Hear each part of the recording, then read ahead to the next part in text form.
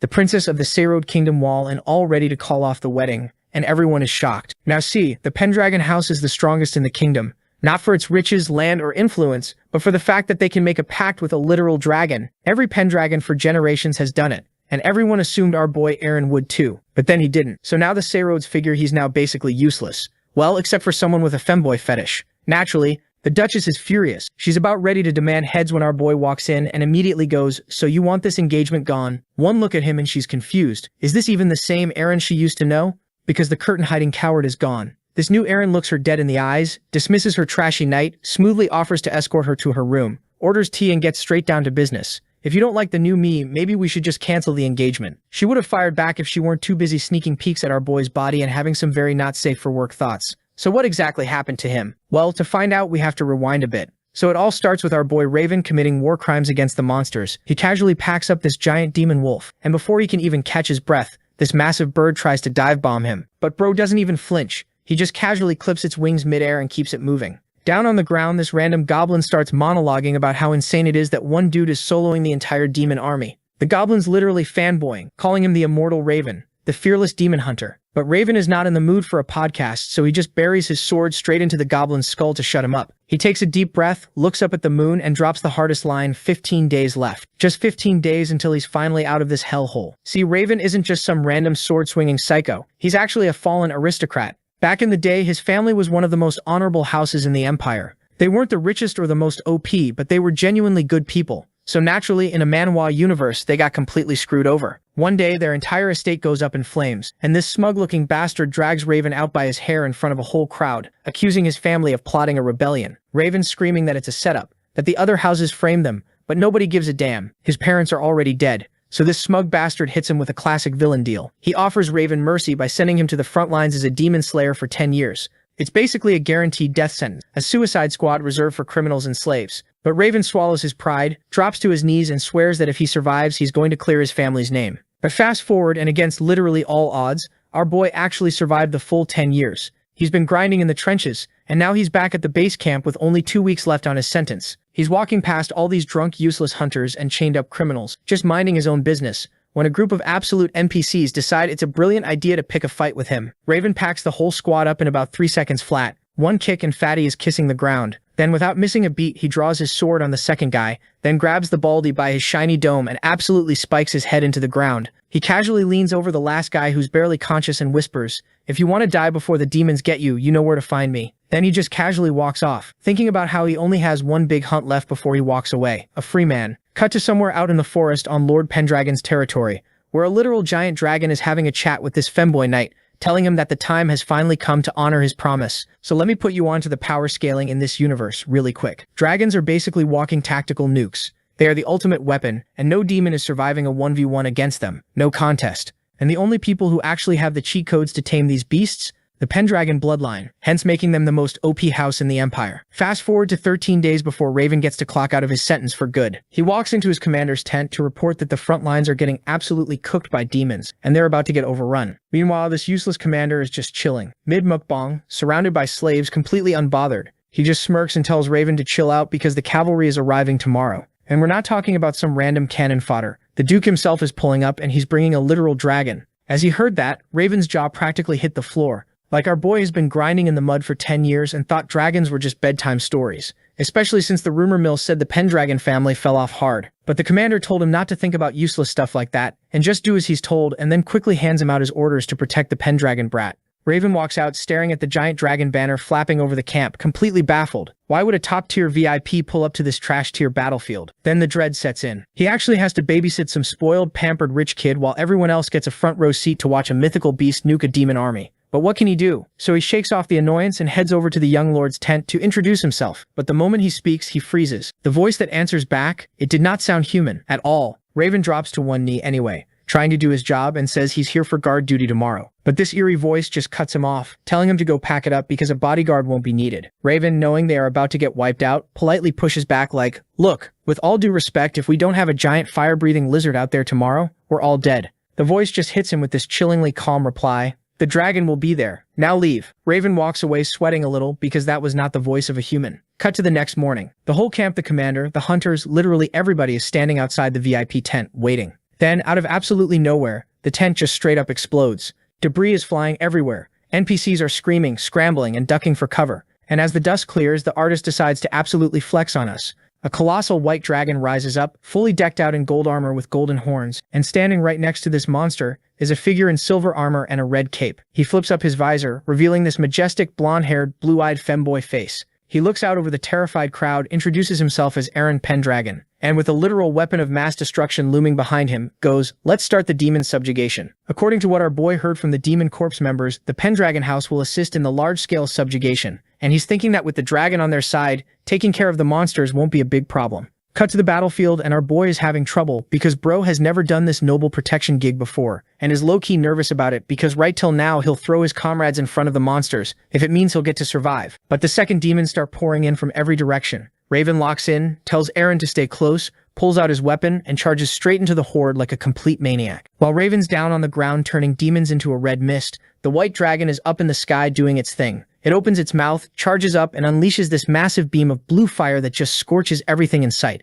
Raven looks up at all this destruction and thinks to himself how the dragon is genuinely terrifying, while Eren watches in awe, saying she can't believe white dragons are actually real. Raven agrees, admitting he thought they were just bedtime stories. The dragon lands, Eren looks shaken, and Raven reassures him everything's fine. The battle's basically already won. In his head, Raven's patting himself on the back, thinking this is the easiest campaign he's ever been on and what a legendary success this is going to be. Then everything goes sideways so fast it'll give you whiplash. Out of nowhere, the remaining demons stop fighting and start circling in the sky, forming this massive spinning funnel above them, and Raven's stomach immediately drops. He looks up and screams that the big ones have arrived. He grabs his weapon, spins to Eren, and tells him to command the dragon right now. Eren closes his eyes and the dragon closes its eyes too, connecting mentally, but before it can do anything, two demons come screaming directly at them and Raven scrambles to intercept, trying to buy some time to him. But just then this swarm of demons dives down, thinking the dragon's about to torch them all. Instead, the demons bypass Raven entirely, crash straight into the white dragon, and start tearing into it, biting, ripping, and eating it alive in front of everyone. Raven watches this with his jaw on the floor. He's completely frozen. Then he snaps out of it and starts screaming at the dragon to fight back, to do something, but the dragon just sits there taking it. Raven whips around and grabs Eren by the collar, screaming at him about what the hell he's doing. Why isn't he commanding it? And then a massive explosion blinds all of them and sends everyone stumbling. When the dust clears, there's a fresh horde of absolutely gigantic demons charging straight at them, and Raven goes pale, saying these things nearly finished them all off. Now it's Raven and Eren versus a demon army with no dragon backup, and things are going badly fast. Raven's juggling two demons at once while trying to keep an eye on Eren fighting one of his own, and his brain starts doing this horrible highlight reel of everything he got wrong. He'd walked into this campaign thinking the dragon was basically an instant win button, like it was the most powerful creature in the world, no demon could match it, and the whole military operation was riding on it. He'd been so confident, so smug even, thinking there was nothing left to do because the dragon had it handled. He'd spent the whole battle just standing there, protecting Eren and watching the fireworks instead of treating this like an actual war. He'd underestimated the enemy completely and trusted the dragon blindly. And now the dragon is dead, his allies are being eaten alive around him, and the battlefield looks like a scene straight out of hell. Raven finally opens his eyes and lets out this smile. Bro has already accepted defeat and was about to tap out peacefully. But just then a group of goblins charged at him, and although our boy was all ready to call it quits, he's not dying by the hands of some pesky goblins, that would be too embarrassing. So he digs deep, swings his weapon one last time, and packs them all up. He's leaning on his weapon just to stay vertical, barely keeping his eyes open. But then he looks over at this massive white dragon lying dead in the dirt, and man actually cracks a smile. That one was real stupid, he says. He drags himself through literal puddles of blood, just to double-check the body. Yep, the dragon is officially packed up. Just as he's catching his breath, he hears coughing. He turns around and spots Eren barely hanging on by a thread. Raven's just shocked the guy hasn't logged out yet. He marches over, grabs Eren by the armor, gets all up in his face, and demands the truth. Why the hell did the dragon stop fighting? Did you actually order it to stand down? Eren just gives him the silent treatment. And that right there? That's the straw that breaks the camel's back. Raven absolutely loses his mind, screaming his lungs out about how they had the W in the bag. They were this close to winning, and this idiot just threw the whole match. He's shaking, demanding answers when suddenly a massive spear gets shoved right through his chest from behind. Raven face plants into the dirt, coughing up blood, and out of the corner of his eye he sees the squad commander strolling up with the smuggest smile you've ever seen. This bastard casually walks through all the carnage, crouches down, looks at our boy all amused, and goes, "Wait, I just pierced your heart and you're still breathing? Damn. The rumors about you being immortal are actually true." Then this bastard stands up and unfurls a new banner. Raven's eyes go wide. It's the Imperial Army crest. Now he's all confused. All sorts of questions are coming to his head. Like, why is this bastard commanding the Imperial Army? Why did he attack me just then? Balta starts his villain monologue and goes, "All of this was already planned. From the downfall of your house to you ending up being in the demon subjugation squad to this brat dying here. Then he walks over to Eren, puts a blade to his throat, and looks back at Raven like, make sure you keep your eyes open for this. Eren closes his eyes and slices. Eren's head hits the dirt right next to Raven. Our boy is completely stunned. His brain is hitting a 404 error trying to process this betrayal while the commander walks back over, faking sympathy. Shame, really, he says. That kid should have been packed up a long time ago, just like you. Then he just starts casually kicking Raven. Repeatedly. Raven's eating dirt and spitting blood while this bastard twists the knife, giving him a whole lecture about how close he was to freedom. He yanks Raven up by the hair, looks him dead in the eye, and asks the most out-of-pocket question. So, if I chop your head off right now, does it grow back? Let's test that healing factor. And man, you can actually feel Raven's soul leave his body right here. 10 years. 10 years of surviving a hellhole death camp, fighting in brutal wars, and watching innocent people get slaughtered, all just to clear his family's name and finally get his freedom. He was literally inches away, and then the commander drops the final nuke. The treason charges, the exile to the fighter camp, his family's ruined legacy, all an inside job, set up from day one. Even the son of the Pendragon was in on it. Every struggle Raven ever went through was a rigged game from the start. The commander smiles, saying the only thing that didn't go perfectly to plan was that the dragon turned out to be a complete fraud. Goodbye, little Raven, he says and swings his sword. In the next moment, his head goes flying and lands close to Eren. With their mission done, the army retreats. Cut to a few moments later, and the dragon wakes up and starts talking about how all of the required conditions have been met. In the next second, this portal opens up and starts sucking all of the blood. Then the dragon takes flight and goes for the blood of 1,000 humans, the blood of 1,000 demons, royal blood, royal dragon blood, and the meeting of the sun and moon. All of the conditions have been fulfilled. I will now fulfill the oath. In the next second, the horn on its head starts glowing, and with that, our boy's severed head and Eren's severed head start glowing. Then the dragon looks at the moon for one last time and mutters, everything from now on will be on you, Dragon Rider, and then unlives himself. Yo, I've never thought I'd see a dragon commit suicide. The scene shifts back to our boy Raven, and right now, he is literally just floating. Drifting in the absolute void, he thinks to himself, if he died, but this feeling is way too familiar. This is the exact same feeling he gets when his immortality kicks in and heals his wounds. Before he can even process what's happening, he feels someone grab his wrist. He pops his eyes open, and there's a maid just sitting there, holding his hands. He sits up, and the maid gets jump-scared so hard by this random blonde dude moving, that she hits a pitch-perfect scream, bolts out of the room, and starts yelling down the halls. My lord has woken up.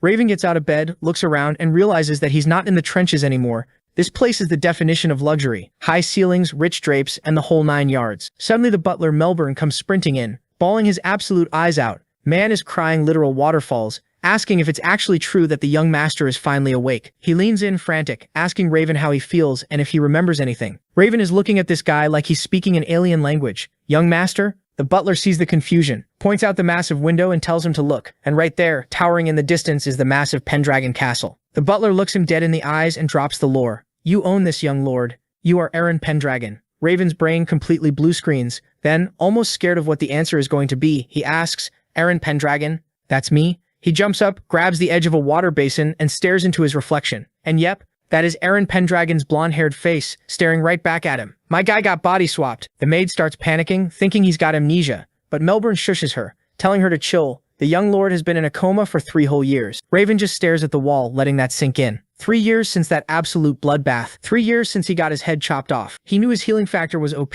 but waking up in the body of the kid who died next to him, inside a royal castle, yeah, that definitely wasn't in the patch notes. Before he can even strategize, the massive double doors get kicked open. A woman comes sprinting in, literally holding up her expensive dress so she doesn't trip, screaming "son" at the top of her lungs. Raven has absolutely zero clue who she is, but she just charges at him, crying about how it's a miracle, completely overwhelmed with emotion. But just as she's about to tackle him in a hug, Raven notices something crazy. She runs right past this old woman standing in the corner. Wait, what old woman? Raven looks at her completely baffled and points, asking who she is. The ghost grandma just hits him with a wink and the classic shilly finger. Then the mother wraps him in a massive hug, crying, asking if he remembers his own mother. And Raven is just standing there stiff as a board, staring over her shoulder at a ghost that apparently only she has the premium subscription to see. Grandma smiles, waves her hand around and points out the window. Outside the window, the dragon is perched on the tower, staring directly into his soul, looking at it. Our boy is totally confused about how he is alive. Raven accidentally whispers the dragon's name out loud, and this giant beast apparently has super hearing because it snaps its head around and drops a roar so earth-shattering it literally blows out the mansion's windows.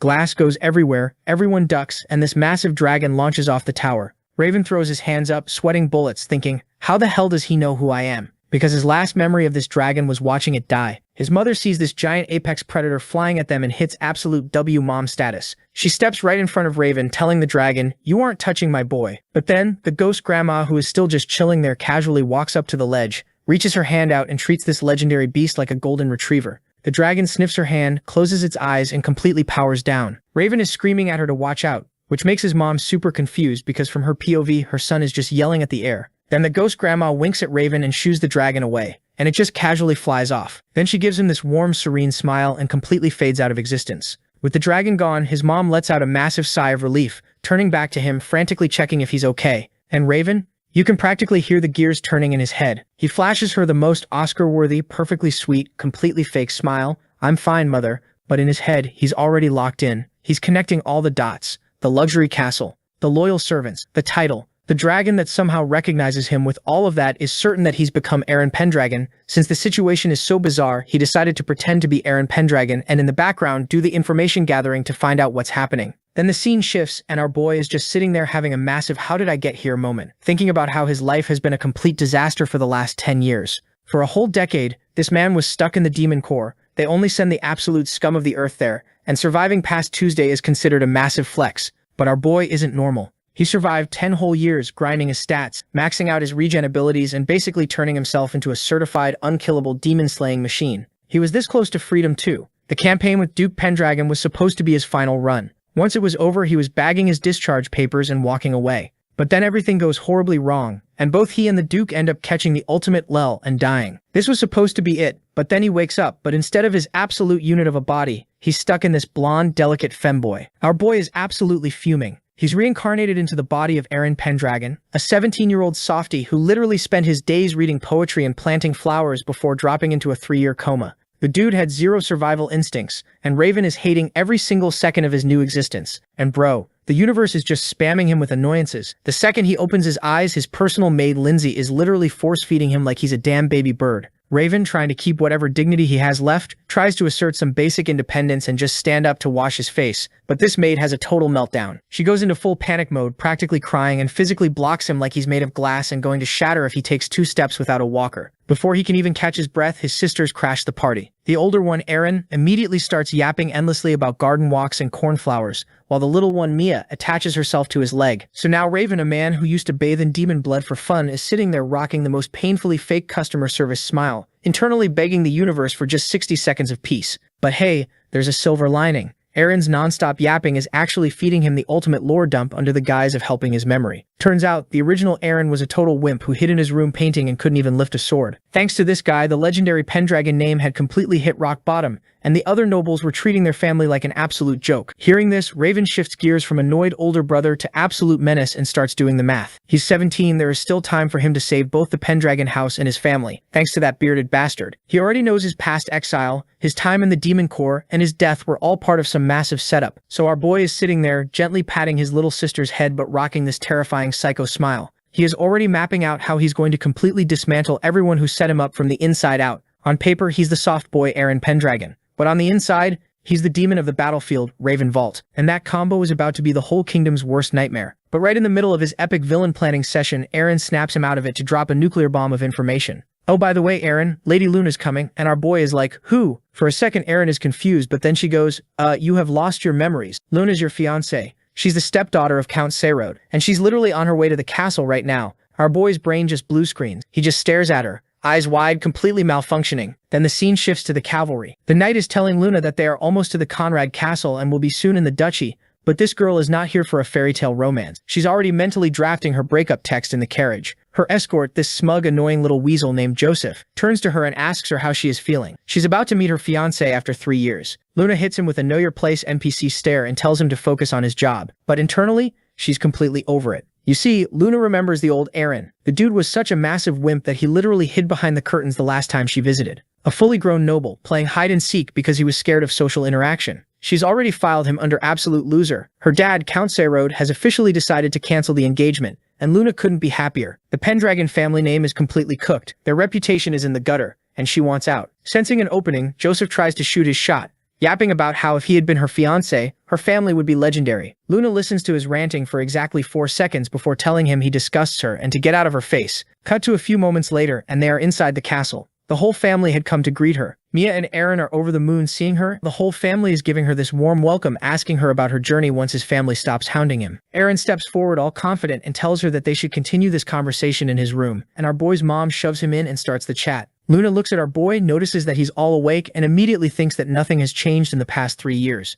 Our boy's still a bum who can't manage anything without his mother's help. He looks her dead in the eyes, super confident, and just smoothly says it's been a while and he'll escort her to her room. Luna is completely stunned. She can't believe it's the same guy. This is the guy who couldn't even look a servant in the face, and now he's walking down the hall radiating pure "I own this place" aura. By the time he gets her to her room and casually orders Lindsay to bring tea, Luna is standing there blushing, forgetting how the English language works. She's having a whole shoujo manga moment, wondering if the Pendragon name isn't as dead as she thought, and if her fiancé just had the ultimate glow-up. But while she's in her feelings, Eren casually takes a seat across from her, looking completely unbothered, running absolute supercomputer calculations in his head. He doesn't even know the local noble politics yet, but his built-in demon hunter radar is going off. He clocked that she was hiding something the exact second she walked through the door, so he decides to poke the bear. Still rocking that lazy, dangerous smirk, he hits her with a casual, "You know I've changed a lot. If you don't like the new me, maybe we should just talk to your dad and call off the engagement." Luna literally launches out of her chair like it's on fire. "No," she yells before catching herself, sitting back down and trying to act like she didn't just expose herself. She is spiraling internally. She came here specifically to break up with him, but her mouth absolutely refused to cooperate because this new Eren has her entirely too confused. Eren is just watching her with half-lidded before he can interrogate her further. Lindsay bursts into the room to ruin the tense tea party. Turns out Joseph, yes, that ugly-faced bastard, stirred up trouble even after Luna had warned him not to do something stupid on the way here. But nah, this idiot didn't listen. He's outside starting beef. Luna closes her eyes looking like she wants to die on the spot. Eren just stands up, leans across the table, points a finger right at her, and drops the nice guy act entirely. "I saw it on your face the moment you walked in. You might as well just tell me what you're plotting." Luna starts stammering, her eyes darting everywhere trying to play dumb. Eren just nods slowly. "You can explain later," he says. Right now, he's got some knights to deal with. Cut to the throne room and this blabbering bastard Joseph is standing dead center, basically telling the legendary Pendragon family to take their pride and shove it. The dude is here to cancel the engagement, and he's got this slimy, highly punchable grin on his face, offering some gold deposits and forest land as a breakup fee. Melbourne is one popped vein away from losing his mind, pointing out how insanely disrespectful this whole setup is, but Joseph just doubles down, basically taunting them like, "Look, your guys are broke, your miners are mad, so maybe you should just take the handout." Helena is literally 2 seconds away from flipping a table, but she holds it together just long enough to reject him to his face. House Pendragon's honor isn't for sale. Joseph just smirks, asking if that's their final answer, and casually drops that this is probably their last lifeline to avoid going totally bankrupt. And right at that exact moment, Eren walks in, with Luna trailing right behind him. The entire room instantly goes dead silent. All of the Pendragon knights immediately drop to one knee, seeing Eren. Joseph thinks that this is his moment to shine. He figures Eren showing up is perfect because now he gets to humiliate him right in front of Luna. He puts on this super fake warm tone like, "Oh, it's been so long, my lord." And Eren just looks him dead in the eyes and goes, "Who the hell are you?" Bro's entire master plan just imploded on contact. Eren casually waves him off, explaining he lost his memory, and Joseph is literally buffering like, "Is this guy joking? Is he serious?" But his ego won't let it go. He decides, memory or not, he's a knight and he won't be disrespected, so he starts raising his voice. But Eren, who is now casually chilling on his throne, just stares at him. He cuts him off mid-sentence and basically says, "You barged into my house uninvited, acted like trash, and I'm telling you to leave. I won't say it a third time." And just like that, Joseph immediately folds. Luna is standing off to the side watching all of this go down, seeing the guy who was puffing out his chest 5 minutes ago suddenly look tiny next to Eren's sheer aura. Then Eren turns to her, flashes a smile and goes, "Look, we should have just led with the engagement cancellation. Come up here, I'd rather talk to someone who actually matters." Luna walks over looking like she's marching to the guillotine. Eren takes one glance at the buyout offer, gold mine, crystal deposit, 2 territories, and without missing a beat goes, "Not bad, we'll take it." As he said that, the entire room exploded. Helena and Melbourne are throwing frantic hand signals, trying to get him to stop, but our boy is playing 4D chess. He stands up and lays out the facts out loud. House Pendragon is broke and needs rebuilding. Plus, Count Seirod has already made the decision, and it's highly unlikely that he's going to change his mind. He was never going to change his mind, and this engagement drama is just a waste of time. He looks directly at Luna to confirm it. Luna opens her mouth to argue, but she physically can't. She's standing there, looking at this dude who used to be a curtain-hiding coward, who is now sitting on a throne systematically dismantling her family's leverage, and she realizes with absolute horror that she is completely embarrassingly down bad for him. She's blushing hard, but Eren's completely oblivious to the romance.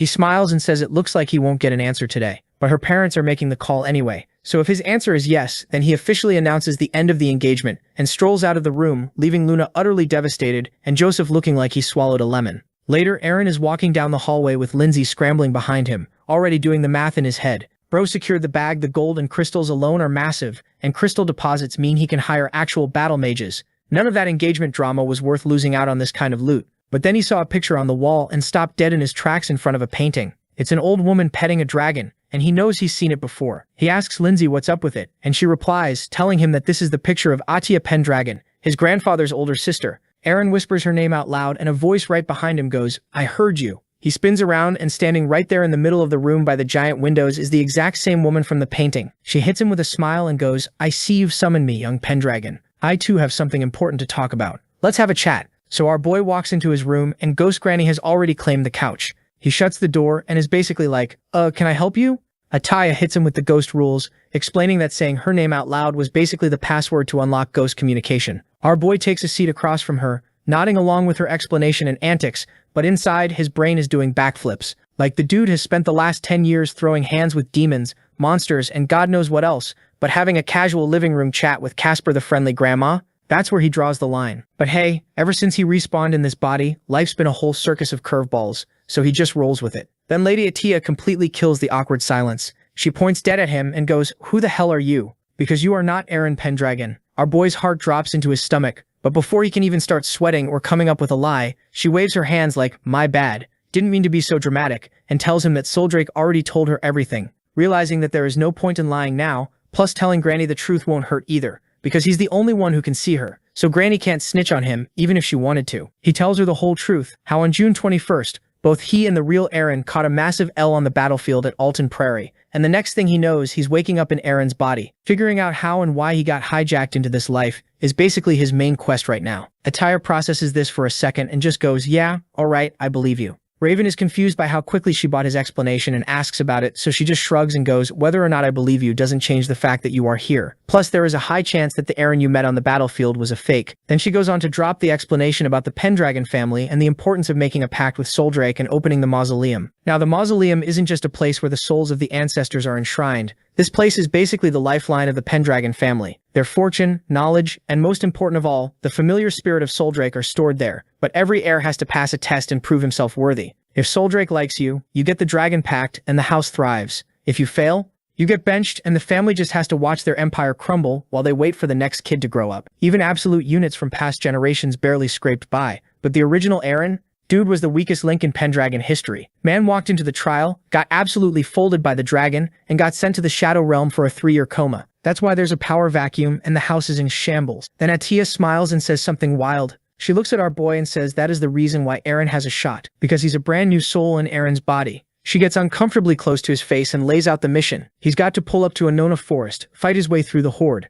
reach the mausoleum, and prove to the dragon he's worthy. One chance to lock in the pact and unlock all the Pendragon VIP perks. Now, a normal guy would hear all that, start crying, and ask for a map. Our boy? He just smirks and goes, "Sounds like light work." Ataya is stunned. He casually follows up by explaining that he's a veteran demon slayer, and hijacking House Pendragon's resources fits perfectly into his own revenge arc anyway. He figures he needs about 2 weeks to clean up the trash vessels and prep for his dragon speedrun. Then the scene shifts and Eren is training for what's to come next. And even if life changes, he's still sticking to his motto of not trusting anyone and not relying on anyone. He's dead set on doing it alone. And while this is happening, his brain's doing this real-time tactical breakdown. Check the size, count the numbers, figure out how they attack. But then right in the middle of all this chaos, a memory flickers him on his knees, staring at a dead white dragon, completely spent. That image alone was apparently enough, because sparks literally start flying from his eyes and he just wipes out every remaining monster in a single blow. Lindsay is standing behind him watching all of this go down, and her reaction is basically, "Yeah, he's gorgeous."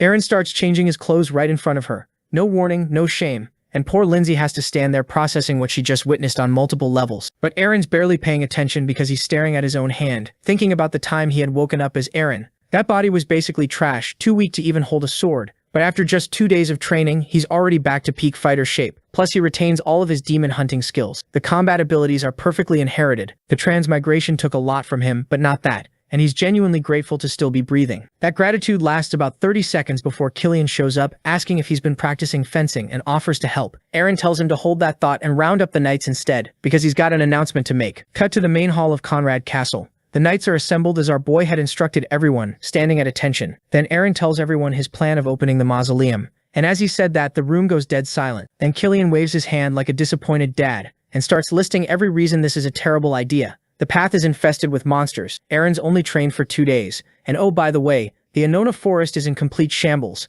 Monsters everywhere, bandits everywhere, villagers basically left to fend for themselves. And it's only a matter of time before the whole fence breaks and everything goes sideways. It's a genuinely grim picture, but nah. Our boy didn't care. I don't care. I'm going alone. The butler practically throws himself at Eren's feet, begging him to wait, reminding him that his last wise decision literally filled the treasury with gold and crystals. So maybe, just maybe, delegate this one to Killian. Eren sighs and explains they don't have enough soldiers to guard the crystal deposit, that the mausoleum needs to open regardless, and that they're leaving in 15 days. Then Killian does something incredibly stupid. He straight up tells Eren he's not accepting that decision, and will be commanding this campaign himself. Eren looks down at him, walks down the stairs, and asks very calmly if everyone here thinks their lord is unfit to lead. He tells Killian to draw his sword. Killian pointing out that Eren's hobbies are drawing and reading, so maybe sit this one out, buddy. Eren responds by pulling his blade, and the fight is on. Killian blocks the first strike and is immediately surprised that was not the swing of a man whose favorite activity is watercolors. Back and forth they go, Killian insisting a weak boy who spent years bedridden could never beat him, right up until Eren dodges his blow, grabs the sword mid-air and drives it straight into Killian's chest.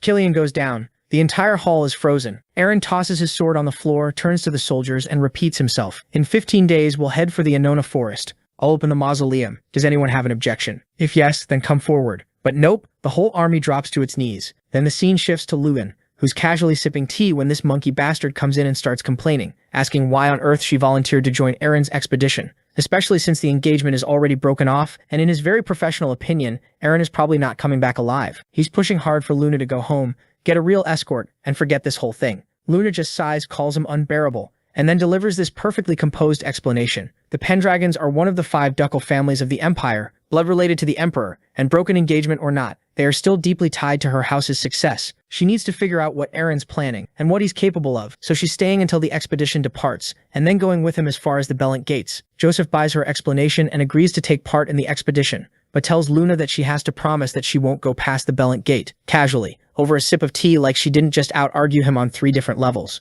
And as she's sitting there, she lets herself think about it. If Eren actually pulls this off and opens the mausoleum, it brings glory back to House Pendragon. She catches herself getting a little flustered about that, and shakes it off. Joseph, watching her face from across the room, is absolutely seething. This kid not only humiliated him in front of the entire court, but now he's got Luna intrigued? He bites his finger and quietly decides he's going to make sure Eren regrets ever leaving the castle. Cut to 2 weeks later, and all the preparation has been completed. The army's assembled, everyone's geared up, and Eren's walking out in full white armor. His mother grabs him in this tight hug and just completely loses it, begging him to promise he'll come back safe. Eren, to his credit, doesn't brush her off. He smiles, tells her he'll return once he opens the mausoleum, and proves his worthiness to the dragon. And that's apparently enough to make her cry harder. He looks over at his sisters next, and they're doing that thing where you're crying and smiling at the same time. He tells them everything's going to be fine, and then Lindsay shows up with his horse, letting him know that it's time. Eren mounts up and turns to face the army. Killian's expression is stone cold and calm. Lindsay's quietly terrified. Luna's watching him with that detached, slightly arrogant look she does,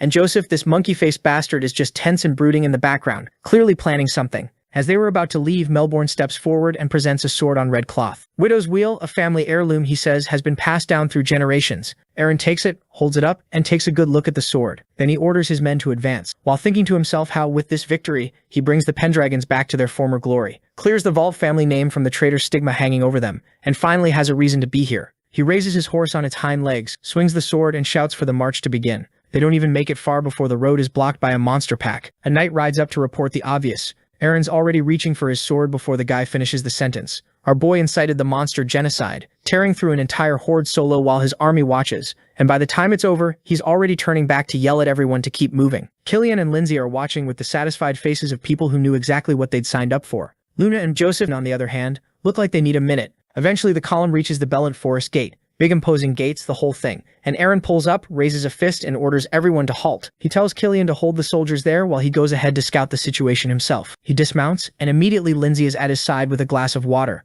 asking if he's tired. He looks at her, puts a hand on her face, and tells her she's got the day off. Go wash up and do whatever she needs to do. He doesn't need her for reconnaissance. Lindsay starts to protest because of course she does, and Eren just points and tells her he's going alone. She blushes, agrees, and heads off. It takes him about 30 seconds inside to confirm what he already suspected. This place is a disaster. Not enough people, not enough resources, and soldiers walking around in uniforms that would embarrass a village militia. He's seen the Demon Slayer Corps run tighter than this. The Bellin Forest Gate is one of the most strategically important sites in the entire region, and whoever's been running it has apparently been treating it like a retirement home. He pulls Killian aside and asks where the local knights and their commander are. Killian hesitates for a second, but then realizes that Eren is no longer his scrawny self, so he lays down the truth to him. The soldiers deserted and are now operating as a roving gang of bandits somewhere in the surrounding area. What's left behind is, in Killian's diplomatic words, a bunch of incompetent stragglers. Eren doesn't bother being diplomatic. He calls them undisciplined fools, tells Killian to prep a detachment, and announces they're going after the deserters today. And just so nobody's confused about how he plans to handle this, he adds that they'll be cutting off the limbs of anyone who runs. Cut to said deserters, lounging around an abandoned monastery in South Norton, mugs of beer in hand, laughing about how the Pendragon kid finally woke up from his little coma.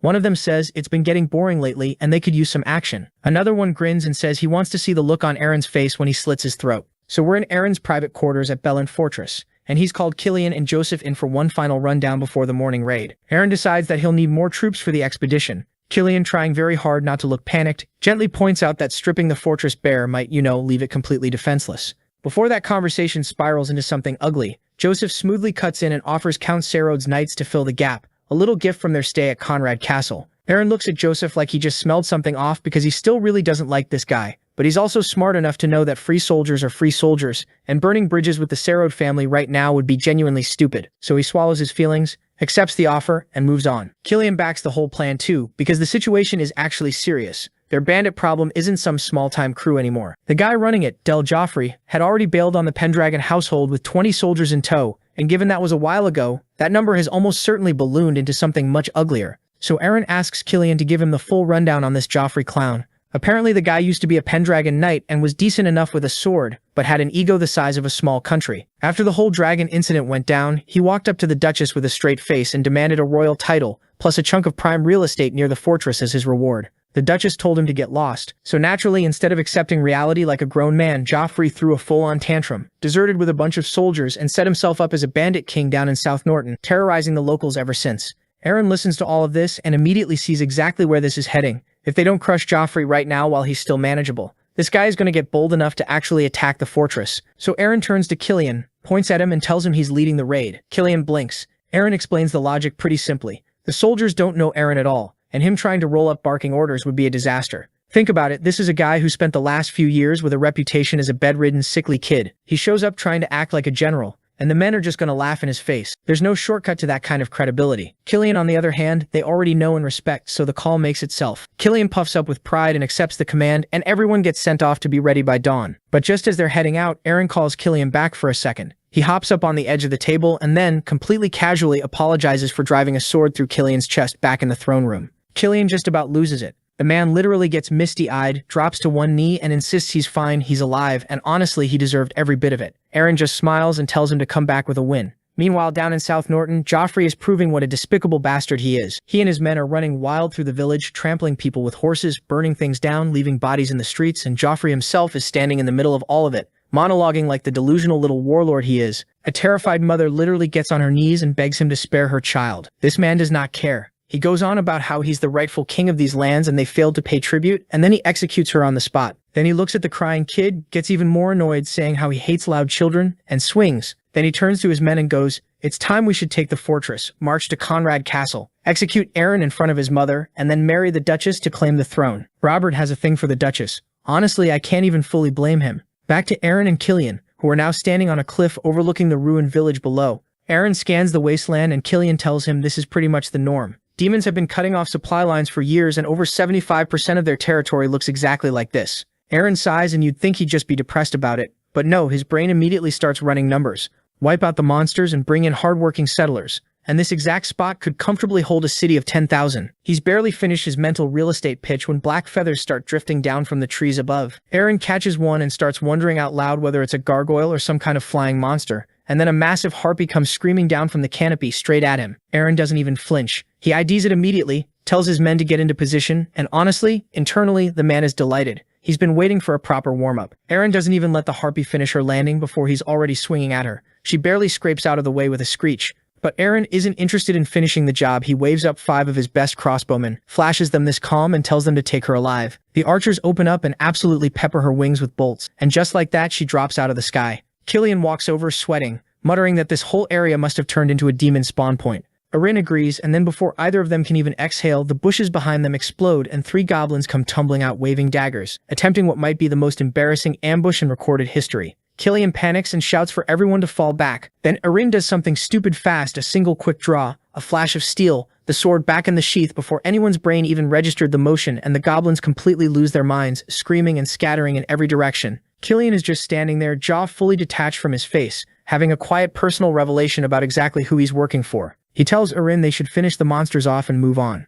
Eren says no, just a flat casual no. Then he looks at the cowering goblins and the pinned harpy and announces that these guys are being recruited. The knights look at each other completely shocked. Eren lays out the logic like it's obvious. Goblins have incredible eyesight and harpies can fly. That's a free aerial scouting unit. Killian practically gets down on his knees begging him to reconsider, saying he has literally never heard of anyone taming demons. Eren just shrugs and says he read about it in a book once. So Eren drops his sword in the dirt and walks right up to the group to start his little interview. He asks the biggest goblin what they're doing outside the forest, and the goblin, clearly terrified, explains that they got bullied out of their own territory by things way scarier than them. Wolves, ghouls, orcs, white dragons, the whole nightmare lineup. Fair enough. Then Eren turns to the harpy and asks her point blank if she eats human flesh. The harpy shakes her head so fast she might snap her own neck, swearing up and down she only eats sheep and snakes. Eren has a quick flashback to his past life, where he watched a harpy eating human intestines. He looks back at her, smiles the most sarcastic smile a human face is capable of producing, and says, "Sure, I believe you." Then, just to make absolutely certain nobody in this clearing has any funny ideas, he grips his sword and takes out the massive tree behind them in a single clean strike. The demons are frozen. Eren grabs the harpy by the neck, looks around at all of them, and lays it out simply. He owns these lands, they serve him now, and if anyone disobeys or tries to run, he'll personally feed them to the white dragon. The goblins and the harpy fold immediately, swearing complete and unconditional loyalty. Because yeah, dragons are terrifying and this man just deleted a tree. Killian watches all of this unfold and looks genuinely emotional, turning to the other knights and telling them they need to take notes. Eren just smirks and says that soon enough every noble in the country is going to come to the same conclusion. With that done, the squad moves out. The goblin is now sitting on the harpy's back, acting as their personal airborne scout, guiding them through a shortcut toward the village. As they close in, Eren splits the group. Killian and the main force hold back as a second wave,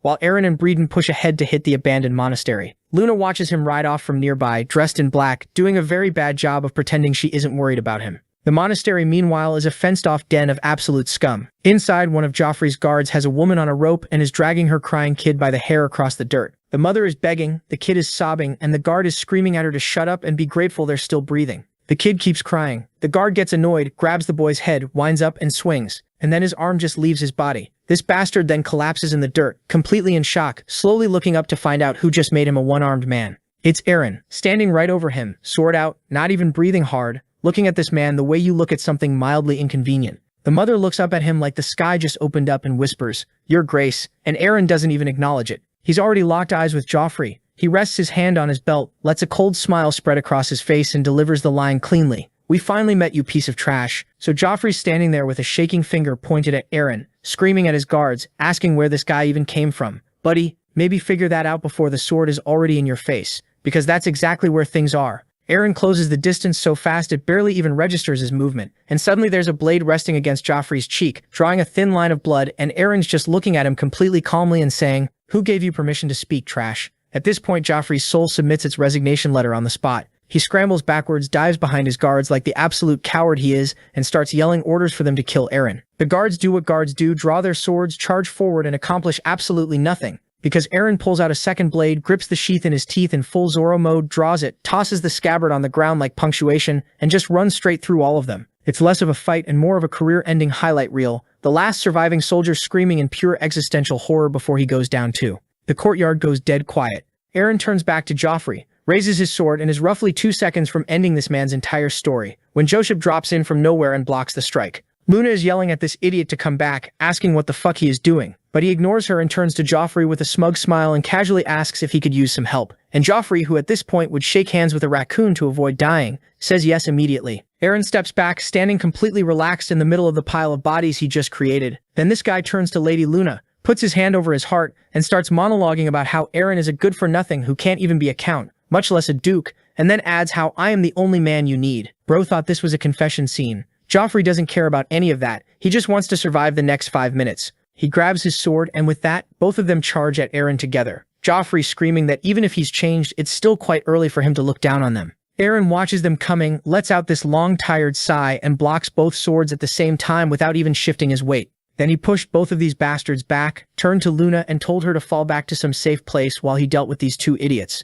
But she was having none of it, so Eren called for Khazal and ordered him to take this nuisance away so he could pay attention to the fight. Then he ordered Tay-Tay to contact Killian, just like he had told her this morning. By this time, both of them had recovered. Joseph says it's pointless for him to call back up at this point because by the time cavalry would arrive, they would be done with him. But our boy just laughs, waves his hands, and tells these idiots to come at him. These 2 once again charge at Eren, telling him not to get cocky because they have more battle experience than him, but Eren just sidesteps the first attack and steps on Joseph's sword, breaking the sword before he can process what happened. Eren is already behind him, delivering a satisfying boot to the face, sending him flying and crashing into Joffrey, and then he points his blade at them and starts roasting their swords, their technique, and their entire careers simultaneously. Then just to make the point permanent, he stabs one blade into Joseph's leg, lets him sit with that for a moment, swings his other sword, and takes Joseph's left hand clean off. Joseph completely loses it, screaming and sobbing, and Eren just puts his boot on the man's chest, looks down at him, and tells him to get off his land. Joseph does not need to hear that twice. He scrambles upright, crying, and disappears. Eren watches him go, then slowly turns back to Joffrey. He asks Eren if he had sold his soul to the devil or something in exchange for power, and tries to cope by reminding him that his men still outnumber Eren's. Eren just smiles and very casually mentions that the Pendragon family is rather well known for their knights, and right on cue, an entire cavalry comes thundering over the hill under dragon banners. Eren gives the order, his soldiers roll forward to handle the rest, and he turns back to Joffrey and asks, "You trash, you didn't hope for a quick death after betraying the Pendragons, did you?" Then in the next second, the cavalry rides right over this guy. The next thing we see, Joffrey is nailed to a massive wooden cross, left arm pinned, right hand half nailed, just dangling there like the world's most deserving scarecrow. Brobber's out here doing a reverse Jesus, dying for his own sins, and every single splinter was earned. Eren and Killian stroll up to check out the scenery, and then Eren turns around to look at the slaves Joffrey had been keeping, and man, the sight hits like a truck. These people are barely human anymore. Torn rags, hollow eyes, practically held together by suffering. Then Eren clocks the room next door, and it's just a literal mountain of human skulls spilling out. Eren doesn't say a word. He walks straight up to Joffrey, shoves his sword clean through the guy's stomach, and points at the skull pile. "Did you do that?" Joffrey immediately starts shaking, crying, and begging for forgiveness. Eren just stares at him with this look of total bone-deep disgust and goes, "Forgive you? Not a chance. You betrayed the Pendragons." Joffrey starts fully panicking now, sobbing and begging Eren to just kill him and end it. And Eren looks at him, looks at the starving, broken peasants sitting on the floor, and goes, "Nah, they get to decide what happens to you." Then he turns to the villagers and goes, "Boil him, burn him, have fun with it." The peasants go dead quiet for about 2 seconds. Then they look up at Joffrey. Then they look at each other. Then they start picking up rocks, wooden stakes, their bare fists, whatever's in reach, and they absolutely lose it on this man, screaming about their brothers and sisters the whole time. Meanwhile, Eren heads to the village shrine, pushes open these giant doors, and finds himself staring up at a towering stone statue of the goddess of light. He had barely taken a step inside when some bandit immediately jumps out from behind the statue, swinging his sword as fast as his arms can manage. Eren doesn't even blink. He blocks it one-handed, overpowers the blade, sweeps the guy to the floor, pins him with a foot to the stomach, and stabs him clean through the heart. Blood splashes all over the goddess statue. Eren looks up at the statue and just starts talking. He says, "You'll not curse me for committing a cold-blooded murder in your house, will you? I got a second chance at life, and I'm not about to spend it playing by rules that protect evil people. Good folks get my respect. Evil scum get zero mercy." Then he rips off his holy medallion, tosses it into the donation box, and says, "This is my path. If you're going to damn me, at least wait until I'm done." Cut to the village entrance, and Eren is getting the full hero welcome. A woman walks up holding her baby, practically in tears, thanking him for everything. Eren plays it completely cool, tells her not to worry about it, and casually offers to send building supplies to help reconstruct the village. The crowd goes absolutely wild, waving and chanting, "Long live Eren! Glory to the House of the White Dragon!" Our boy soaks it in for a second, then they head out. Once they're far enough from the village, his monster squad rolls up like loyal golden retrievers asking about their reward, with the harpy front and center complaining about being exhausted. Eren laughs and promises them a good reward. Then Killian walks up smiling, pointing out that South Norton is finally free, and asks if they're moving on to Anona Forest next. Eren just shakes his head. "Not yet. I've got one last thing to take care of first." The scene shifts to a few days prior. Eren is strategizing with Granny, and she hits him with a wild idea: recruit the orcs of Ancona. Why? Because they're currently locked to the Pendragon territory, and their combat stats are way higher than your average soldiers. If Eren can get them on payroll, they'd be an absolute cheat code. Eren sits on the table looking skeptical. He replies, saying that he doesn't think that would be a good idea because the orcs care about fighting and killing. Why would they ever join me? Granny and the orcs drop the golden rule of orc politics. They only follow the alpha. Since Eren just got beat by the Soldrake, the orcs think he's weak. The only way to get their respect is to pull up and physically beat the respect into them. If he pulls it off, all of their might will be in his hand, but Eren still doesn't like the idea of seeing him hesitating. Atia asks him if he has fought an orc before. Eren closes his eyes and has a Vietnam flashback to his early days as a demon slayer. He remembers fighting just one of these guys, and it was an absolute nightmare. This orc was built like a tank. Eren literally shoved a spear and a dagger right into the dude's chest, and the orc just pulled the spear out like it was a minor inconvenience, and charged at him with a giant meat cleaver. It was a straight-up Dark Souls boss fight. Eren had to dodge for his life, wait for the orc to gas out, and then go full feral, jumping onto the beast's shoulders and manually hacking its head off with a sword. Coming back to reality,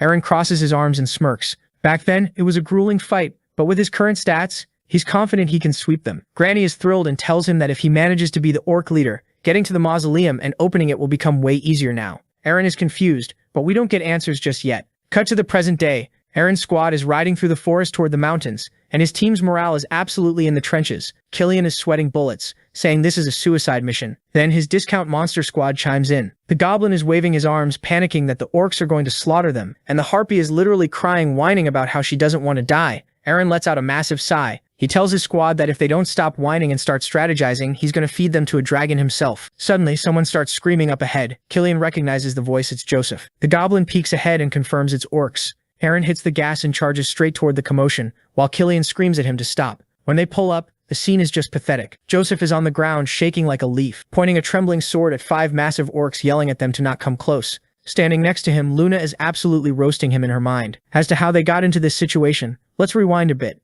Luna was yelling at this idiot for plotting against Eren, and was telling him that if he doesn't behave properly this time, she'll make sure that he gets the boot for now, and if he fails to protect her, her family will exile his bum ass for good. Joseph is literally crying, begging her not to fire him, therefore he must have done something stupid and hence is in this situation. The orc chief looks down at Joseph leaning on a club the size of a tree trunk. He glares at this crying grown man and basically goes, "You are pointing your sword at me. Do you want to fight me, puny human?" Joseph looks like he's about to wet himself. Then Eren arrives on the scene, casually asking what the hell is going on. Seeing Eren, Joseph throws away whatever tiny shred of dignity he had left, sprints over to Eren, and begs him to save his life. Eren just looks down at him in pure disgust, wondering how this absolute fraud ever got knighted. Killian and the squad finally catch up, screaming at Eren to stay back. But the orc chief notices the Pendragon banner. He locks eyes with Eren, points at him and says, You're the one I've been looking for." The very next second, the orc chief flexes his aura and it is straight up Conqueror's Haki. This unbearable wave of fear magic washes over the area. Killian is instantly paralyzed, sweat is pouring down his face, his throat closes up and he can't even move a muscle. In pure terror, he mentally begs Eren to retreat. But Eren? He is built entirely different. Unfazed by the pressure, he casually hops off his horse. Killian is having a mental breakdown, wondering how Eren is even walking right now. Eren tells his squad to stay put and keep their swords sheathed. He strolls right up to the orc chief, completely looks him dead in the eye and smiles. 1v1, me and you. The orcs are stunned, but the chief just gives a wicked smirk and cracks his knuckles and is ready to send Eren to the doctor. Then they have a stare down and Eren did what any reasonable person would. When an orc chief gets in your face with a headbutt so clean it damn near rearranges the dude's entire nose. Point blank, no warning, just pure disrespect delivered at full force. The orc staggers back and for a second everyone freezes. Killian's brain short-circuits watching his boss just casually assault the leader of the Ancona orcs, and then he glances at the wall of angry green monsters standing behind the chief and thinks to himself, we are fucked. But the orcs' homies, they're not mad. They're dying laughing. Their chief just got his face caved in by a human, and apparently that's the funniest thing they've ever seen. Chief, understandably, does not share the sentiment. He's back on his feet, absolutely seething, club in hand, ready to turn Eren into a stain. But Eren just stands there looking like he's posing for a painting. Sunlight and everything, and calmly asks why the Ancona orcs even left the forest in the first place. Didn't they swear a blood oath to House Pendragon? The chief's response is basically, actually bro, that's your fault. Eren got bodied by Soldrake, the creature the orcs worship as their sacred forest guardian. And in orc culture, losing to your own deity means you're a loser. And orcs don't pledge loyalty to losers. So they bounced, went rogue, decided to go conquer some territory on their own terms. Eren puts it together instantly. These guys don't care about politics or oaths or any of that. They just wanted an excuse to go wild and spill blood. And Eren handed it to them. So he does the only logical thing, he starts cracking his knuckles and walking straight at the chief. Eren points out he showed up unarmed, no sword, nothing, and then looked at the chief and asked him, you know what that means? The chief goes still, because even he knows what that means. Orc law is orc law. If your opponent comes without a weapon, you drop yours. And you never ever dodge a one-on-one challenge. because running from a fair fight is the biggest L in orc culture. So the club hits the dirt. The chief gets into his stance, and a half second later they're both screaming, sprinting at each other like it's a Dark Souls boss fight and someone just hit the fog gate. The chief swings first, and Eren just vaults completely over his head like it's nothing. Mid-air, he's doing the math. If he were a normal human, his skull would currently be a fruit smoothie. The chief spins and tries to swat him out of the sky anyway, and Eren extends his leg to block it. The impact is so heavy the ground cracks apart under the orc's feet from the sheer force of it. Killian, Luna, the orcs, the soldiers, everyone watching has completely lost the ability to function. Luna's got her face covered. Killian looks like he's reconsidering his career choices. The dust settles and Eren's just standing there, unbothered, glancing down at his shoes like he's checking if they got scuffed. He does some quick mental math, insane strength and trash agility compared to the orc he killed in his past life. Then looks up and flat out disrespects the chief to his face. Why aren't you fighting at full strength? The chief steps out of the dust cloud grinning and explains it pretty simply. Normal humans are too weak. They die too fast. He only goes all out against someone who survives his first real hit. Otherwise, it's just not fun. Hearing that, Eren went, "Let's see it." And the chief absolutely lights up. He screams that Eren's about to experience the actual power of the Ancona orcs, and without another word, his fist rockets toward Eren's head at straight-up lightning speed. The wind pressure alone opens a cut across Eren's cheek before the punch even lands, and Eren has a very quick, very honest, okay, he actually is fast moment. The chief's talking trash, telling Eren not to die of a heart attack from fear before they even get to the good part. They rush each other again, the chief throws a haymaker and Eren crosses his arms to shield his head, but the hit lands so heavily that Eren actually yells out from the impact. Luna immediately covers her eyes. Killian is screaming his boss's name across the battlefield, completely convinced he just watched Eren get killed. The orc was also convinced that he sent Eren to the afterlife, but then at the same time something feels off. He felt the impact, sure, but it didn't feel like squishing a guy, and then the dust settles and bro, Eren casually strolls out of the crater without a single scratch on him. Nutman is literally out here complaining that he's a bit rusty because he's only been fighting low-level mobs lately. Luna is standing there with her jaw on the floor and even the other orcs are starting to crack smiles. Meanwhile, Killian is having a full-blown panic attack. He's looking at Eren like he's a ghost, thinking, there's no way a normal human just tanked a full-power hit from an orc. But then his bodyguard instincts kick in. Since Eren is the heir of House Pendragon, Killian hops on his horse and yells at his knights to charge in and save his boss. But our boy just raises a hand and stops the entire cavalry in their tracks. With blood on his face, he hits them with the absolute Giga Chad line. Back off, this is a 1v1. Killian really wanted not to follow that order, but bro remembered the beating that he got last time and told his men to stand down. Suddenly, one of the orcs in the crowd actually starts clapping and laughing. He's hyping Eren up, pointing out that just surviving a hit from Karth, who's the strongest warrior in the Ancona forest, is an insane flex. Eren starts walking menacingly toward Karth with a smirk, saying every day is a school day, and now it's time to show him what real power looks like. Karth tries to puff his chest out and gloat, saying, yeah, you survived one hit, but look at you, you're bleeding out. You got 5 minutes max. Eren just wipes his forehead and asks, bro, why are you celebrating early? Right as he says that, the massive gash on his face literally knits itself back together. Yo, this is some Wolverine-level regeneration. He smirks and brushes it off as just a scratch. Karth is absolutely shook. Wait, you can heal? He loses his mind and charges at Eren, slamming his hands down to deliver a ground-shattering blow. In the next second, pieces of the earth are flying everywhere,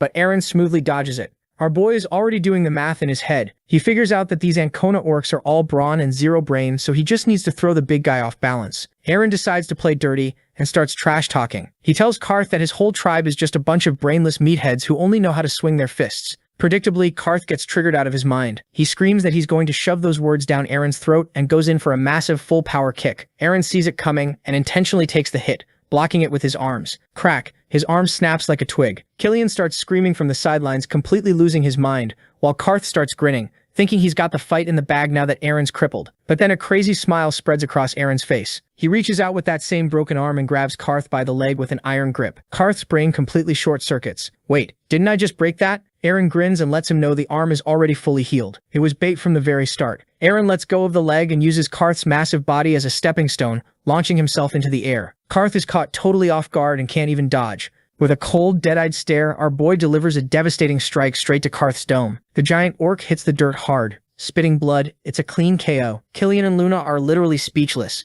their brains unable to comprehend what they just witnessed. But the funniest part? The other orcs don't even care that their boss just got folded. They are absolutely losing their minds, jumping up and down and cheering, saying how Eren is surely a powerful human. So the orcs are scrambling to pick their boss up off the dirt, and Eren is just standing there casually holding his snapped arm. Killian hops off his horse having a full-blown meltdown, begging Eren to get a medic right this second. But our boy is just mildly annoyed. He sighs, thinking to himself that the pain regeneration is worse than the injury itself, and then he casually just flexes his injured hand, a magical light goes off and boom, good as new. With his arm fully healed, Eren strolls up to Karth, who's currently kissing the dirt on his knees, and hits him with the ultimate ultimatum. You work for me now. Karth, respecting the law of the meatheads, accepts his defeat without complaining, but asks what the bossman actually wants from them. Eren drops the master plan starting today. They're prepping to clean out the Ancona forest to open a mausoleum. Karth is a little confused, pointing out that Eren is literally supposed to be the guardian spirit of the forest, so why are they raiding it? But Eren knows exactly how to manipulate this battle junkie. He essentially tells Karth, bro, by the time we reach the destination,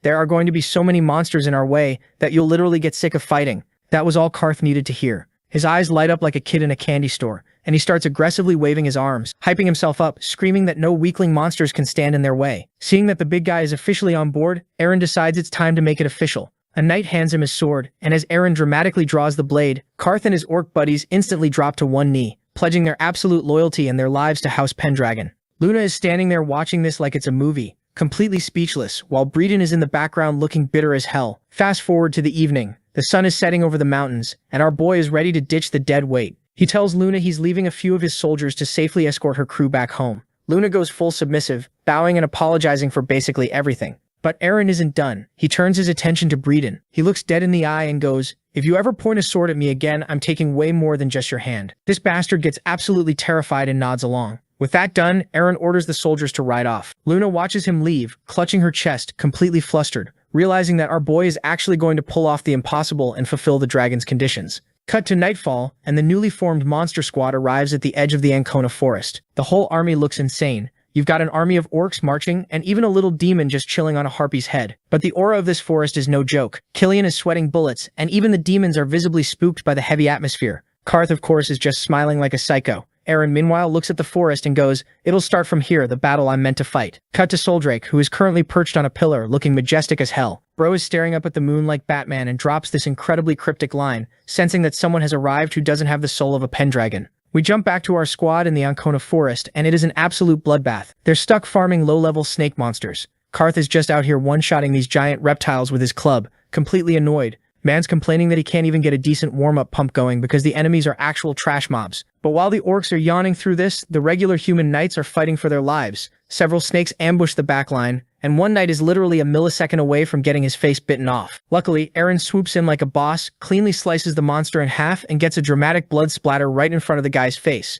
The knight drops to his knees thanking him, but our boy just casually tells him to fall back and get patched up. Speaking of patching up, Eren puts Karth in charge of treating the wounded, which is an absolutely hilarious visual. A giant, bloodthirsty orc playing combat medic. Killian jogs over, still stressed out as usual, but reports that casualties are low so they can keep pushing forward. Eren asks Karth how much further to Soldrake's domain. Karth points ahead, saying there's an abandoned quarry just up the road with a cave system that connects straight to the Guardian Spirit. Listening to this, Eren tells the squad they're going to push to the quarry, set up camp, and raid the cave at dawn. He adds that if any monsters try to jump them on the way, he and the orcs will handle the front line. Hearing this, Karth and his boys literally scream in excitement. They just love violence. By nightfall, they reach the quarry, and the vibes are immediately atrocious. The place is super creepy. Eren asks Karth why this whole mining operation was abandoned.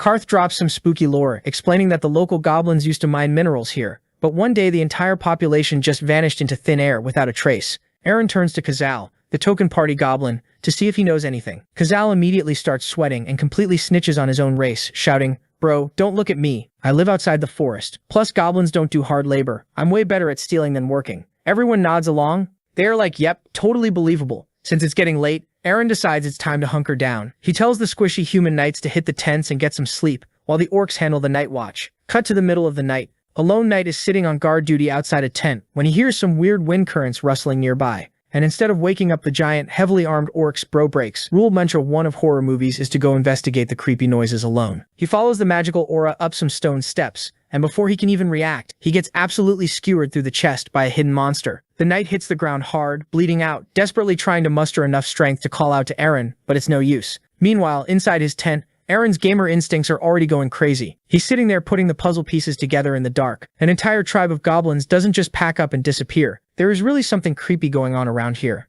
Outside the camp, a lich is standing at the cliff's edge right where Eren pitched his tent, waving his staff like he owns the place. The next second, rotting hands start punching through the dirt and skeletal goblins and two-headed zombie wolves are crawling out everywhere, all dripping in this gross purple necromancy glow. Eren doesn't even blink. He dual wields his swords and just launches himself straight into the chaos. A giant zombie wolf lunges at him, and our boy looks at him and goes, "Huh, a nice springboard," then uses it to bounce off one of its heads midair, does a full parkour flip, and buries his blade into the second skull on the way down. The monster's dying scream wakes the whole camp, and Killian, Karth, and the rest of the orcs stumble out half asleep, weapons in hand, completely dumbfounded to see Eren already soloing half the graveyard. Killian just stands there for a second, completely confused, asking what in the hell is happening, and meanwhile Eren is already back in it, locked in with a half Cerberus, rams his sword through its eyes, hops back to the ground, throws out a few clean slices, and the thing just collapses. Then he turns around like nothing happened and goes, "Oh, you were asking something?" Killian walks up and Eren explains the whole thing, pointing to the tiny skeleton still stuck to the beast's body. Killian clocks it immediately. Those are the goblins from the mines. Karth goes wide-eyed and asks if that means they were actually killed, and Eren just goes bingo and lays it all out. The Lich wiped out the entire tribe and turned them into an infinite respawn farm just so it could gatekeep the mausoleum from them. So here's the plan. These trash mobs aren't stopping until the guy running the summoning circle is dead, which means Killian and the orcs hold the line while Eren goes boss hunting. The orcs don't even need a pep talk, they're already swinging their clubs and turning skeletons into gravel. Killian though, man, he's having a full fanboy moment mid-combat. He's slicing through undead left and right, sneaking glances at Eren, internally screaming about how different this guy is from the broken lord he used to know. He gets so in his head imagining Eren taming Soul Drake and restoring House Pendragon to glory that he decapitates a monster clean off and just screams that they are the proud cavalry of Pendragon. Back to Eren, who's out here dodging spear volleys while fighting off giant zombie snakes, and he figures out pretty fast that all the aggro is being funneled directly at him. The Lich is going for him specifically. So what does he do? He impales a massive snake through the brain and just hoists the whole corpse up as a meat shield, blocking every single spear like it's nothing. And while he's standing on top of this dead snake using it as cover, he's also doing math in his head. The fall of the Pendragons, the Valtas, none of that was bad luck. There's something way bigger going on, some deep state operation actively hunting his bloodline. And instead of being scared, this man just grins. He's basically like, "Oh, you want to run a conspiracy? Cool, let's play." He slices another snake clean in half and quietly promises himself he's taking back everything, however many secret organizations he has to go through to do it. The respawning is starting to stack up though, and even Eren's starting to feel the pressure of the sheer numbers. He takes one quick second to read the battlefield, and then the Lich just teleports directly behind him out of nowhere, his blade already at Eren's throat. So a quick lore dump, a Lich is basically a sorcerer who looked at the concept of mortality and said, "Yeah, I'm gonna hit skip on that," and sealed his own soul inside an object to live forever. And these guys did shady things on the level that even the Empire, who are usually pretty chill about witchcraft, draw a hard line at Liches. It's an instant send the Suicide Squad situation. So naturally, they dispatch the Demon Slayer squad. Not because these guys are competent, oh hell no, because no one is gonna care if these guys die. And normally that's exactly what happens, a 98% casualty rate. Our boy Raven actually gets a severe PTSD flashback to his rookie days just thinking about it. He remembers the first time he and two homies walked into a Lich's boss room. Within 3 seconds of crossing the threshold, homie A takes an invisible hit, and his head just pops. Everyone freezes. Raven's brain completely blue screens, and before he can even reboot, homie B spots something moving in the fog, loses his entire mind, screams, "I want to live," and bolts in the opposite direction. The Lich, this calcium-deficient bastard, hasn't even stood up from his throne. He just lazily drags one finger through the air, spawns a scythe out of the ether, and snipes homie B mid-sprint. Head explodes. Double kill. Raven is just standing there watching this guy. That's when Raven remembers the local folklore. The Lich's main summon is a wraith. You can't see it. It has no hitbox, and if its sickle touches you, you are dead. Cut back to the present, and Raven snaps out of the flashback just in time to hear the swoosh of a scythe aiming for his neck. Our boy hits the frame-perfect parry, throwing his sword up to block it. As the weapons clash, the gem on his sword lights up, glitching the wraith into visibility for half a second. So now Eren is standing there all confused, thinking to himself, what the hell happened just now? Just then Killian starts screaming that the soldiers are dropping dead out of nowhere. Raven spots a sickle coming for Killian's blind spot and yanks him out of the way, and then he starts thinking about the whole situation, how the wraiths have an unusual presence. Those who have never faced them will die before even realizing what hit them. Plus you can't kill the wraith. To kill him, you've to kill the Lich. Kill the Lich and the wraith goes with him. The problem is the map is swarming with these invisible bastards. The red shirts are dropping like flies, and if Raven pulls out now, it's guaranteed that the soldiers won't survive this. Right as things look completely cooked, the ground starts vibrating, the sky turns Mountain Dew green, and this absolute lunatic named the Orc Magical steps up with a massive stupid grin on his face. He pats Raven on the shoulder and goes, "My turn, Pendragon boy." Dude drives his staff into the dirt, and the earth just gives birth to a hyper-luminous world tree. Massive glowing branches erupt from the soil, bulldozing through the entire skeleton army and catching the undead dragon from the bottom up. The entire battlefield is instantly transformed into a botanical garden of mass destruction. Raven stares at this majestic display of nature and asks, "Bro, why didn't you lead with that?" Cradle just hits him with the classic RPG excuse, long cooldown takes forever to charge and can only be used once. So yeah, they just blew their only nuke. Raven looks at him like he wants to commit a hate crime and turns around to say, "Alright, we need to locate the boss," and his eyes immediately lock onto a high cliff in the distance. The sky behind it is glowing villain purple, and standing right at the very top was the Lich, casually aura farming. Eren spots the Lich and tells the orc magician that he found their guy. The orc boy doesn't even look up, he just tells him to go handle it, and waves him off and he'll hold off the monster horde. That's all Eren needed. He's already sprinting toward the cliff while skeletons are getting absolutely yeeted over his head because Karth is out there taking full batting practice with his club. A stray arrow drills him in the shoulder mid-swing. Dude doesn't even flinch.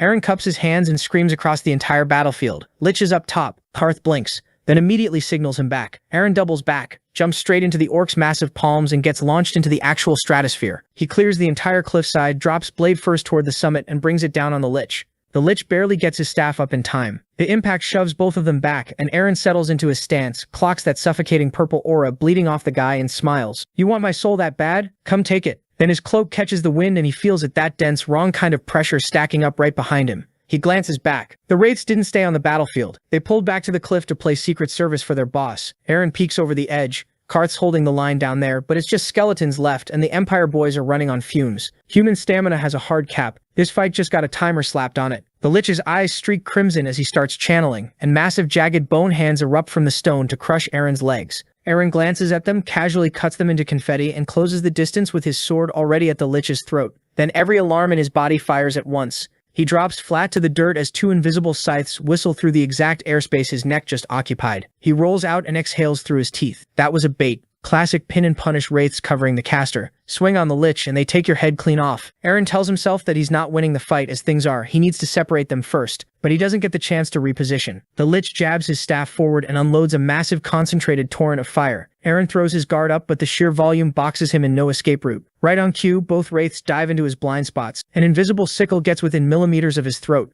Then the sword once again starts shining in that same blinding, hyper-intense blue light. And then a shockwave of pure azure energy blasts outward so hard the Lich has to physically shield his eyes. And for Eren, time just stops. He's standing in the middle of some astral river, water rushing against him, and this ancient voice rolls through his head like thunder. "You who have a completely different soul than Eren Pendragon. I want to see what you truly are. If you intend to wield my power, prove you deserve it." A massive spectral dragon leans down until its snout is practically touching his face. Eren opens his eyes, looks it dead on, and says the name. Soldrake. He snaps back. The blue aura around him isn't glowing anymore, because bro, he became the aura at this point with the light gone. The Lich recovers his vision and orders his spirits to finish it. Eren looks up, eyes crackling with blue lightning, and goes, "Oh, your little pets finally decided to show themselves?" Because for the first time since this whole nightmare started, he can actually see them. Two skeletal Grim Reapers are standing right over him, eye sockets burning that sick purple. Eren draws his second blade and drops into dual wield. The wraiths let out this absolutely unhinged shriek and dive at him from both sides simultaneously. Eren drives his glowing sword into the stone to anchor his aura and raises the second blade at the incoming Reapers, and one single sweep later, they're ash.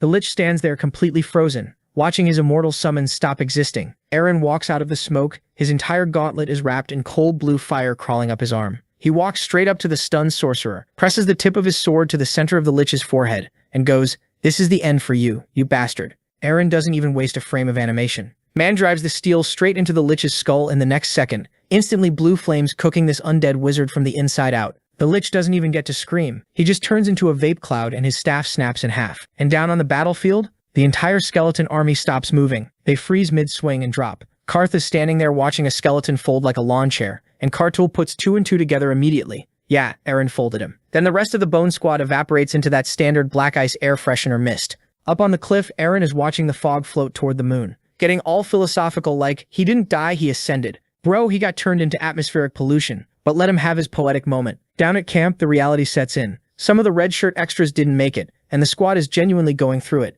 Eren just stands behind them, offering the silent protagonist moral support, and they give the fallen proper burials, crosses, prayers, the whole 9 yards. Cut to later that night. Camp is quiet. Kartul is keeping the watch while our boy is getting this flashback to the day when everything went to shit later. 1 second he's holding a letter, smiling. The next second the head of the Pendragon clan is screaming in his face. The man's in magical handcuffs getting framed for a crime he didn't commit. Cut to a medieval BDSM dungeon. Raven is chained to a post, getting his HP reduced to 1%, apologizing to his whole family tree while the rain pours outside. Then the trauma double dips. The memory morphs again into little Eren crying over his dying dad, promising to become the greatest dragon rider, and begging him not to die, but Dad dies anyway. Eren wakes up in his tent drenched in cold sweat, heart doing 180 BPM, gripping his own hair and wondering what the hell just happened just now. Those were Eren's memories. Why was he dreaming about it though? He thinks about it for a bit when it gives him a headache. He grabs his sword and steps outside to catch some air. Kartul's still up and gives him the lynch. It's 3 a.m. bro. Go to sleep look. Eren sits down and they start talking.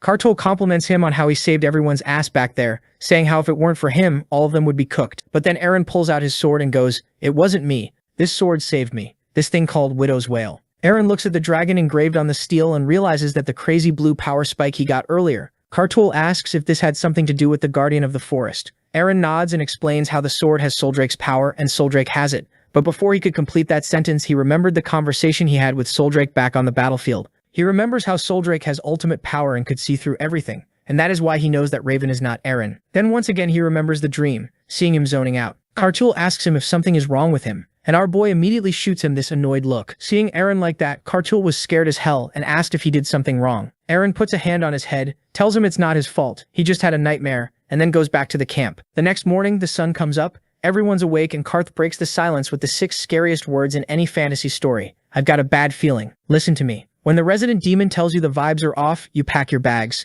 Kartul instantly agrees, saying their survival rate just took a nosedive. Right on cue, ominous blue smoke starts rolling out of the cave. Killian points out that demons have radar for this stuff, meaning whatever is sitting in that cave is something the demon is terrified of. Eren stares at the smoke and his brain immediately clocks in that this has something to do with the mausoleum. Eren thinks about his family and thinks about the debt he owes them. Plus, Soldrake is waiting for Eren, so he can't just turn back now. He draws Widow's Wail in slow motion, drives the tip into the dirt, looks back at the squad with zero fear in his eyes and goes, "Get ready, men." Cut to inside the dungeon, and Karth is holding a single torch. But why, bro? This place is already shining with all the crystals around. Suddenly, Karth hits the hard brakes. His posture snaps and his ears start rotating, and bro goes into full bloodhound mode. He starts sniffing, then pointing down a side tunnel and going, "It's here." Killian gives him his flowers for the crazy tracking, and even outpraises it, explaining how orcs' senses are something crazy indeed. These guys can track the natural flow of mana to find hidden water sources, which is massive, because trekking through a giant underground geode will turn your kidneys into beef jerky real quick. So they let the orc act as the party's tom-tom, and the second they step into the corridor zip, tiny glowing motes of light start buzzing around their heads. Everyone looks up, and boom, we have officially entered a Disney movie. 2 high-tier elemental spirits, one neon pink, one electric blue, are doing playful loop-de-loops around the boys, having the absolute time of their lives while the squad stands there frozen, wondering what is happening. Eren asks Kartul if these things are dangerous. Kartul shakes his head and goes, "Nothing of the sort, but I'm surprised to find these things here. This cave has almost no life force around, plus this is a place that is out of the reach of the Earth Goddess, meaning these things shouldn't be here." Eren thinks about it for a minute and then says, "Maybe these guys are stuck here." While the boys are actively calculating the cost of a divine loitering ticket, Eren's eyes lock onto the waterfall. Right in the dead center, tucked behind the rushing water, is a glowing crest. He points at it. "Yo, tell me I'm not tweaking. Is that a literal god-tier shield just stuck in the wall?" It is, but before anybody can call dibs, the lake starts swirling. The water starts violently boiling. Huge bubbles breach the surface, and a second later, a skyscraper-sized snapping turtle made entirely of pressurized water erupts from the deep, opening a jaw big enough to swallow a Honda Civic. Karth starts screaming that the room boss just spawned, and the kaiju immediately starts raining down razor-sharp hydra spears at them.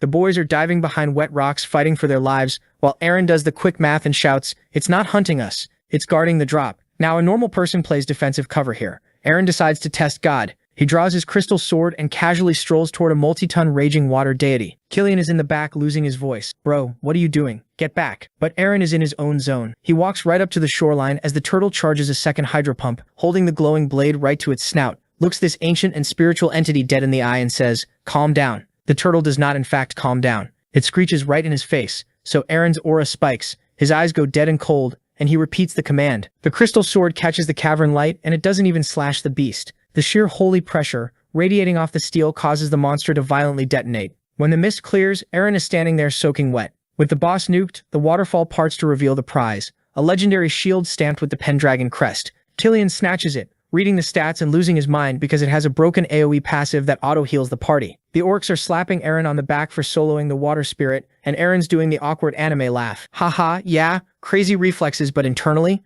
bro is sweating through his boots. He looks down at his hand because he didn't do that for that moment. It was like he was being controlled. The sword swung itself. As they take the long staircase out, the party starts arguing the lore. The orcs claim it was the blessing of the forest guardian, but Killian had another theory. He's dead sure that it's the Pendragon power. But the second Eren hears that last name, his brain immediately throws up the visuals of the dream he saw this morning. He reminds himself that he's not a Pendragon, he's Raven Valt. Cut to a few moments later, they hit the top of the stairs and step out into the freezing night. Killian points across the courtyard and starts celebrating. We made it. Standing in front of them is the Pendragon mausoleum. In the next second, Eren's sword starts going off again, and Killian's in the back screaming how the sword is doing the thing again. Eren grips it tight and goes, I feel something. He points it forward and realizes they're standing in front of a mausoleum. The tip of the blade is burning bright, and then this thick-ass fog starts rolling straight out of the doorway. Karth was the first one to see it, and he immediately started freaking out, asking where this fog came from. But Eren saw something that everyone else missed. Something's moving inside it. He starts yelling, something's coming. But in his head, he already knows two hooves punch through the fog first,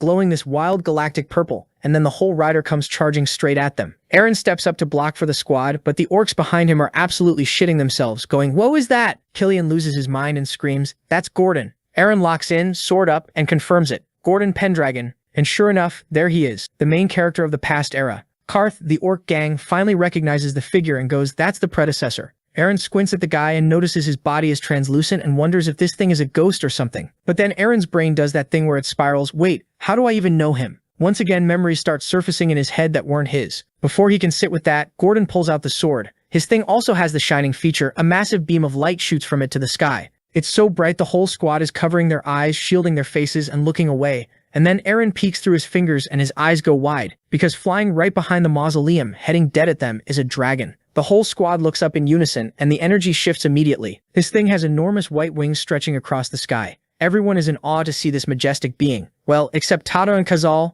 These guys are looking like they could shit their pants any moment. The dragon locks eyes with Eren. He lets out a small smile and goes, "So you are finally here, Soldrek." The dragon swoops low over the squad, the wind from its wings nearly knocking everyone sideways, and lands right behind Gordon. It curls its tail around him like a bodyguard and just stares at the group. Killian looks up and whispers, "That's incredible." The orcs go, "The guardian spirit." And Eren?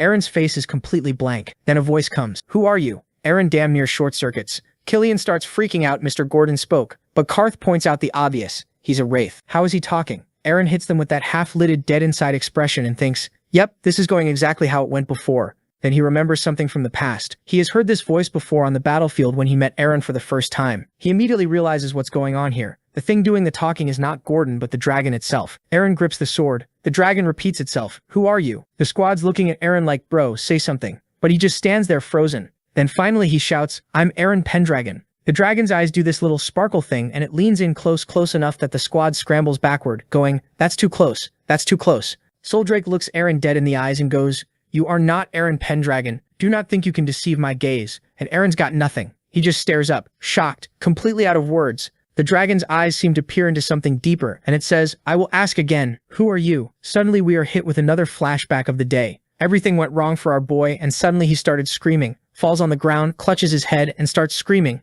Who am I really? Bro's having an identity crisis. So Soldrake's not about to let our boy catch a single breath. He hits him with the "who are you" question again, and right as he says it, every bad memory Eren's got comes flooding in, all at once. First it's the public humiliation. Then it cuts to these knights walking up, laughing in his face, mocking him. The memories keep stacking, one after another, and Eren's just sitting there screaming, "I really don't want to see this again." But nah, Soldrake does not care. The dragon's rummaging around in his skull like it's looking for something specific. Then the memories shift to his first run-in with the orcs. The pain in his head spikes, but this time it feels different, and Eren clocks it. Soldrake isn't just torturing him. The dragon's showing him this stuff on purpose. More flashes. Now it's a man and a woman looking down at a baby, both smiling. Eren goes, "Wait, are these even mine?" He looks closer at the woman. That's the Duke's wife, and the guy next to her, that's Gordon. Cut to her on a sofa, cradling baby Eren while Gordon plays with the kid, and Eren's watching this baby giggle and thinking, is that me? Killian's in there too, chasing baby Eren around, messing with him. Eren can't handle it anymore. He's screaming at Soldrake to stop. The dragon keeps rolling.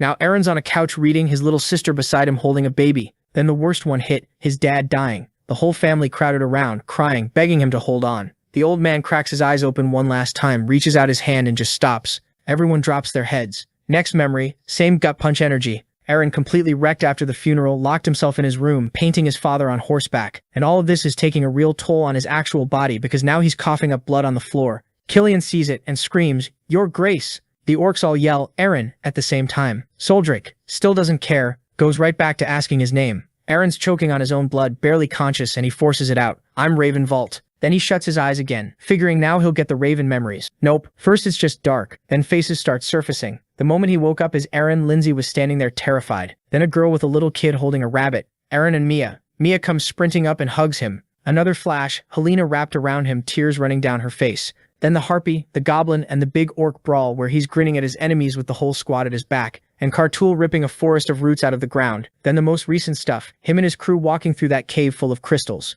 He's still on the floor choking when he hears his squad screaming at him to hold on, to just endure it, but seeing him like this they can't take it. Killian and the orcs are about to throw themselves between Eren and the dragon. Karthul asks Karth if going against the guardian spirit is really a smart move, and Karth just says, Eren is my friend, then if this keeps up he dies. But Karthul grabs his arm and screams at him to stop, like, you seriously want to fight that thing? Eren grabs his sword, jams it into the ground, and uses it to drag himself up, looks the dragon dead in the eye and goes, I am the rightful heir to the Duchy of Pendragon, Eren Pendragon. And his dead dad, watching all this, looks so proud, flashes him one last smile and fades out. Then while our boy's still putting the pieces together, Soldrake throws his head back and lets out this absolutely massive roar. The sound alone sends knights flying and the orcs are clutching their ears. Then the dragon goes quiet, lowers its head, locks eyes with Eren and says, our pledge has been completed. Eren Pendragon and Raven Valt, you are the one who will become the successor of the Pendragons. Eren leans on his sword and smiles, and his whole squad comes sprinting at him asking if he's okay. Eren's got blood running down his cheek, but he waves it off like it's nothing and just goes, I'm fine, don't worry about it. Then he tells them, the oath's done. The dragon chose him, and everybody just freezes for a second, processing that before it clicks. Killian throws his hands up, screaming that Eren got chosen, the future of the Pendragons is safe. Kartul is grinning, going, now he's bonded with a guardian spirit. Kart's also celebrating. He's like, yeah, this guy's literally the only one who can beat pulling this off. And then the dragon just slowly lifts its head to the sky. Eren catches it and looks up too and goes, what's wrong? Soldrake looks at the sky and replies, we've got company. Eren squints into the distance and clocks these massive dark shapes. First thought, dead serious. Oh, birds. Half a second later his brain catches up and it's pure horror in his mind. He goes, no, no, no, no. The orc next to him goes white and starts yelling that this can't be happening, because it's not birds, it's a wall of dragons closing in fast. The Khazal's screaming, Tata's shaking so hard she won't even look up. Within seconds, 6 absolute units are circling overhead. Then a voice drops out of nowhere asking if this is the Queen's new contractor. Eren spins around and there's this huge purple dragon staring him down. Soldrake tries to shoo them away, asking, she didn't summon them, so why are they here? Her business with the Pendragons has nothing to do with this crowd. A green dragon Iguan slides in behind her going,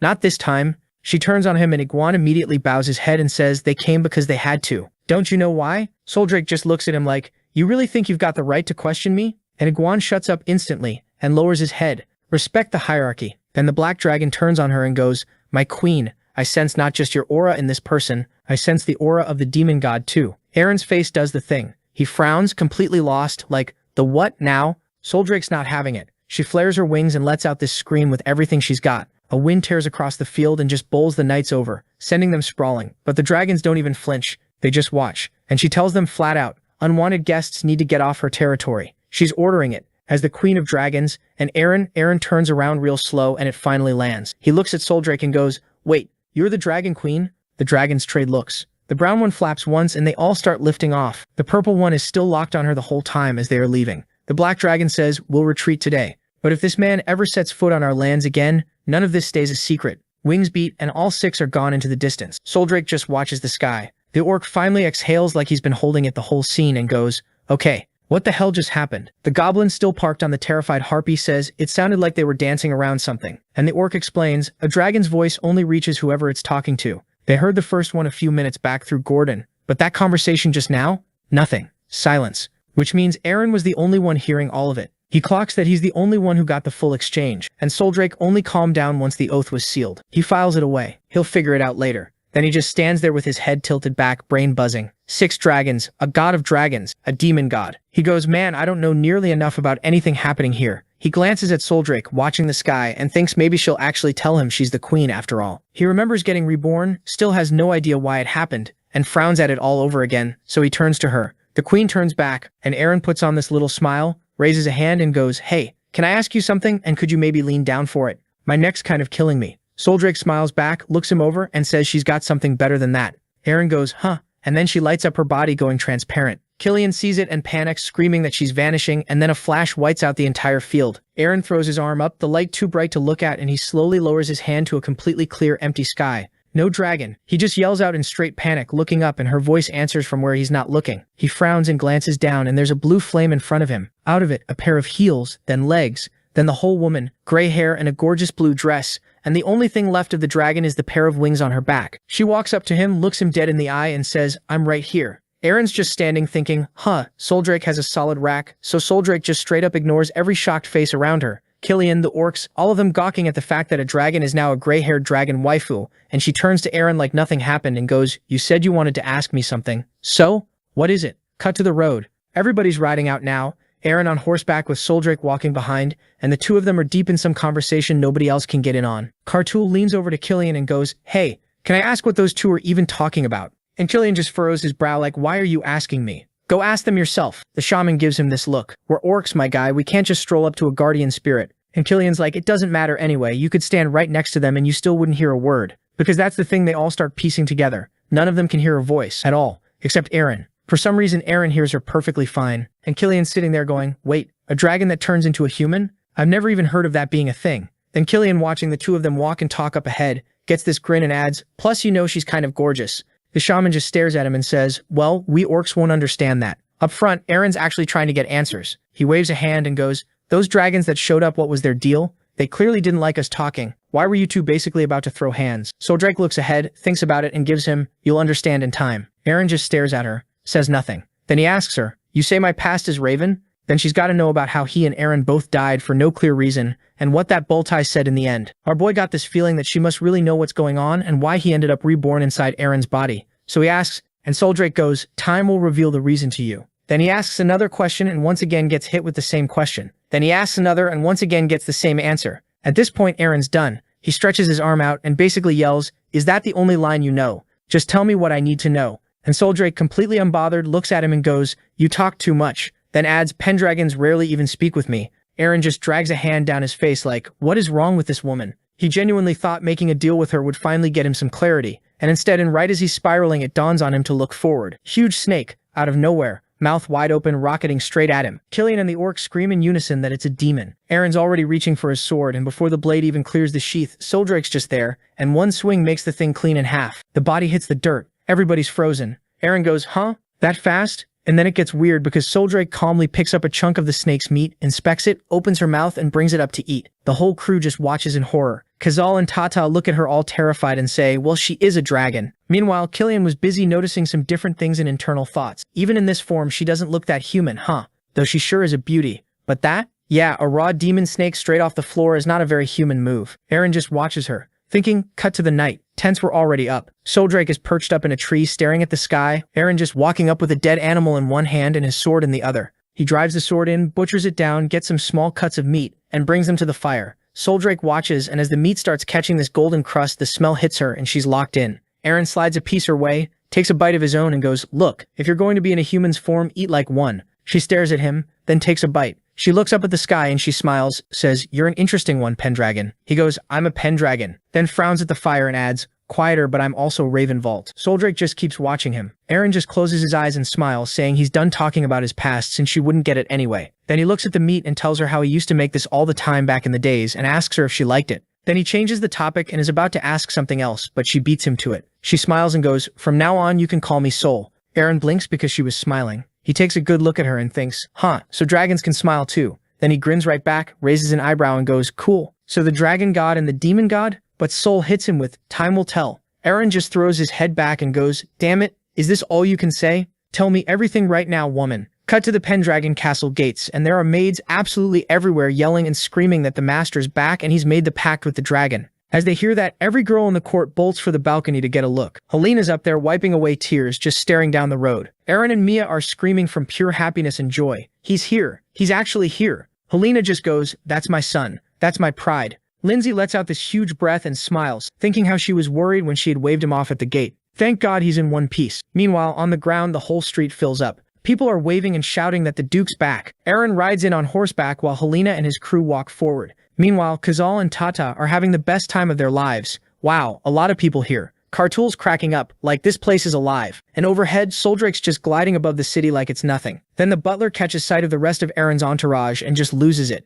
He's pointing and going, "There's a goblin and a harpy. Why are these demons here? And who's the winged girl?" Nobody on Eren's side is reading the room. They're having a great time. Eren then pulls his sword out, points it straight up and shouts that the Pendragons have won. From this moment, they're back under the dragon's protection. Hearing this, everyone's like, where is the dragon though? Then the crystal in Sol's forehead lights up. Her wings blow up to full size. This massive blue flash of mana goes off in front of Eren's family. Sol's full form. She flaps once, lets out this menacing roar, and rises over the city. Then the scene shifts, and now we're at the banquet. Fireworks going off outside, men in expensive suits eating expensive food and discussing important rich people business. A girl sits at the piano and starts playing. The maid finds Eren and goes, what a banquet. This is my first one. Eren claps and explains they're celebrating the pact between her brother and the dragon. Then she looks around and adds, even lords from neighboring countries showed up, and big-time merchants. Lindsay spins around like, wait, where's Eren? Eren's in this white outfit, looking fancy as hell. He walks up to Sol and asks her what she's doing here. Why is she not at the banquet? She turns, laughs and goes, haven't you talked with me enough? Eren frowns. Sol goes, you're the heir. Shouldn't you be down there working the banquet? Eren sighs and admits hosting guests is a pain and he doesn't get human society that well. Sol says she's been with House Pendragon a long time and never once heard of a dragon showing up to a party. Eren's like, why not? You've got a human form. And she gives him this long look and says, yeah, he really is different from the Pendragons before him. Then she leaps off the roof, opens her wings, and just like that, she's gone. Eren watches her shrink into the sky and then he feels it. That prickle on the back of the neck. He turns around, a whole crowd of girls. Sparkling eyes are running towards him, yelling, we found him. They want the full story of how he made a pact with the dragon and they're charging. Eren clenches his teeth, frozen. No idea what to do. Down below, Lindsay brings a plate of meat to some rich merchant who immediately goes, you've got a great body. Be my mistress? She laughs it off, confused, and then hears the giggling. She turns and sees Eren completely swarmed. One girl's gushing. She's never heard of a man beating an orc in hand-to-hand combat. She introduces herself, Cecina, pure bloodline. One of the most important houses. Then a blonde raises her hand, 4 giant rings on her fingers, like I'm Mabel. House Goldman, we basically run the Empire's economy. Surely you've heard of us. The redhead next to her snaps that Mabel isn't even nobility, just a merchant. Mabel waves the rings again, funny. Coming from someone whose family can't even afford mithril jewelry. It's about to throw down right there. And Eren's done. He just thinks every one of them wants to attach themselves to me, and I do not have time for this, and physically peels out of the circle and walks off. Then he hears it from the weakest one in the building. He looks over and an orc is whacking Killian on the back going, 10 glasses and you're already gone? Killian dying goes, do not compare me to you. Off to the side, Kartul's doing little magic tricks for Eren's baby sister. This is called magic. She goes, my bunny's flying. The orc spots Eren and lights up. Come drink with us. Show us that human grit. Killian's yelling, he's busy, you idiot. But Eren just smiles, walks over, pats his sister's head and goes, actually, great idea. We're not losing this. Drinking contest. Go. Deep into the night now. The maid's helping Eren walk, and he's clutching his head going, it hurts. It really hurts. She asks if he's okay. He apologizes for being a handful, and she just smiles and says it's fine, then blushes a little and tells him this is the first time he's actually had fun since his father passed, so she's happy too. Eren softens, looks down and goes, yeah? She leads him by the hand to his room. He asks what his mom could possibly be doing in there this late. The maid says, probably just tea. Doors open. It is not tea. It's a wall of girls in gorgeous dresses, every major family represented, all red-cheeked and smiling at him. Eren freezes, looks around in dawning horror and goes, what is this? His mother steps out beaming and goes, you made a pact with the dragon. It's time you had an heir. As the Pendragon, which of these will bear your child? And Eren just stands there in a full system crash before finally choking out, Mom, what are you even talking about right now? Killian explains the current situation, telling our boy how it's an ancient Pendragon tradition. Any Pendragon who makes a pact with a dragon has to produce an heir with a noblewoman from a neighboring state. She mentions the spot was originally meant for Count Seyrod's daughter, but that engagement fell through. As she heard that Eren started crying, she clearly developed some sort of bond with her. But Eren just stares at her like, what is happening inside your skull right now? But she bounces right back to sunshine mode. Don't be sad, brother. Every lady here is from a worthy family. And now the flexing begins. The redhead announces her house is one of the most famous in the Empire. First Emperor's blood. Nobler than even the imperial family. The girl in pink counters that her dad's a general with 10,000 soldiers and overwhelming force, solves everything. Then the one dripping in jewelry just smiles and calls them both idiots, because the future belongs to whoever controls the economy. And then it's full chaos. All three screaming at each other to mind their own business. Eren watches this whole circus for about 2 seconds and goes, I'm deciding this. Now. He asks what exactly is going on here. His mom starts, it's the Pendragon house, and he cuts her off. I get it. Then he walks over, puts his arm around the maid Lindsay and goes, I choose her. For a second it's dead silence. His mom froze. Sister froze. Every rich girl in the room hits him with that exact frown of pure disappointment. And Lindsay has no idea what's happening, going bright red, she is about to decline, but Eren covers her mouth and goes, sheet. Then he makes his case. This girl's taken care of him for years, sticking with him through every hardship and also on the way to the expedition. The horse wasn't the only thing he rode, so he'd figured for a while now that one day he'd have to take responsibility. After saying all that, he apologized to his mother for keeping quiet about it. Mom jumps in. No, that's fine. You are a man after all, but the whole point of choosing a bride, and Eren's already nodding, is to strengthen the family. I know. Then he narrows his eyes at the noble girls and pivots hard. But you all came here to celebrate my pact with the dragon, right? He says allies like them could be invaluable if hard times come. And then he hits them with it. He's just like Lindsay, who took care of him while he lay unconscious for 3 years. The girls snap in unison. She's an ordinary maid, and Eren told these bitches to calm down. There are only fools in this room, people with nothing of their own, who can only ride their family's reputation. Nobody's got to come back to that. And once again the whole room is silent. But our boy doesn't stop there. He adds that he already has comrades, Killian, who fought fearlessly for him. The soldiers who never abandoned the Pendragons at rock bottom, the orcs in their unbeatable strength, Tata the Harpy and Khazal the Goblin, who had his back, everyone who didn't run when he went to the mausoleum. Those are his real comrades. He takes his mom's hand and goes, the Pendragons aren't weak enough to depend on allies anymore. Mom and sister are tearing up now. Then he turns to Lindsay, who immediately starts shaking and goes, whatever Lindsay says, she's becoming my lover. She whispers, of course, young master. He pulls her in and announces, from now on, my maid Lindsay is Lady Pendragon. Then the scene shifts. Eren's sitting in a chair, and grandmother is standing behind him. She says she can't believe this is the same guy who used to be a rude mercenary, or that these are his real feelings. Eren goes, who knows? He asks why she's still here, since he's already opened the mausoleum. Grandma says she figured she'd see the heir's face before leaving. She tells him he's changed, and without powerful allies, times like these are going to be rough. Eren goes, I've got a plan. The Pendragons have the dragon's backing now, so plenty of people will line up to serve them. And then he smiles and adds that he knows heroes who'll become famous in the future. So his plan is to befriend them while they're nobodies, turn them into subordinates, and build a powerful force for everything foreign and domestic. Grandma grabs his hand and laughs that he's perfect for the role of ruler. Eren goes, how can you grab me? You're a ghost. She goes, then can I hug you? Eren, no. She floats off to the window and says she was joking. And seeing him like this, now she's got no regrets left. Then Eren grits his teeth. When I made the pact with Saul, 6 dragons came. Grandma whirls around. There were other dragons? He thinks back to the black dragon, which mentioned the god of dragons and the god of demons. From the way Saul and the dragons talked, it sounded like they're somehow tied to him being reborn. Even that freak said everything's connected. Grandma's never even heard of these gods. Eren says when he pushed Saul on it, all she'd give him was time will tell.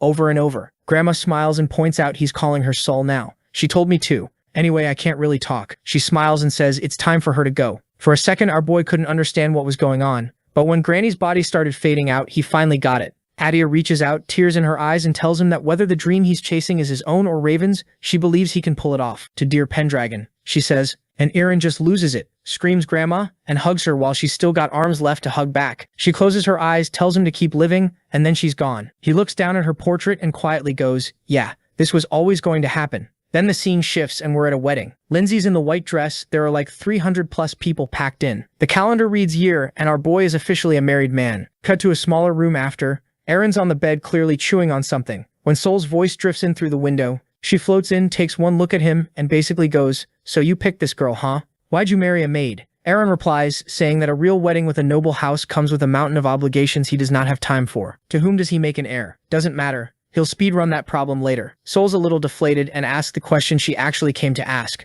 Why isn't he interested in her? Eren says, Lindsay took care of him for 3 years and he trusts her. End of story. Then he asks where Sol flew off to when they were talking earlier. Turns out she's been up at Rhea, a stone dragon statue on the mountain behind the castle. That's where she was back when she swore her oaths with the Pendragons. Eren asks if it doesn't get boring up there, and Sol says it's the same everywhere, since nobody can actually hear her. Eren points out the Pendragons. She replies saying that she never really talked to any of them. Not Gordon, not his ancestors. She looks up at this huge moon and says they never wanted this form anyway, and to respect their wishes, she stays in her dragon form. And you can watch Eren connecting the dots. His grandma's whole you're getting closer to her line. Every time Sol complained that he talked to her too much. So Sol goes, look, whoever you are, you made a pact with me. And Eren cuts in to say he can't get used to how she keeps addressing him. Call me whatever, he says, just not that. Sol thinks for a second and goes, fine, I'll call you Ray. And Eren freezes because that's what his family used to call him. Sol catches the look and asks if he hates it. He smiles and says no, he actually loves it, and told her to call him that from now on. Sol's kind of floored by the whole thing,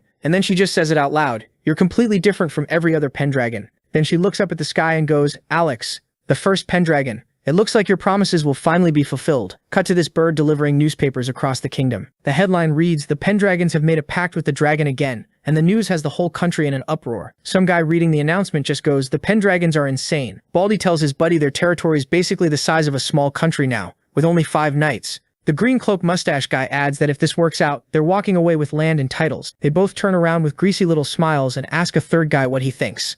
Then we're at a port, a big ship rolling in. There's a guy parked in a chair reading the same report, and he notes it's not just the dragon who fell in line behind Eren, it's demons and orcs out of the Ancona forest, orcs too. He stares out the window. This Eren guy is not as simple as he looks. Over at the castle, somebody comes running in screaming that Eren made a pact with the dragon. Count Seirot is not happy with how all of this turned out, and turns to Luna and whines he can't even get a minute of rest. But Luna was busy thinking about Eren in her head. Then it gets darker, literally. Somebody snaps their fingers. A cloud of dark energy pops into the air, and a paper appears out of it. One of them reads the name Eren. A guy with a little beard smiles and says it's for the world they want to build. Another in a black hood raises his hand over the page, says the same line, and torches the whole list with purple fire and says how the future they are planning for people like Eren is a problem for that. And some bearded dude mid-bite of a slab of meat just goes, "Guess I've got to handle this one." The one in the cape smiles and says he's been waiting for the Hound of the Empire, his demon platoon commander, and then the camera pans to Balti, and nothing has changed about this bastard. Even in this timeline, he's still a scumbag. Then the scene shifts back to Pendragon Castle. Lindsay walks up to Eren, she asks where he's headed, and Eren says he's off to Bellant Gate to go recruit some fresh bodies for the cavalry.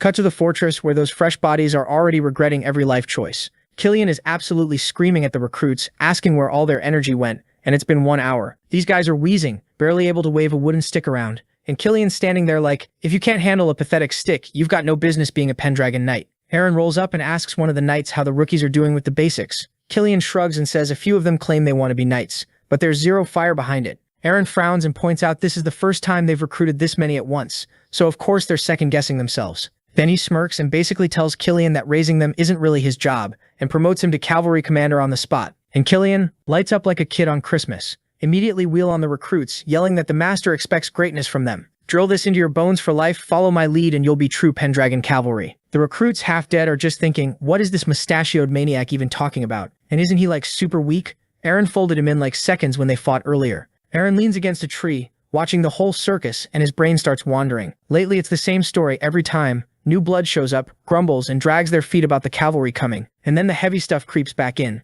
Those images of the demon god and the dragon god, he can't shake. It's exactly like those dragons warned him. He doesn't know what his enemies are capable of, which means he's got to make this cavalry as strong as humanly possible. Meanwhile, Kartul is just chilling under a tree reading his book while Mia is plopped down on him. Just then he heard these voices and turned to the tower where Sol was chilling with her buddies. Sol left Rhea to come travel with them, and Eren can tell she's having way more fun. He watches her staring up at the sky and figures, at least, she looks happy. Then she glances down, calls out to him, and tells him that a group of warriors is riding for the gate. Down at the entrance, a few unknown knights are just standing there in dead silence. The recruits clock them, and one goes, "Oh, those are wandering knights, guys who picked up a sword and travel the world." Another rookie's like, "That's actually so cool," and figures they heard the Pendragons are blowing up and came to hop on the bandwagon. Killian goes to meet them, introduces himself as captain of the White Dragon Cavalry, and asks where they're from. The first one's Reed Pollock, a wanderer from Vandal, roaming the world, looking for a master worth serving. The Baldy's named Barrio Luton, and he's operating on pure musclehead logic. He just wants to fight strong opponents. And the third, masked and silent, flat-out refuses to give his name. Killian's thrown, Barrio and Reed start cracking up and tell him not to bother. Even they don't know the guy's name. They just met him on the road and decided to roll together. Killian asks if they actually want to serve House Pendragon. Barrio smirks and says they heard the Pendragons are short on knights,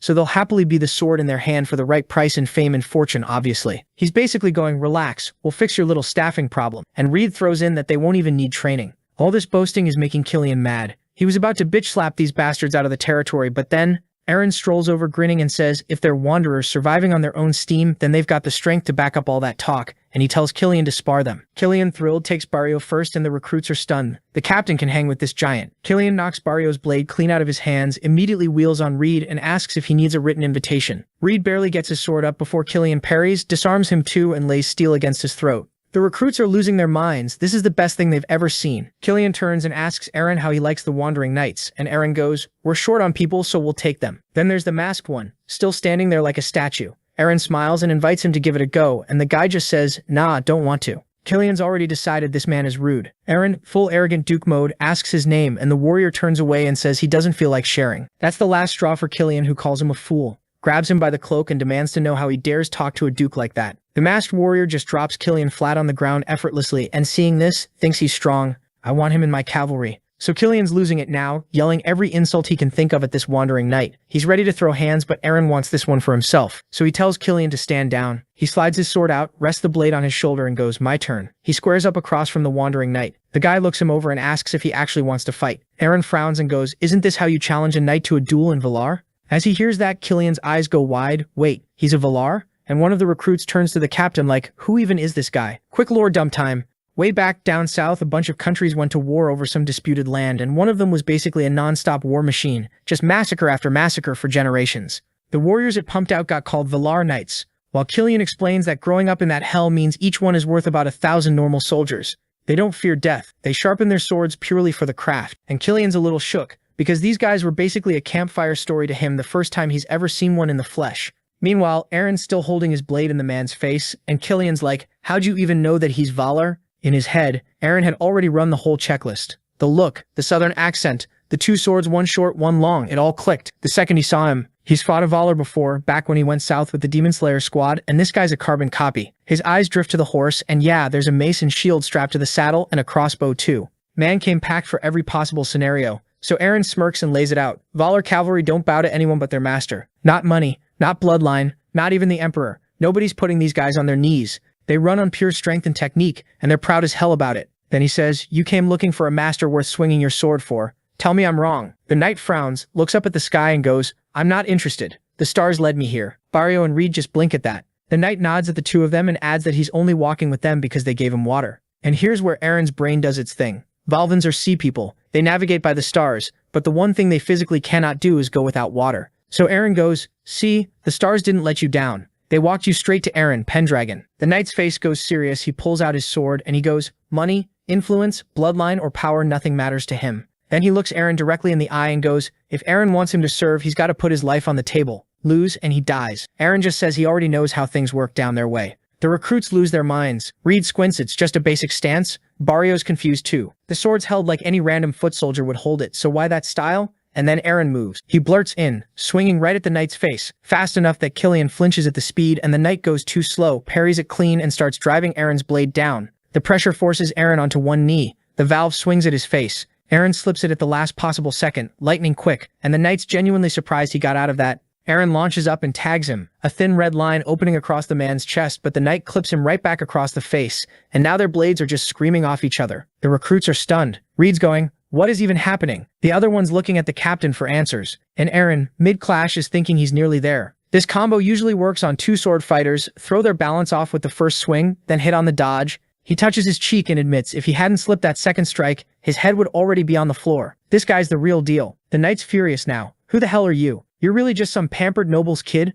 And Eren goes, nah, I'm the same as you. He's killed plenty monsters, demons, people, and never for fun, only to stay alive. I smell the exact same thing off you. As he said that, the nameless knight Drew went into the dual-wielding stance and his face got all psychotic. Eren clocks it instantly and goes, you are using both hands now, huh? And asks if he's finally being taken seriously. Then the camera pans over to Karth and Bro's whole sleep routine is interrupted by these cheers, so he wakes up yawning his whole soul out, complaining that it's way too loud to nap. Karth figures somebody's having a scrap nearby. So the orcs go wandering over to where a crowd's gathered. He walks up to Killian and asks what's going on. Then they see it, and both of them just go numb. Because Eren is out there throwing hands with this warrior, and it is not a fair fight in the way they expected. It's terrifyingly even. Eren's blocking blows from this knight, and mid-clash the warrior suddenly glances away. Eren's eyes follow him. Some trembling guy in the crowd gasps that this swordsman is going toe-to-toe with the Lord. Karth turns to Killian like, who even is this guy? And Killian just goes, yeah, I'm trying to figure that out myself. Eren jumps back, swings, and the blow sails clean past the warrior's head. Then he drops the blade downward and Barrio goes, oh, that was a feint. Killian's losing it. That's so cool. The blades crash together. Then the warrior swings a second sword and Killian nearly has a heart attack. Bro's got a second sword. The warrior with crazy eyes in the crowd is already calling it. The Lord is finished, but Eren leaps over the strike and spins around and the nameless knight leans back out of the way. He rushes Eren again, and Eren clocks it like, okay, this one's real. He steps back, Killian's whispering, wait, is this another feint? And Eren reads the angle of the sword and goes, no, the real attack's coming from the left. Parries it. Karth straight up yells that there's no way. The warrior swings his right blade. Eren just grabs the dude's wrist, stops it cold, sweat pouring down his face, and he tells the knight, you're good. And the warrior, having the time of his life, goes, you're good too. Genuinely the most respectful slap fight in the kingdom. Then Eren's eyes flick down to the guy's leg. Oh no. The knight's winding up a knee trips Eren, sending him to the ground. And here's where our boy's brain kicks in. Kicking, huh? Excellent. He plants a hand, loads up, and sweeps the knight's leg right out from under him. Now they're both on their knees swinging at each other. The knight blocks Eren's strike with both swords, their faces inches apart, and Eren just grins at him. The crowd's eating it up. Reed says it's an incredible fight. Barrio admits he genuinely can't tell which of these two is the bigger monster. Kartul nudges Karth, smiling, like, could you stand up to this guy? And Killian poor stressed. Killian is thinking to himself, I actually tried to fight this guy. Back to the battle. Both of the guys are in the zone now, and Eren casually asks the warrior, do you want to know the weakness of dual blades? And the knight, still grinning, goes, what is it? So Eren throws a fistful of sand right into the guy's eyes. Kartul and the rest are like, sand? Karth adds that Eren must have grabbed some when he got knocked down earlier. The knight slams his eyes shut and jumps back, and Eren goes for his blade. The warrior cracks his eyes open just in time to see a sword screaming toward him and lets go of his weapon, so Eren's strike whiffs, and Killian's stunned, like that wasn't the moment for it. The orc figures Eren ditched the swing because he's gassed out, and that's bad news. But the warrior, grinning, calls out an attack from the right, then shouts he's actually going straight up the middle. Except Eren's sword hand changes direction with absolutely cursed speed, and the blade ends up right at his neck, and no one can believe what just happened. Meanwhile, Eren, holding the sword steady, tells him, yeah, no doubt about it, your knights are strong, and adds that if he didn't have this sword, he might have more. The warrior's genuinely surprised he got beat, and Eren, still dripping sweat, says this isn't the first time this sword saved his life. The knight looks down, throws his sword to the ground, then he kneels right there in front of Eren and tells him he's a true Valar rider. He closes his eyes and introduces himself, Elkin Isla, and Eren kind of freezes hearing the name. Elkin declares that from this moment he'll be Eren's sword and he'll destroy his lord's enemies, and this is his oath of allegiance. But our boy didn't hear any because his mind is occupied somewhere else with the name that just got dropped. This isn't the first time Eren's hearing the name Elkin Isla. In his past life, this dude's name was everywhere. Elkin was the Stormbringer, the single strongest knight Valar ever produced. And Eren's just standing there mentally pulling up the guy's entire future resume like he's scrolling a wiki. A couple years from now, this man becomes the Sea Dragon King of the North, Knight of the Duke of Arangi, and swings his sword in that name across 100 battles.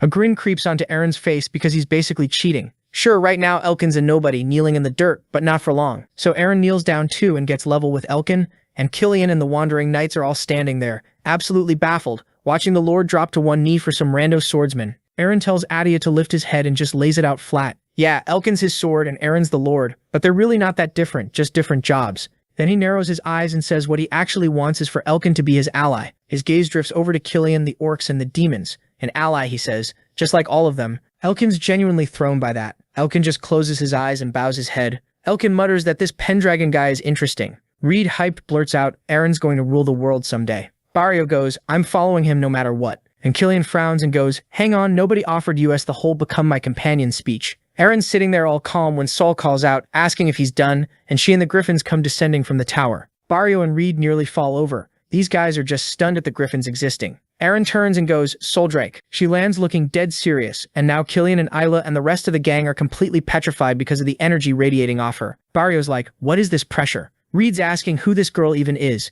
Killian says, that's Soldrake. The knights look at him like, explain. And Killian's like, yeah man, I'd love to understand it too. Reed puts a hand to his face and decides she's got this mystical beauty thing going on. Beautiful, sure, but the aura makes his whole body go numb. She's a 10, but she might be a war crime. Saul stops in front of Eren, and he turns and goes, okay Isla, let me introduce her. She's Soldrake, the white dragon. Barrio's losing it that Atea is casually standing in front of an actual dragon. Reed's already doing the maths. Dude's this strong now. What's he going to look like later? Meanwhile, Eren's watching Elkin's back and thinking, huh, I was wrong about this guy. Flashes back to meeting Soldrake in his past life, how her sheer pressure floored him, and how you can't beat that with normal force because that's just what dragon power is. And yet Elkin walking up to her is totally different from how Eren expected. He closes his eyes like, yeah, this man's gonna keep surprising me right to the end. Then Eren looks up at the blue sky and basically opens his recruitment spreadsheet out loud. He's expanding past their turf now, going hunting for the living legends he remembers. He pictures a guy lounging on a literal mountain of gold. Dorian, young entrepreneur of the Free City. His net worth comparable to a national treasury's, then a tower with a tree growing out of it and violet mana pouring off it. Gia Oblon, the incredible sorceress down south in Valdis, who basically invented half the magic items in the world. Then a man on a snowy cliff, Avantar, a 20-year-old warrior who bent every loyal knight to his will with only 100 men under him. The tactician, Eren's whole edge is that his memories are priceless intel with them. He just slowly drafts every guy who ever made it to the top. Future knowledge is Ekai protagonist doing free agency signings, basically. Then Kartul holds out a hand with some glowing green ore in it and says it's from the Elder. Everyone leans in. Killian asks what it is, and Kartul laughs and explains it's a mineral packed with magic that lets them talk to the Elder easily. Killian's like, man, magic really is convenient. Kartul brings the stone to his face, gets wrapped in mana, aura flaring, and then reports that a group of well-armed people just walked into the Annona forest. A couple dozen soldiers, he figures, led by a man in an ogre helmet. And Eren just stops. An ogre helmet. Karthur's like, what? Somebody killed an ogre and made a hat out of it. Killian puts a hand to his face and notes that if that's true, this is a genuinely terrible enemy. But Eren's already gone quiet because there's only one person in this whole world who wears an ogre helmet. Eren screams the name Baltai. With a dark aura exploding off him, he storms at Kartul, demanding to know where, but the orc says the Elder just cut out. Without wasting a single second, Eren ordered everyone to prepare. They are going to the orc village. Cut to Annona forest. Evening sky, dead orc on the ground.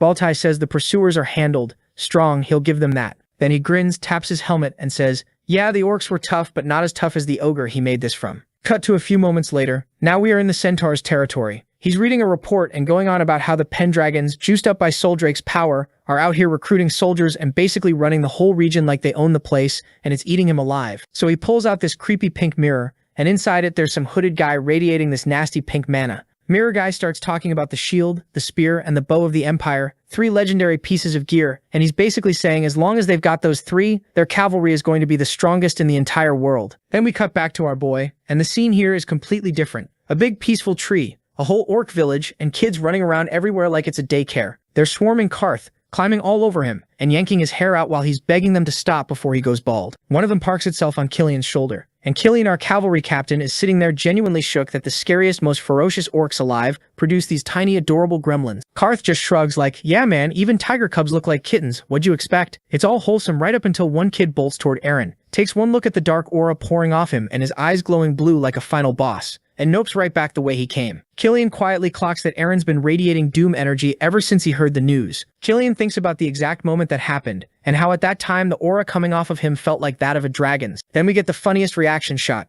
because another kid runs off screaming from Isla, who's standing there leaking black mana while reaching out toward the children. Seeing him so disappointed, Killian figures out Isla just genuinely likes cute stuff. The dude's terrifying aura is writing checks his soft heart can't cash. Anyway, the village elder pops up on a wooden ledge with his staff and announces Lord Pendragon showed up early, and Kartul casually drops that, oh yeah, that's his dad. The elder spots Sol chilling up on the ledge and immediately tells everyone to show respect to the guardian spirit of the forest, so the whole settlement drops into a bow. Sol reads the room instantly and goes, yeah, nobody's gonna talk business with me sitting here looking like a god, so she pieces out to rest on the side. But before she dips, she gives Eren the real talk. She gets why he's angry, but if he lets that rage run the show, he's gonna lose himself. With that, Sol flies up into the treetops, and Eren finally sits down with the elder, introduces himself as Eren Pendragon, son of Gordon, and gets straight to it. The elder explains that a couple dozen armed soldiers slipped into the forest and somehow walked right past his tracking magic. He didn't even notice until they were already inside. Kartu's like, they got past your protection?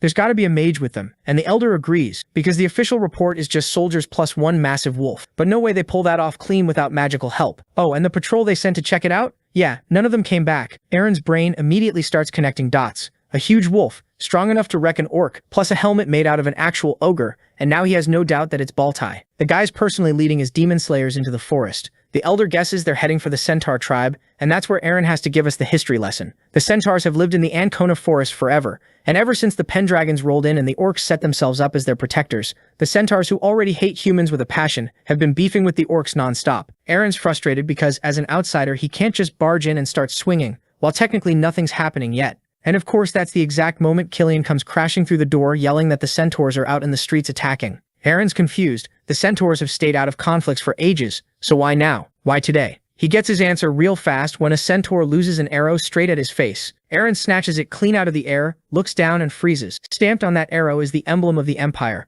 Killian's losing it. Why do the Centaurs have Imperial arrows? And Eren already knows. They teamed up. The Centaurs, the Empire, Baltai, all of them are lined up on the same side. That's the snapping point. Blue mana starts violently pouring off Eren. The air goes electric, and Killian calls out to him one more time. Eren just says he's done holding back. He's held it in way too long, and gives the order, spare nobody and wipe every last one of them off the map. Up in the treetops, Sol watches the whole thing kick off. Okay, so Eren's already done the math on this one, and it's simple. The orcs and the Centaurs have been beefing for ages, so the second the Centaurs smelled an opportunity, they shook hands with Baltai and the Empire to settle the score. And if that's the case, Eren's more than happy to grant that death wish. He crushes the arrow in his fist. The air around him goes heavy, and Killian's standing there bug-eyed because this is the exact same monster aura Eren gave off that time. With that, he charged into the battle, and the squad was like, what is he doing? The centaurs answer with a crossbow volley, 3 bolts straight at him, and Eren slices all 3 out of the air in a single swing, without so much as slowing down or even acknowledging they existed. Isla's surprised how quick Man parried a triple crossbow shot like he was swatting flies.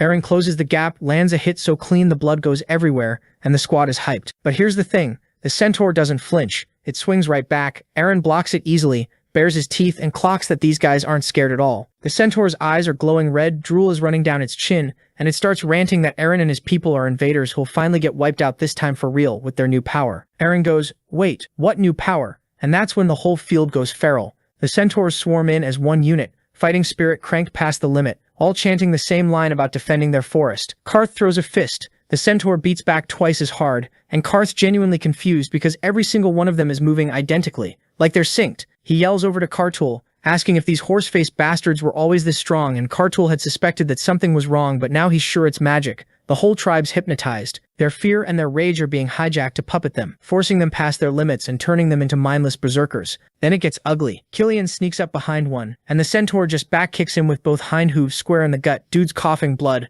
armor caved in, and pretty sure his ribs are now gravel. The squad scrambles to him while the centaurs are out here cracking everyone's armor like eggshells with their kicks. Isla gets a sword to one's throat, and Eren shatters another one's sword, but instead of folding, that centaur whips out a crossbow and fires point blank. Eren tilts his head, lets it sail past, and just goes, you guys are shameless. Then he looks up at the tree and calls out to Sol for backup, please. The horse people, do something. And Sol just stares straight ahead with this dead expression and says, nah, both the orcs and the centaurs are like children to her, so she's not getting involved. Eren didn't say anything, but in his mind he must be thinking, if they are your children, then act like a mom, do something. Stop them from fighting. He was a little stunned at the hard pass. Meanwhile, the fight behind him is going terribly. His people are dropping left and right, and Eren flashes back to those orc kids, which only winds him up more until he's blazing bright blue. Then he hears a scream, a tiny orc kid bolting from a centaur that's already winding up a spear throw, and Eren snatches the kid out of the way right before it connects. Little guy cries, then breaks into this teary smile, thanking him for the save, and that moment of softness is exactly when Eren turns around and sees the full picture. His entire squad flat on the ground,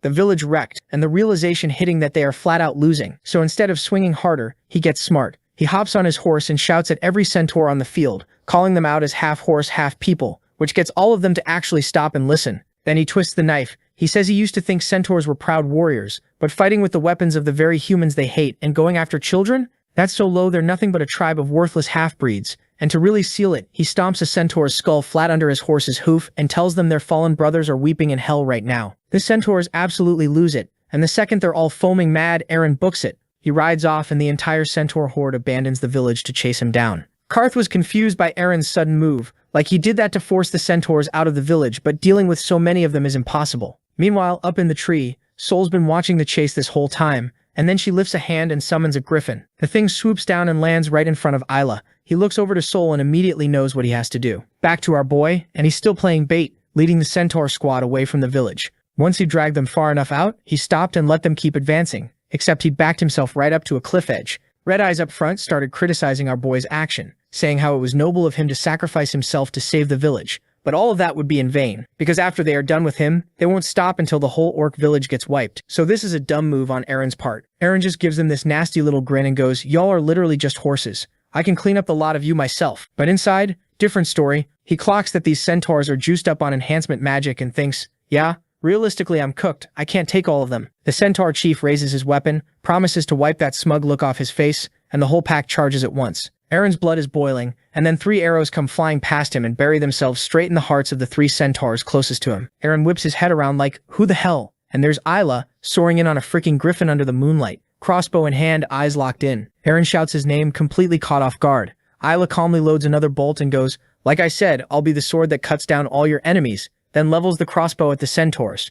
Everyone on the field cranes their necks up, and the centaurs straight up panic, screaming that it's a griffin from the protector of the forest. And these things are no joke divine creatures that serve dragons, brutally strong, used for hunting and war, and an absolute nightmare to tame, which is exactly why a griffin rider is such a big deal. So the centaurs do the only thing they can think of and unload everything at the sky, arrows flying everywhere, but Isla and the griffin just weave through it all. Man's loading bolt after bolt, holding spare ammo in his teeth because his aim is that ridiculous, picking off 1 centaur and then 2 more. The griffin dives, claws out, and rips into another, while Isla pulls out a metal baton and cracks a charging centaur right across the face. Eren's watching this whole aerial dance and the memory clicks back in his past life. This guy was called the Storm Petrel, and yeah, the nickname fits him perfectly. The centaur leader sees his crew getting dismantled and does the smart thing, calls the retreat and bolts straight into the forest. Isla clocks it from above and realizes if they make it into the trees, the griffin can't follow. They'll regroup, and this whole fight starts over. But before that happens, an arrow nails the leader right in the leg, and he goes tumbling to the ground. He flips over groaning, looks up, and there's Eren standing behind him, crossbow still raised, casually inspecting the thing like he's at a weapons expo. He goes, "Gotta say, Empire crossbows are seriously good quality," then grins down at the leader and adds that honestly, these crossbows are worth way more than a bunch of forest half-horses.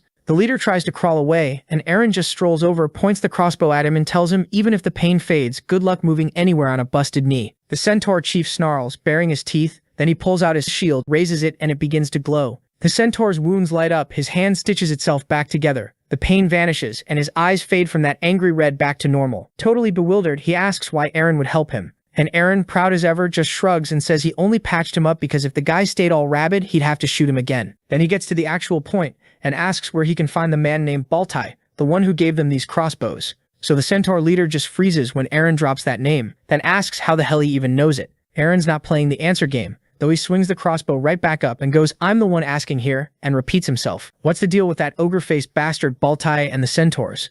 Baltai showed up in the forest out of nowhere with a sales pitch saying how the Pendragon clan had their Drake power back and were stacking up new fighters, so sooner or later they'd come for their old enemies, the centaurs. So why sit around waiting to get jumped? Baltai flashes that nasty grin and offers to arm them first, wipe out the orc village, and take back the Ancona forest. Eren just half closes his eyes like, so some random dude makes baseless accusations, and all of you idiots went on and waged a war. The leader gets embarrassed and admits it had to be magic. He remembers a mirror, and inside it was some hooded guy with glowing purple eyes, and the second the dude started talking, everyone lost their minds and got swallowed by rage. Eren walks back towards Isla, looking genuinely bummed, lifts the shield and heals every downed centaur on the field in one go. They all sit up, totally confused about where their wounds went, and the leader's eyes light back up. Eren breathes out, looking kinda wrecked, and admits that's about all the healing juice he's got left. Isla asks why he even bothered, and Eren says the real enemy is whoever shoved everybody into this mess, so they're all in the same boat here. That one lands hard on the leader. Eren tells him straight that he can't bring back the centaurs who died,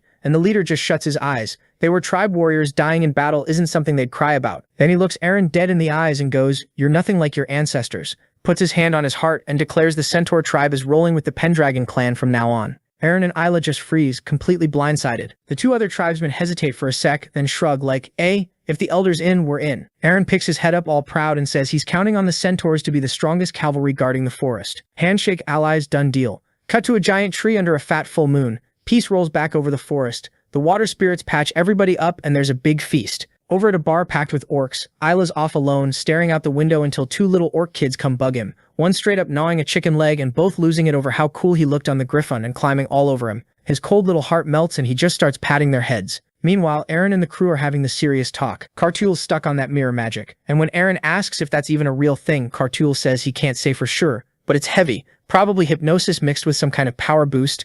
Then he drops the creepy part. The centaurs weren't just getting pointed at a target, somebody was puppeteering several of them at once, which means a seriously scary mage. Later, Eren climbs out onto a branch to brood, and Soul flutters up, asking why he's so down. She mentions she caught a Griffin Rider's aura around Isla, clearly not his first rodeo on one, even if he didn't want to talk about it. Then she side-eyes Eren and points out he didn't get swallowed by the angry dragon's aura back there. His ears perk up. He flashes back to snapping that arrow in pure rage with this huge blue aura exploding around him, and asks what that power even was. Soul explains he can tap into a dragon's power since he's her contractor, but how well he controls it comes down to who's holding the leash. Eren says if he lets that force fully take the wheel, it'll completely cloud his vision, and then he just sits there chewing on something he can't crack, because in his past life he was already in the Demon Slayer Corps by now, fighting the Troll King way out in the southern Sea of Trees. So it's weird as hell that this time around Baltai's tangled up with centaurs instead. His fingers start tapping as the whole picture wires together. The Pendragon's falling, the Valt clan getting wiped, and Baltai telling him that it was all pre-planned. Eren looks down heavy and says out loud that he tried to go home once.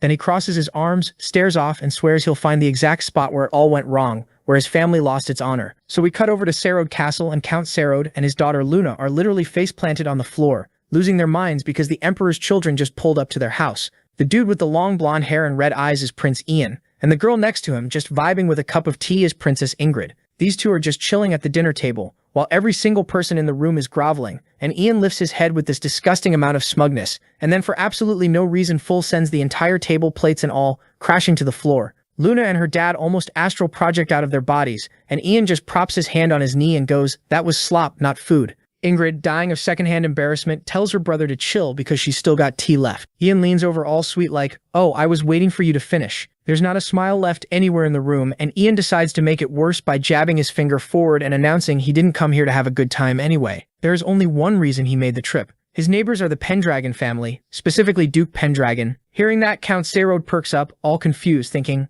what's that got to do with him? Then this bastard lets his real self out, saying how, to him, Eren's a pathetic little worm, and the idea that this dude woke up from a coma and somehow scored a pact with a dragon does not compute. So he turns to Luna and asks what she actually knows about him. Luna tilts her head and says she knew Eren before, but it's like he became a whole different person. Then she goes full tomato red and adds that he's gotten strong and confident. Ian catches that blush instantly. He walks right up to her, fixing his hair and hits her with, "Is Eren better than me?" Luna's eyes are shaking because there is no correct answer here. A golden aura explodes around Ian and he starts giggling, then straight up cackling, and out of the aura a whole lion materializes behind him. Everyone watching thinks it's some Conqueror's Hockey legendary pressure thing. He whips around to Ingrid screaming about how wild this is, then walks back to Luna, grabs her chin, yanks her face toward his, and tells her to follow him and that it's an order. His face here is genuinely gross. He adds that Eren has officially crossed the line. Luna's shaking because her only thought is she literally cannot say no to the second Imperial Prince. Meanwhile, over on the Pendragon side, Eren is getting the rundown from Melbourne. Eren asks, kind of confused, if the Imperial kids are really coming to visit.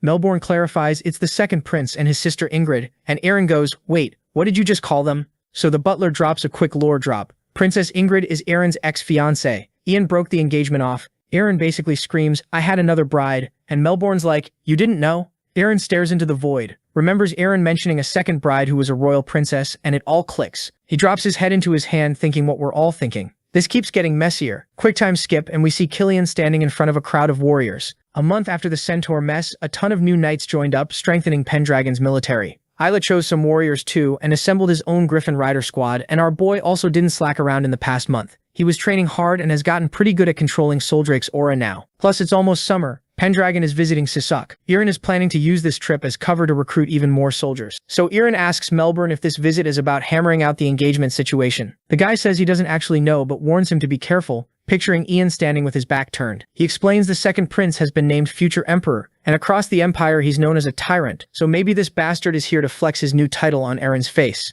Eren tenses up a bit, and Melbourne adds the cherry on top. If Ian doesn't like one of your jokes, he might literally do anything. But Eren cuts him off, asking why the second prince got bumped up to future emperor in the first place. The guy goes quiet, and Eren leans back as the answer hits the eldest prince's health tanked hard. Eren throws his head back and goes silent. Then his eyes snap open because something doesn't add up. He remembers holding a letter in his past life where the next emperor was supposed to be some guy named Goofy. He asks Melbourne if the eldest prince's name is Goofly, and the guy says, nah, the eldest is Sean, never heard of a Goofly. This stops Eren cold because that name doesn't belong to either prince. Total unknown. He flashes back to fighting the Troll King and realizes the future has officially gone off script from his previous life. Then Eren beckons with one finger and a dragon with a blue aura rises up right above him. He looks up all half-lidded and confident and says, now he's got a reason to meet this prince. Cut to the royal arrival, Ian's blazing with a golden aura in the main hall, and everyone bowing is getting crushed by this raw pressure because he's royal blood and they physically can't lift their heads. Then Ian looks up and sees Eren walking straight at him. Seeing our boy was fine,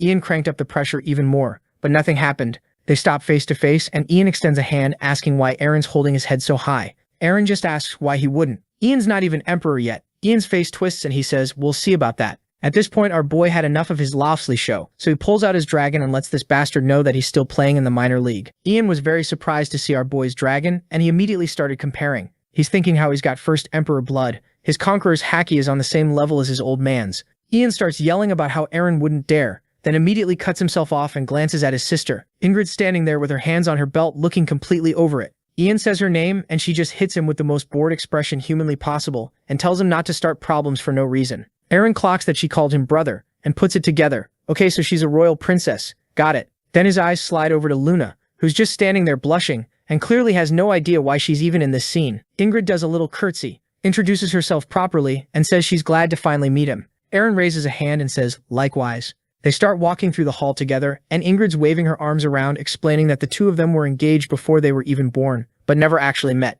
She giggles, covers her mouth, goes a little pink, and says Luna described him spot on. A brave, handsome man. Eren's face is pure deer in headlights. Meanwhile, Ian's lunging in trying to get his hands on Eren, and Ingrid just casually takes Eren's hand and asks him to show her the castle. Luna watches all of this in complete silence. So now Eren and the princess are strolling around hand in hand with a visibly pissed Ian behind them, and Eren's internal monologue is just, yeah, nothing makes sense anymore. The rest of the Pendragon family comes out to say hi. Eren says it's been ages since she's seen Ian and Ingrid. Eren flashes this ridiculously sweet smile and says she's pleased to meet them. And the second Ian sees Eren, his entire brain blue screens and reboots in simp mode. While Eren's over there telling Ingrid they actually met before at the White Castle, Ian's already gliding toward Eren, asking her name, tucking his hair behind his ears and trying everything to look cool. He hits her with Eren a name like a flower from paradise and then starts going off about how he's a fearsome warrior with no equal in the capital, standing there with eyes closed and talking about being blessed by the gods. And Eren? She just nopes out a sharp little hop, fingers crossed, and half a second later she's standing next to Eren instead,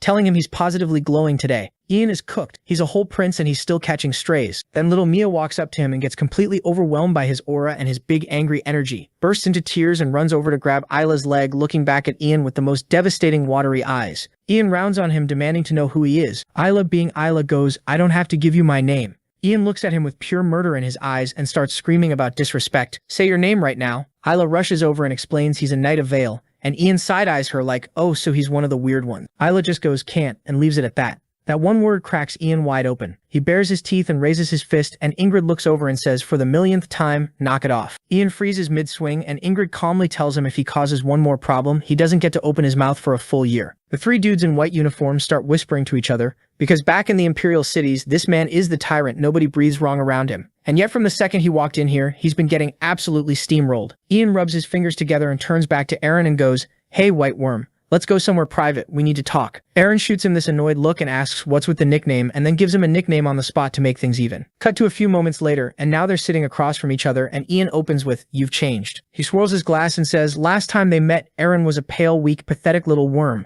which is exactly why he broke off the engagement with Ingrid. But our boy didn't care about any of that, and hit him with, "Why are you here? Do you actually want to talk about the engagement?" Ian makes a sour face and says he's not handing his sister over, then sets his glass down and goes off about how he hasn't been shown a single ounce of respect since he walked in the door. And what exactly is that supposed to mean for a member of the royal family? Eren just holds his glass and says plainly that the Pendragon family doesn't live in anyone's shadow and he'll do as he sees fit. He closes his eyes and says, "That's all." Our boy hadn't even finished the sentence when he saw Ian charging at him. But our boy was way too calm about the situation. He casually throws wine on his face, grabs his arm, and cracks him with an elbow. Ian goes flying back, nose bleeding. But he catches Eren by the arm and throws him over his shoulder face first toward the table. Eren grabs Ian's arm on the way down and throws him right back, pinning his hand the second they land. Ian starts trembling in pain, and that's when Eren notices the kitchen knife sitting right next to Ian's shaking hand. Eren keeps eyeing it, then suddenly lets go, springs back, and stands up. Ian gets up fixing his hair and asks why he let go. Eren says it felt like Ian was holding back. Ian stares at him and says he could grab that knife and try to stab him, but he wouldn't get away with it that easily. Eren sets his jaw and asks one more time, "Why did you come here?"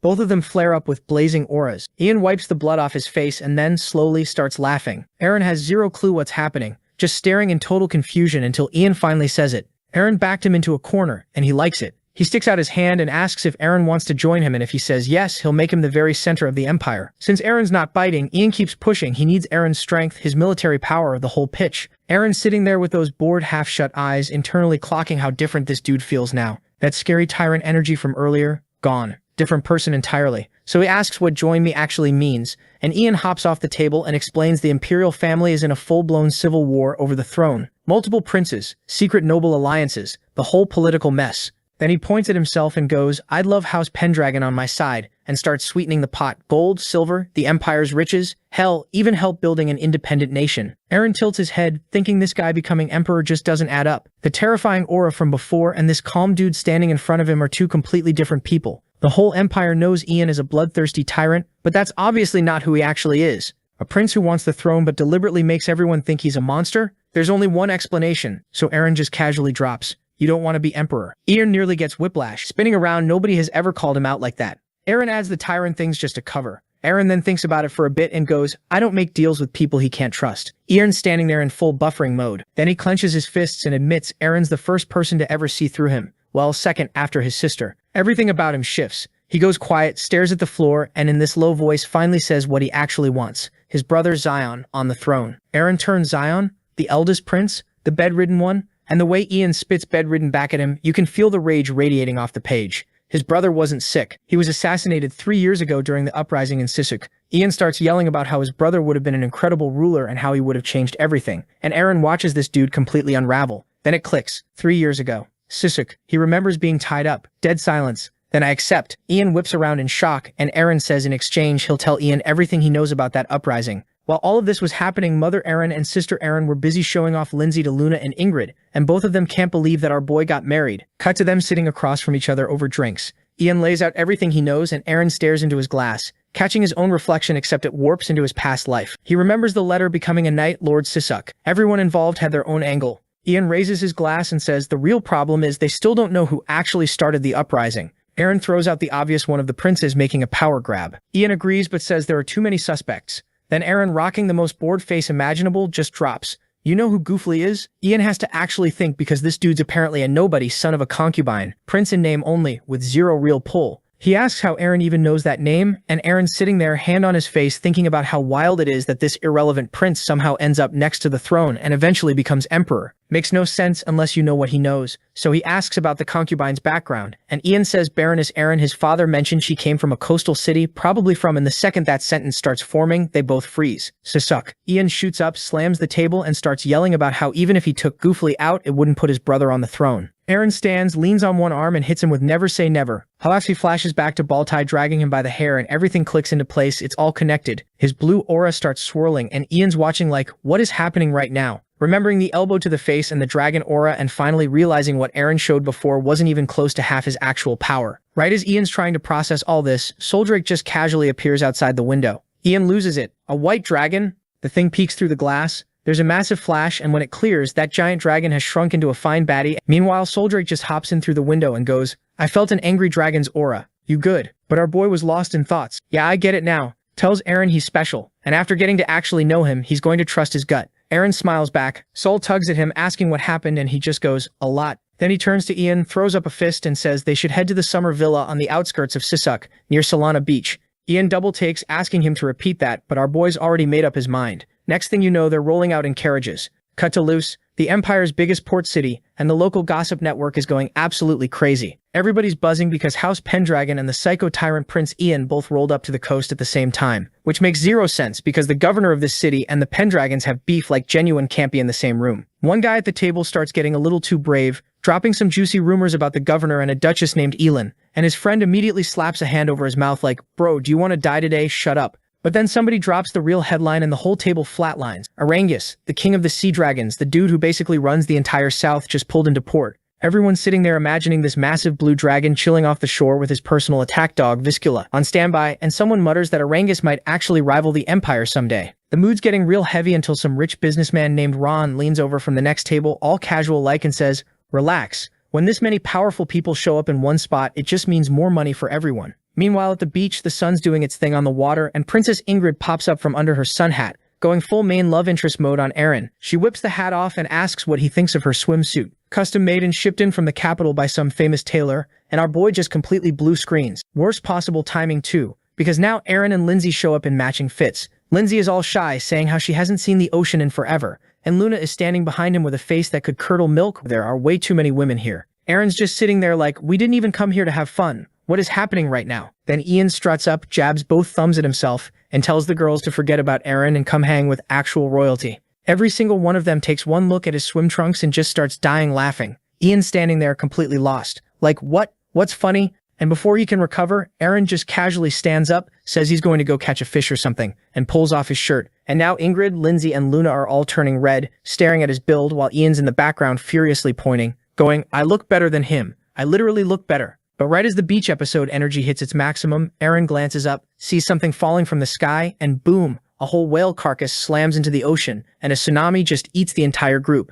It's Sol. She's fluttering down all proud, standing on top of this dead whale like, look Eren, I caught a fish. And Eren just sighs internally because yeah, to a dragon, a whale technically is a fish. Man's genuinely wondering how their enemies are supposed to take them seriously when his dragon's out here playing fetch with marine life. Meanwhile, Karth, Killian, and Elsa are taking a stroll through the park. Killian still can't wrap his head around the fact that Prince Ian just tagged along with them like they're all childhood friends. Karth's eyes go full anime sparkle the second he clocks how many mercenaries and warriors are walking around. This dude's basically drooling, going, "This place is heaven. I want to fight every single one of them." But then the street gets weird. Everyone starts staring because a pack of orcs is dragging a chained-up griffin through town, and these aren't regular orcs. They're the Malt, the most psychotic pirate orc tribe from the deep south, rocking actual skulls around their necks like accessories. The lead pirate grins and talks about how people are already shaking just seeing them walk by. Then he spots Karth and goes, "Look at this guy. Went soft, huh? Rolling around with humans now." And that sets Karth off. He's ready to go full Hulk smash on them, but Killian grabs him like, "Not here, not in front of everyone. You're a Pendragon now, remember?"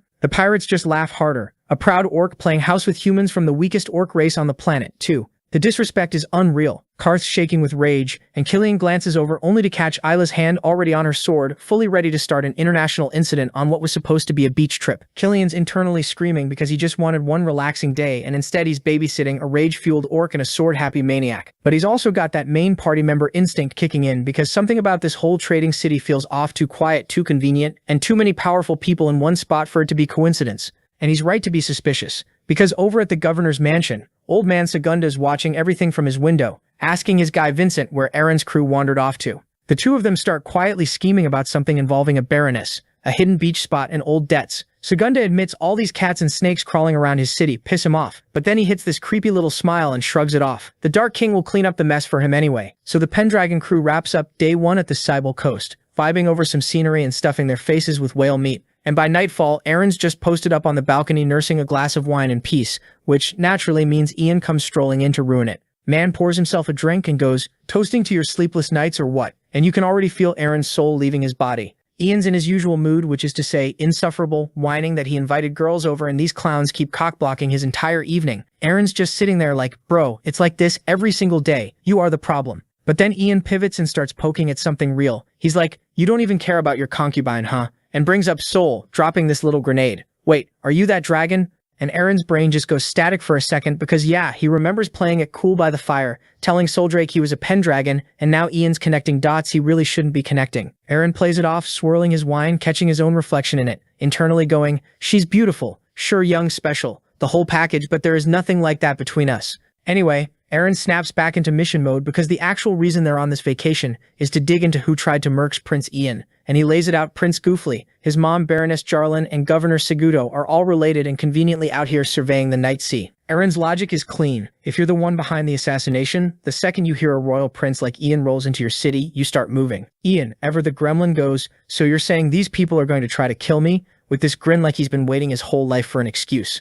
Eren's basically holding his leash like, "Not yet, we need them to take the bait first." And Ian just sinks into thought. But here's the thing, the dude's actually impressed. He's watching Eren piece together the enemy's entire playbook from basically nothing, remembering that crazy aura Eren gives off sometimes, wondering if it's pure instinct or something way deeper than that. He's looking at Eren's serious face like he's trying to figure out what he's even dealing with. Really, is this guy even human? Cut to the List dungeon, some grimy mercenary den near the Orc archipelago. And there's a bar with a busted-up killer whale on the logo, packed with orc pirates who clock this random man walking in and immediately go, "Lunch just arrived." But homie's just calmly downing his beer, unbothered, and one pirate's like, "Okay, he drinks like a real man, respect." He sits down across from this pirate. There's an orc named Puck, the same bastard from this morning, snoring in the corner. The messenger tells the request to this tame Jack Sparrow and gets to business. The governor wants the snake and the cat handled. The pirate's intrigued and asks if he means kill, and the stranger's playing it mysterious, dropping cryptic lines, mentioning something that went down in Sisak 3 years ago, and warning the pirate not to stick his nose in his business. The pirate loves this saying, only El and the orcs ever talk to him with that kind of spine. Vincent slides over a paper with the plan. 3 days, the target invites the snake and cat over, and since the cat's a show-off, just bait his ego a little and he'll come running. The pirate's all in, crushing the paper in his fist, gleeful about getting to mess with that little tyrant from the imperial capital. Then the stranger goes, "Can I ask you something?" And the air just drops as a dark aura starts leaking off him. "Are you actually human?" Just as he said that, Tame Jack Sparrow's whole vibe shifted. He let out his aura, and 1 second he was standing, and in the next he was airborne, flipped through the air and slammed to the floor. The pirate appears behind him grinning. "You landed on your feet, you're better than I thought. That's impressive for a human." So the pirate's having the time of his life and calls over Puck like, "Hey, do you want to eat orc meat?" And Puck's thrilled with thinking about cannibalism, His mind is already filled with ideas of how delicious the orc meat is going to be, and Jack is filling his brain with other fantasies saying how these particular orcs have been marinating in the forest for decades, and would be delicious. The pirates locked in now, decked out in a dark aura, declaring they'll eat the cat and the snake, kill all the men on sight, and charming devour all the girls too, just cackling about it. Meanwhile, Vincent is freaking out mentally, thinking how this guy was never a human to begin with. The Dark King Orangus is definitely a monster. So the next morning, the girl gang's chilling on the balcony. When Killian comes through with news, they've all been invited to some fancy ball at Count Segunda's estate, the governor of Laz. Lindsay and Ingrid are instantly hyped, but then Killian goes, "Oh, the invite's for everyone," and Eren just gets this slow little smile like, "Perfect, this is exactly what I needed." Ian catches that face and internally he's like, "Yeah, we're 100% thinking the same thing right now." Meanwhile, when the second Eren's mom hears the name Segunda, she straight up starts panicking, and you can feel there's a whole backstory loading in the background. Eren reads the room instantly. This woman wants nothing to do with that man, so he turns to her and tells her to sit this one out and rest. She's a little embarrassed, but mostly relieved. On his way out, he glances up at Saul, doing her usual rooftop gargoyle thing, and goes, "Watch over my mum," then catches himself, clears his throat, and upgrades it to, "I'm entrusting the Duchess to you." Saul naturally says absolutely nothing back. Iconic. They pull up to the estate, and it's giving full red carpet, royal gala, evening sky, fancy courtyard, nobles everywhere, absolutely losing it. Some guy out front is basically already bowing before the carriage even stops, gushing, "We're so honored you came." And then Eren steps out with all the girls looking elite as hell, and the crowd just detonates. Everyone's gawking, calling the ladies gorgeous and hyping Eren and Ian like they're A-listers. And you've got actual nobles going, "We're nobility ourselves, but it's an honor to breathe near you," which is glazing of the highest order. Then right on cue, Karth comes stomping over, looking deeply betrayed, yelling, "Yo, you said there'd be cool stuff here. Where are the warriors? All I see are dressed up pigs." And Eren's just standing next to him, totally unbothered, fully immune to his nonsense at this point. Before it gets weird, this dude Vincent slides in smooth glass in hand, thanking Eren for coming and introducing himself as Segunda's knight. And the second he does, his eyes flicker yellow with mana. Eren clocks it immediately. That's aura flow, meaning this guy's got real combat mileage on him. He's internally like, okay, this party just got interesting. He stays sharp, plays it cool, and turns away. But Ian's watching too, mentally checking off the list. Dude hasn't flinched once. Perfect posture, dead calm face. This man is dangerous billboard. Even Isla's giving him that cold, appraising stare she does when she's deciding how hard someone would be to kill. Vincent walks them in, and the ballroom is straight up fantasy movie territory. Chandeliers and sparkle everywhere. And Segunda greets them personally, all warm smiles, chatting up Ian like an old buddy. Has it really been 3 years? Then turning to Ingrid about how she's blossomed in 5 years, the standard politician's charm offensive. But then he gets to Lady Eren, and something about the way he looks at her makes Eren tense up on instinct. Finally, he turns to Eren and brings up everything he's heard about the young Pendragon. The pact with Soldrake, leading Griffons, and leading orcs, calling it truly magnificent, except his eyes are doing that dead killer thing that tells you he's the opposite of impressed. He asks where the Duchess is. Eren smoothly lies that she's ill, and resting back at the estate with her sister, and Segunda runs the whole oily "oh how unfortunate. I'll send healers, maybe I'll visit personally," which Eren shuts down instantly with a polite little threat. "I appreciate it, but no, and if anything happens tonight, it's on you." Segunda's smile glitches for half a second before he recovers and tells everyone to enjoy the evening. Once they're clear, Ian's like, "Is this guy always this much of a creep?" And Eren fills him in. Turns out Segunda proposed to his mum like 20 years ago, got rejected, and has apparently been marinating in that obsession ever since. Ian adds that Vincent, the Count's most loyal attack dog, showed up 2 years back and clawed his way to the top, handling all the dirty work, and Eren files that away, wondering how the guy ties into whatever's brewing in Isak. Ian tells him to relax and not drink too much. Eren hits him with "That's my line." And meanwhile, outside the estate, a guard stops some sketchy weirdo asking why he's dressed like that, and this pirate-looking MF just shrugs. Heard there was a party. The guard tries to stop him, gets dropped in one hit, and the pirate calmly peels the dead man's outfit, pops the hat on, and goes, "Perfect, now I'm dressed for the occasion," and strolls right in, ready to set the whole night on fire. Back inside, Segunda's doing the thing slimy politicians do best, scheming in a back room. He looks at Vincent and goes, "So what's your read on our boy Eren Pendragon?" And Vincent admits the kid could actually see his aura, which is no small thing, but Segunda just waves it off, smirking. "Please, he's a small fry." Vincent's not letting it slide though, pointing out that the brown-skinned guy is the real deal. And when Segunda asks how Isla measures up against him, Vincent just sips his wine like, "No clue. I'd have to fight him to find out." Then he goes quiet, and you can tell Isla rented space in his head, because internally he's like, he's a Valor's knight. Those types are narrow-minded but absolutely fearless. And then he pictures Eren and genuinely cannot compute why someone of her caliber would serve this little thing. Segunda couldn't care less about the character study. He just tells Vincent that Isla's his problem to handle, and even if he can't put her down, reinforcements are basically already here. Then he flips over the big card. The son of the Sea Dragon King is rolling in to deal with the cat and the snake. He asks if Vincent ran into him at the dock, and Vincent immediately starts sweating bullets at the memory, plants his hands on the table and just goes, "That thing is a beast. Nobody can stand against it." Segunda starts cackling like a villain who just top-decked his win condition, because if even Vincent's shook, then everything's going to plan. He butters him up, calls him the smartest and fiercest guy he knows, and promises him anything he wants if tonight lands, and Vincent does the humble, closed eyes, "I don't deserve such honor" bit. Then Segunda strolls out onto the balcony over the ballroom, slaps on his innocent face, and goes, "Remember, I had nothing to do with this. I'm just an ordinary victim, like all those carefree fools down there." Eyes landing right on Eren's girls as he says it. Vincent just sips and agrees. These two are genuinely disgusting. Then everything goes to hell at once. The ballroom windows explode and pirates come crashing, smash through the glass and start racking up damage instantly. Jack runs a guest straight through the chest, another swing takes some dude's head clean off, and a body gets yeeted into the chandelier. Jack just tells the orc to kill everyone and take everything, and the pirates aren't even just killing, they're eating people, because of course they're that kind of monster. Up top, Segunda watches the slaughter and complains that the pirate overdid it, and now the blood won't come out of his floors because naturally that's his concern. Vincent notes the job's clean on their end, no heat lands on the governor, then ruffles his hair, says it's his turn to clock in, and vanishes.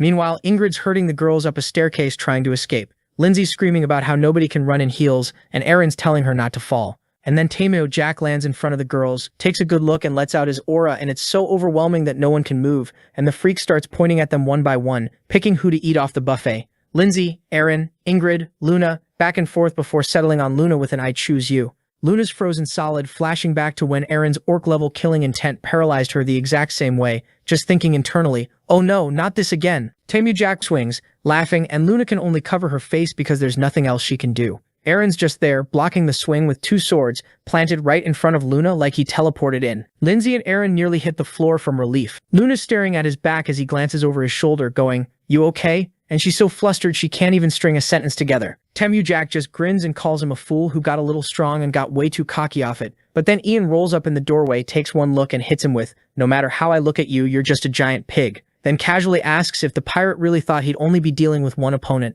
Ela and Karth appear behind too, Karth with his axe slung over his shoulder, grinning ear to ear, going, "Now we're talking. This is finally getting good." And just like that, Jack's boxed in from every angle, Eren in front, Ian at the door, Ela and Karth at his back, and for 1 second it actually lands that he's the one who walked into the trap. He looks around at each of their faces, slowly, one by one, and then starts laughing. "Fools never change," he said. "No matter how many mice show up, they can't take down a cat." So Eren just takes one look at our boys' squad and goes, 4 people? That's barely a snack." But fighting 4 people at once is still annoying, so he decided to clear out the small fry first. He winds up, packs a bunch of dark mana into his fist, and Eren immediately clocks it, "Oh, that's not good," and yells at everyone to move. Dude slams his fist into the floor and the entire staircase just gives out. Ela and Karth got the worst of it and crashed all the way to the first floor, landing right in the middle of the rebel crowd. The governor's just chilling up top, watching the whole thing come down in a giant dust cloud like it's dinner theater. Karth comes crawling out of the rubble, plops down next to Ela and goes, "The hell is wrong with that clown?" And of course, the second they catch their breath, orc pirates roll up behind them. So this one orc, Pack, struts up running his mouth about how he's tired of eating pigs and now he wants some orc meat, doing the whole first come first served, and Card is like, "We'll see who eats whom, you idiot." Meanwhile, back upstairs, Jack's posted up with his sword on his shoulder. Eren just looks around, does a head count, and goes, "Alright, just the cat and the snake are left. Finally, I can actually enjoy this." He points at Ian, calls him kitty cat, and grabs his blade. Ian goes, "Yeah, your strength isn't going to cut it against me, you pig." And Ian lights up in this orange aura and hits him with the classic, "You really think raw strength is all that matters in a fight?" Off to the side, Ingrid is in full fangirl mode. "OMG, that's my brother. He's literally the best technique fighter in the capital. I've never seen him lose." The girl's about to pull out a foam finger. Ian goes off, lunges in and starts chaining attacks so fast. Eren's watching like, there's no way the pirate's keeping up with this. Except, Eren's quietly going, "Yeah, no, he is." Because Eren is parrying everything without breaking a sweat. Every time the swords connect, Ian gets nothing back, and it's slowly dawning on him. Wait, is he reading all of my attacks? Then Eren, looking almost bored, just casually taps Ian's sword down to the floor. Ian's standing there completely dumbfounded. Ingrid's and Eren's hearts hit the floor. Eren smirks. This is the famous capital tyrant. Seriously? And winds up a glowing haymaker aimed right at Ian's face. And Eren slides in and cracks the pirate across the jaw instead, and tells Ian that this guy is different. "We're doing this together." Now Eren is just standing there with his hand on the fresh cut. Processing, he looks at his bloody palm and goes, "Damn, that's actually impressive. When's the last time someone made me bleed?" Our boy had let out his aura too. He pulls out a shield, plants it in front of him, and tells them to give it their best shot because if they lose, he's eating them and the girls. Cut back down to Karth and Isla, finishing their orc. Isla slits its throat clean, then immediately bolt up the stairs at lightning speed to go help. He gets to the top and sees Eren and Ian fighting 2-on-1. He was about to jump in on the fight too, but just then a hooded dude with 2 blades materializes behind him, going for his back. Isla somehow reacts in time, dodges, keeps dodging this guy's flurry, then disarms him clean, knocks one blade right out of his hand and sends it clattering down the steps. The stranger's hand is shaking now. Isla just goes, "You're the knight from before, aren't you?" Dude freezes. Isla adds how a Valor Knight never forgets the aura of someone they've fought before. Vincent finally drops the act, points his blade forward and goes, "Up till now I had no reason to go all out. Guess I have to actually kill you." So Ian's already got a plan ready. He tells Eren, "I'll make an opening, and the second I do, you finish him."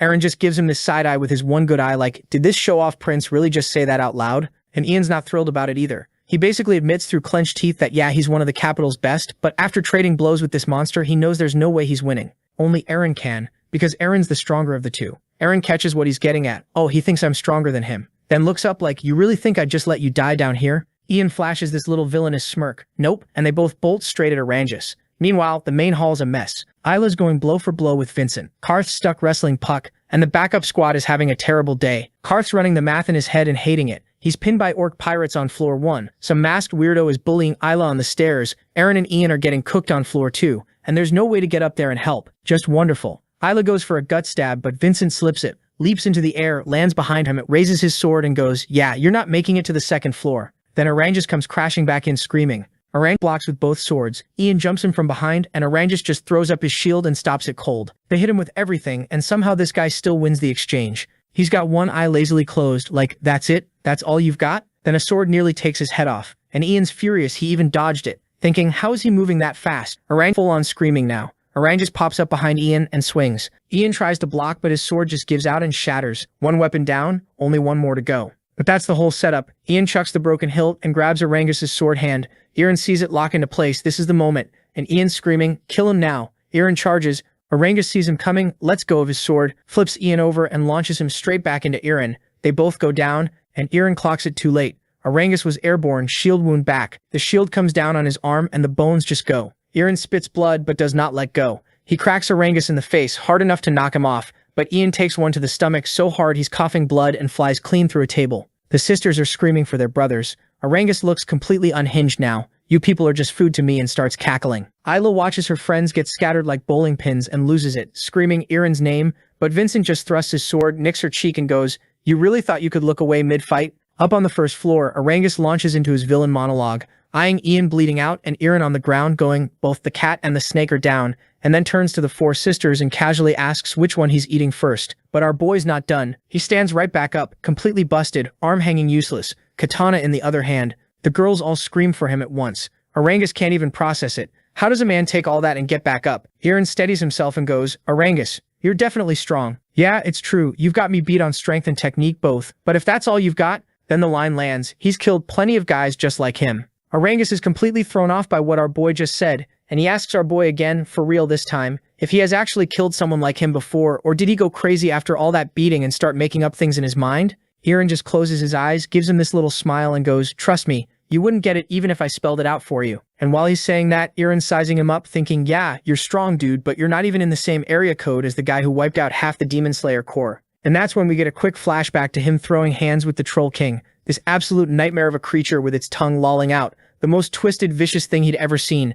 Blood's dripping off Eren's hand right now in the present, but then the hand just moves on its own, because this is the same body that came out of that fight. Back when he was Raven, the moment he put the Troll King down, he walked away with a full-on immortal body. Arangus' eyes go wide. Eren slides into his stance and levels the katana at him. And over on the side, Arangus is just staring like, hold on, how is his right arm even moving? That thing should be snapped in half. Cut to the peanut gallery for a sec. Ingrid leans over to Eren and asks if there was ever really anything like this in his past. And Eren goes, "Nope, my brother never got himself into messes like this." Lindsay tilts her head like, okay, are we all just hearing this wrong? And Luna gets this flashback to the first time they met, thinking there's no way the guy she remembers had this kind of strength, this kind of backbone. Back to the fight, and Arangus drops the surprise, gives Eren this nasty grin, and tells him to quit trying to look cool when he's already half dead. Then he lights up red and swings that cutlass straight at him. Eren slips it, ducking right under his arm, and Arangus is genuinely shook like, you should not be able to move like that right now. Eren swings back. Orangus throws up his shield and blocks it clean, and now it's Eren going, "Huh, how'd you catch that?" And before he can think too hard, Orangus just shield bashes him across the room. Eren goes flying but drags his feet to slow himself down. Then Orangus comes barreling in behind the shield, and Eren can't see a thing past it or find an opening, so he ducks his head down low so he does a 200 IQ move and watches the sword's shadow to anticipate his next move. Seeing how the shadow was coming straight at him, Eren was sure that a stab is coming, and he was 100% ready for it. And yep, Orangus did a stab attack and Eren dodged it effortlessly, and then Eren just goes, "Like I already told you, I fought guys at your level and put them in the ground." The sword pointed right at him, but in his head he was thinking how clean the coordination between his sword and shield was, and that technique. It has to be Rachuan. Quick lore drop time. Rachuan was this city the ancient dwarves built straight on top of the ocean until the orcs rolled in a few decades back and took it, and now it's the biggest orc kingdom on the map. The orcs fought planted behind their shields, and somewhere along the way they took the sabers from the archipelago, bolted them onto the court shields, and cooked up this one-of-a-kind fencing style. And Eren clocks it because Orangus used the same technique Isla had used on Killian. And also this bastard seems to be well-versed in the southern technique as well, meaning that he's either a famous warrior in the south, or he's the byproduct of some orc-chasing noble with a weak pull-out game. Meanwhile, Orangus was thinking how Eren has clearly regenerated and also how he's reacting to his Rachuan style. This is not normal. His skill folds anybody, even that royal brat, so now he's thinking if what our boy said about defeating opponents like him was true, and Orangus is the best there is at strength and technique. He knows it, but he can't figure out what's off about this kid. So he glances over at Ian. The guy I dropped in one hit might actually get back up if his friends reach him. Then he looks down the stairs where Isla and Karth are still going at it and goes, "Yeah, if those two come up here, this gets bad fast." So he makes the call for his old man, the Sea Dragon King, and the whole ambition thing. He's got to put this Pendragon down right now. He bares his teeth, slings the saber over his shoulder, throws his arms out wide and tells Eren he's real good at dodging, calling him a little rat that's about to get caught by the cat. Eren says nothing. Then Eren just turns his head and goes, "You know, I hate dragging fights out," and grins this evil grin and adds, "Even worms have a sense of loyalty, huh?" And Eren's eyes shoot open because he knows exactly where this is going.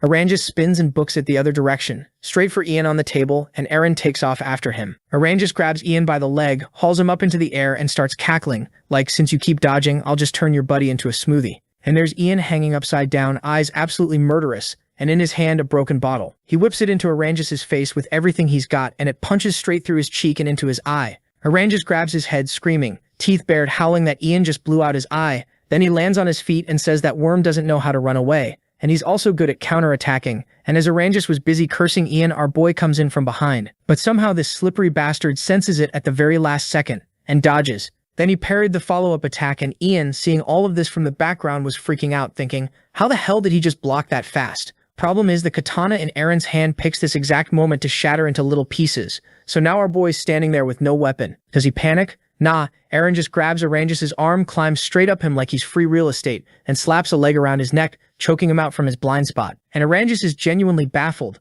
like who chokes a man with their leg from an angle that shouldn't even be possible. So Orangus throws down his own sword and cooks up a plan, which is basically just raw strength, grabbing Eren with those big hands and chucking him away while screaming that this little gremlin stuff won't work on him. But here's the thing, as Eren is flying through the air, he clocks that Orangus left his palms wide open. Our boy snatches the thumb on the way down and just starts bending it the wrong way. It hurts so bad, Orangus's pupils shrink to like 2 tiny dots, and while he's busy seeing God, Eren, still airborne, grabs his whole hand. They both crash onto their backs, and Eren's calmly working on snapping this dude's arm in half. Cut to the other side, Isla going toe-to-toe with Vincent. And at this point, Isla has had enough of this bastard, so he decides to end it and goes all out. He winds up one massive swing that not only breaks the hooded guy's sword to pieces, but also slices clean through his arm. Isla just stands there holding both his blades and goes, "Yeah, these flimsy little needles are made for stabbing people in the dark, not for actually fighting someone, dude." While Vincent is staring at his shattered sword in shock, he clutches the spot where Isla cut him, and there it is, some kind of tattoo with towers on it. Right as Isla clocks the tattoo, a heart-shredding scream rips down from the floor above, and both Isla and Vincent turn around to see who's screaming. As Vincent clocks in, it's Agris. He's shocked for a second, thinking, no way that monster got defeated, as he was dealing with it on the second floor. Karth has wiped out those pathetic excuses for the orcs, and now he's standing there, swinging his axe and his arms around, yelling that the orcs from the Ancona forest are the strongest, all while a literal mountain of corpses is piled up next to him. Vincent is now thinking about bolting out of there because his plan is falling apart. The entire orc squad got wiped, looking at Isla and Karth like he has no idea what these monsters even are, with sweat just pouring down his face. So he does the smart thing and bails, jumping off the staircase and booking it. Isla watches him go for half a second, then snaps his head toward where Eren is and rushes off to help. Back with Eren, Arangus is now standing there with a busted finger, and our boy's facing him holding a sword, grinning ear to ear. He goes, "Things have kind of changed, huh? Annoying, isn't it?" And Arangus instantly got offended by that. He started screaming how one broken finger isn't enough to take him down. That's exactly when Isla and Karth come sprinting up behind him, and Eren starts straight up celebrating, calling them by name just to rub it in, which makes Arangus even angrier. So Arangus loosens his shield, winds up and chucks it right at Ian as a distraction. Eren manages to boot it away but drops to one knee doing it, and by the time he looks up, Arangus is already climbing onto the window, turning back with pure venom on his face, promising a rematch where he'll break all their necks. Eren bolts for the window, but the guy's already gone, whistling for his pet. And just as he's plummeting through the trees, a griffin swoops in under his feet and carries him off. The boys are at the window losing it, yelling that this coward jumped on a griffin and flew away, and they will not be forgiving that. Eren just looks down and goes, "I jacked up his eye so he won't be able to come at us for a while." Then Isla drops the bomb, saying the guy who attacked him earlier was the knight Vincent. The boys are like, "Wait, what?" And Ian gets all heated, remembering that name, going, "So this whole thing was planned from the start." He scratches his chin and admits that alone isn't enough to actually prove anything, then asks Isla if this Vincent was strong. Isla thinks about it and says, "Yeah, that fight was dead even. This Vincent was no ordinary knight." Then he looks back at Eren, points at his shoulder and goes, "You know you've got a tower tattoo right there too, right?" And Eren is genuinely thrown by this. He clearly knows something about that tattoo. But then the scene shifts to where Sol and the rest of the Pendragon family were. Right now, Helena's sitting there reading a book out loud to Mia when she turns her head and spots somebody flying across the moon. Cut back to Arangus, who's still booking it away from our boy and the crew, when this old bastard comes flying at him, screaming his real name and calling him a useless piece of crap who couldn't even finish a simple job. And Arangus is like, "Didn't you promise you'd never call me that?" To which the governor fires back, "You really expected me to keep my word to a guy who broke his end of the contract?" Then Segunda fully loses it, flailing his arms around, chewing Arangus out for wrecking his estate, and failing to take out the targets. Arangus just looks at him all smug and goes, "Hey, the snake's still in one piece, but the cat caught a whole lot of wounds," and then his eyes go wide and he adds that he'll tell the witch doctor to finish the job. This sets Segunda off even harder, shaking with rage, demanding to know what healer he's even talking about. So Arangus hops off his griffin and explains that he wanted to snatch Eren's mom. That's why he sent the orcs over there. Then, with this nasty little grin tacked on, he says that this witch doctor specializes in brainwashing and murder. As he heard that this bastard's legs gave up on him, he was trembling head to toe at this point. And Arangus said if the guy were here, there'd be zero problems before suddenly turning it around on Segunda, snapping that he's the one who sent him to the villa. That's why everything went sideways here, all because of his lust. Segunda, still shaking, tells him to shut up since he bragged so much about his skills and then did absolutely nothing. Arangus flicks him in the face so hard that the man spits out teeth and his monocle goes flying. Segunda hits the floor clutching his mouth while Arangus goes, "Yeah, I should have just done that from the start." Then he starts kicking him, explaining he's doing this so nobody suspects him of organizing the whole thing. And after that he strips Segunda down, swipes his cane and his stuff and calls it his reward. So now Segunda is just lying there, beaten and butt naked in the dirt. Cut to the villa, it's full-on chaos here. Griffins are fighting in the sky while the Pendragon knights are busy slapping the shit out of these orc bastards. The green orcs are tearing through the blue orcs one after another, and the blue ones are screaming that this is impossible. They had the numbers advantage, but it doesn't matter because these green guys are just stronger and pissed. Two of them come charging with that green glow around them, and Killian winds up and drops one of them in a single swing. Barrio and Reed are standing behind him, absolutely shook, yelling, "Did you just one-shot that thing?" Helena looks at Killian's sword glowing green and goes, "That's a shamanic enhancement skill." And sure enough, there's Kartul standing there casting buffs on everyone while griffins swirl around him, looking dead confident and chuckling to himself, saying that after the whole centaur incident he had every reason to go learn this spell. Meanwhile, somebody's watching this entire orc beatdown through a magic ball. There are a couple of guys staring at the screen. One guy goes, "No way, the most famous orcs of the archipelago are getting pushed back." The second one adds, "Yeah, and by Pendragons, no little armies either." Then there's a third dude with them holding some kind of centipede, going, "It's all because of that enhancement spell," before just casually chewing on the centipede and adding, "Looks like I'm not the only one who can pull this off, but mine's a whole different tier of magic." Then he grins like a complete psycho and a red aura flares up around him as he says, "Naturally, every single one of them is weaker than me," and the other two are straight up terrified, feeling this ominous aura roll off the medicine man, realizing this power could wipe out hundreds of knights and mercenaries, no problem. Galota, that's our skull-faced freak's name, says this is nothing, just small fry until the worms get dealt with. The worms being the family whose mom they want to kidnap. Then this Boda guy turns and reminds everyone the Dark King personally gave the order, starts pouring dark magic into the ball, and asks in this frantic voice where their lady is right now. Cut to Helena, hugging Mia tight and shaking with fear. They're all locked in a room, crammed into the corner, with Todd whimpering that he's scared and doesn't want to die while Kazal insists he's not scared. Helena tries to hype everyone up even though she's terrified out of her mind herself, saying there's nothing to fear because their soldiers are fighting right outside, and she stares ahead and adds that she really wants to believe that. That's exactly when the door, the one thing keeping them safe, starts glowing bright red. They're all so stunned by the light that they forget to even be scared until they realize the door is melting. And Helena fully short-circuits, because that's a thick metal door. Behind it stands Golota and his squad casually pulling the flame off his finger. He goes, "Hey, how are we doing?" Then orders her to tie herself up so they can leave, pointing at everyone in the room and warning that if she resists, all of them will turn to ash just like that door did. Mia bursts into tears and the kids start trembling again, crying that they don't want to die. But Helena stares him down, then stands up and walks right at him and asks if this was the governor's order, and Golota just waves his hands like, "Enough chatter, or I'll make you," before the bandage on his hand unwinds on its own, shoots out, and ties the princess up in seconds, even gagging her mouth. She drops face first onto the floor as the maid screams her name. Golota gestures to his brothers, the guy behind him watching it all with this smile, thinking how stupidly easy it was to kidnap a duchess, because a witch doctor's just a completely different class than normal people. When suddenly his face splits clean in half and his entire squad gets vaporized in milliseconds. Golota whips around with his jaw on the floor to see what the hell just happened. And there, standing among the terrified kids, is Sol, who wiped out the whole squad with her arm extended into a flaming sword. Helena lights up, seeing her, and Golota, jaw practically on the ground, can't even process how she incinerated them so fast that not a single drop of blood came out, and the only thing he manages to ask is, "Wait, was that an aura blade?" Watching Sol just casually delete his whole squad, Golota standing there shaking. Just then a thought pops up in his mind. I've killed thousands, knights, nobles, bandits, orcs, and who knows what. How am I scared of one girl? Helena is still on the floor trying to make muffled noises through the gag, while Golota's eyes go bloodshot with pure terror because he genuinely can't believe he's afraid of her. He stands across from Sol, who's still got that aura blade lit up and ready, and the dude grits his teeth as it finally clicks. This is not a person. Not with stones embedded in her forehead and wings coming out her back. He watches her wield that blade and his memory dredges up dragons, and he realizes only one single race can pull this off. Dragons. But bro couldn't even finish the sentence, because in the next second his head just hit the floor. Sol strolls right past him, not even glancing at the body. Cut to Isla behind the wheel of the carriage, driving the crew back to the villa. Ian's stomach starts growling, so he slaps a hand on it, and Ingrid turns and asks if he's doing okay. Ian goes, "Yeah, way better actually. That shield's healing ability works absolute wonders," then tilts his head and squints at Eren like, "Hold up, what's the deal with your body?" He leans in all confused and adds, "That monster's shield slammed straight into you, and you just got back up and kept fighting like nothing happened." Eren lowers his head and says, "That's all, thanks to Soldrake's power," and Ian just leans back in her seat like, "Man, Soldrake's power is on a whole nother level." Cut back to the villa where Gryphons are still doing laps overhead, and Killian throws his sword forward with this huge grin, yelling for everyone to look, pointing at the pile of defeated orcs on the ground and going, "We completely wrecked these Lin orcs." And the whole squad erupts at once, chanting that they won, that they're the invincible army of the Pendragons. Kart's over there petting a griffin's head. Griffins are everywhere and Sol just quietly watches it all. That's when Helena comes out to Sol and thanks her for the save,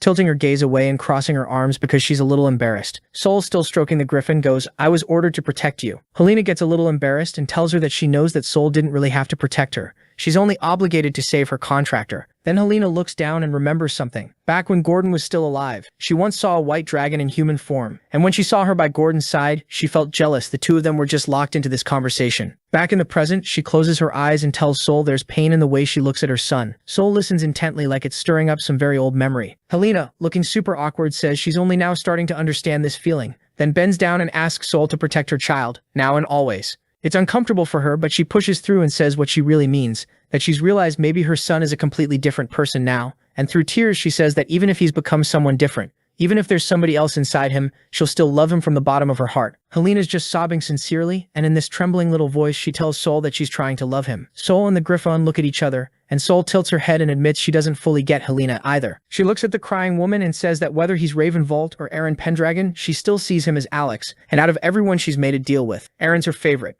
And right on cue, they hear loud stomping, coming up from the lower floors. Eren and the girls come sprinting in, our boy completely winded, gasping out a question to his mum. "Are you okay? I heard you got attacked." Helena wipes the tears off her face and says she's fine, all thanks to Sol, then asks if everyone's alright on their end. Eren waves his arms and goes, yeah, everything's totally fine, nothing happened to us at all. While Eren is giving him side eyes, she's like, "Bro, you were 2 steps away from being dead." Helena folds her hands over her chest and thanks him for coming back safe, then reaches out and pulls him into a hug like they really are mother and son. Then she goes to hug her daughter, asking what happened, while Eren tips his head back and starts pondering the meaning of life, staring up at the moon and goes, "Mother." Cut to a few moments later, and now it's bedtime. Eren's standing by his door with the girls lined up in front of him, his mum and sister wishing him goodnight with a smile. Then Eren's eyes drift to his wife Linda, and she gets all flustered, while Luna watches him pull her in for a hug and call her his dear wife, the poor girl turning bright red. And just as Eren starts to leave, Luna calls out to him, saying there's something important she needs to talk about with him right now.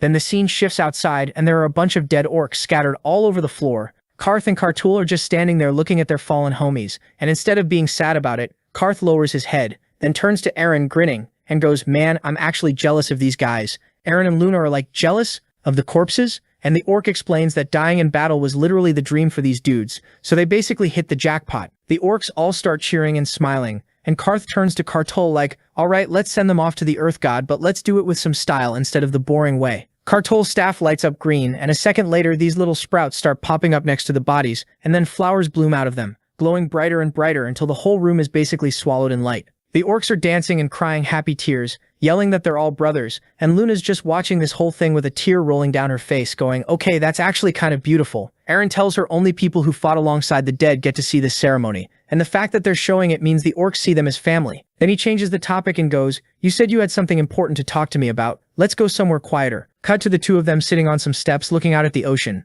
and this is where it gets heavy. Luna basically opens up and says maybe things could have been different if she hadn't broken off their engagement. Like maybe they'd be married. Eren just frowns and says nothing, which is brutal. She keeps going, saying she regrets it now, after seeing how much he's changed, but then catches herself like, "But calling off the engagement was my family's call, so there was nothing I could do, so I gave up." Then she straight up confesses, telling him that ever since he saved her from that pirate, she can't stop looking at him, can't stop thinking about him, and she's basically crying her eyes out at this point, saying these feelings probably aren't going anywhere. And our boy Eren, he just goes, "I'm sorry, it's not mutual." Luna's frozen for a second, then quietly goes, "I understand." She starts beating herself up, remembering how she used to treat him like garbage back when he was a failure. And now that he's successful, she's crawling back and she hates how pathetic that feels. But then Eren surprises her, looking out at the water and saying she's got it all wrong. That's not it at all. He doesn't hate her, doesn't think she's pathetic. The real reason is way darker. He tells her that in his entire life, he's never had real feelings, that he's just a pawn on a board that moves wherever it's told. No room for emotions in there at all. He grabs his head and says he'd tell the exact same thing to anyone who tried getting close to him.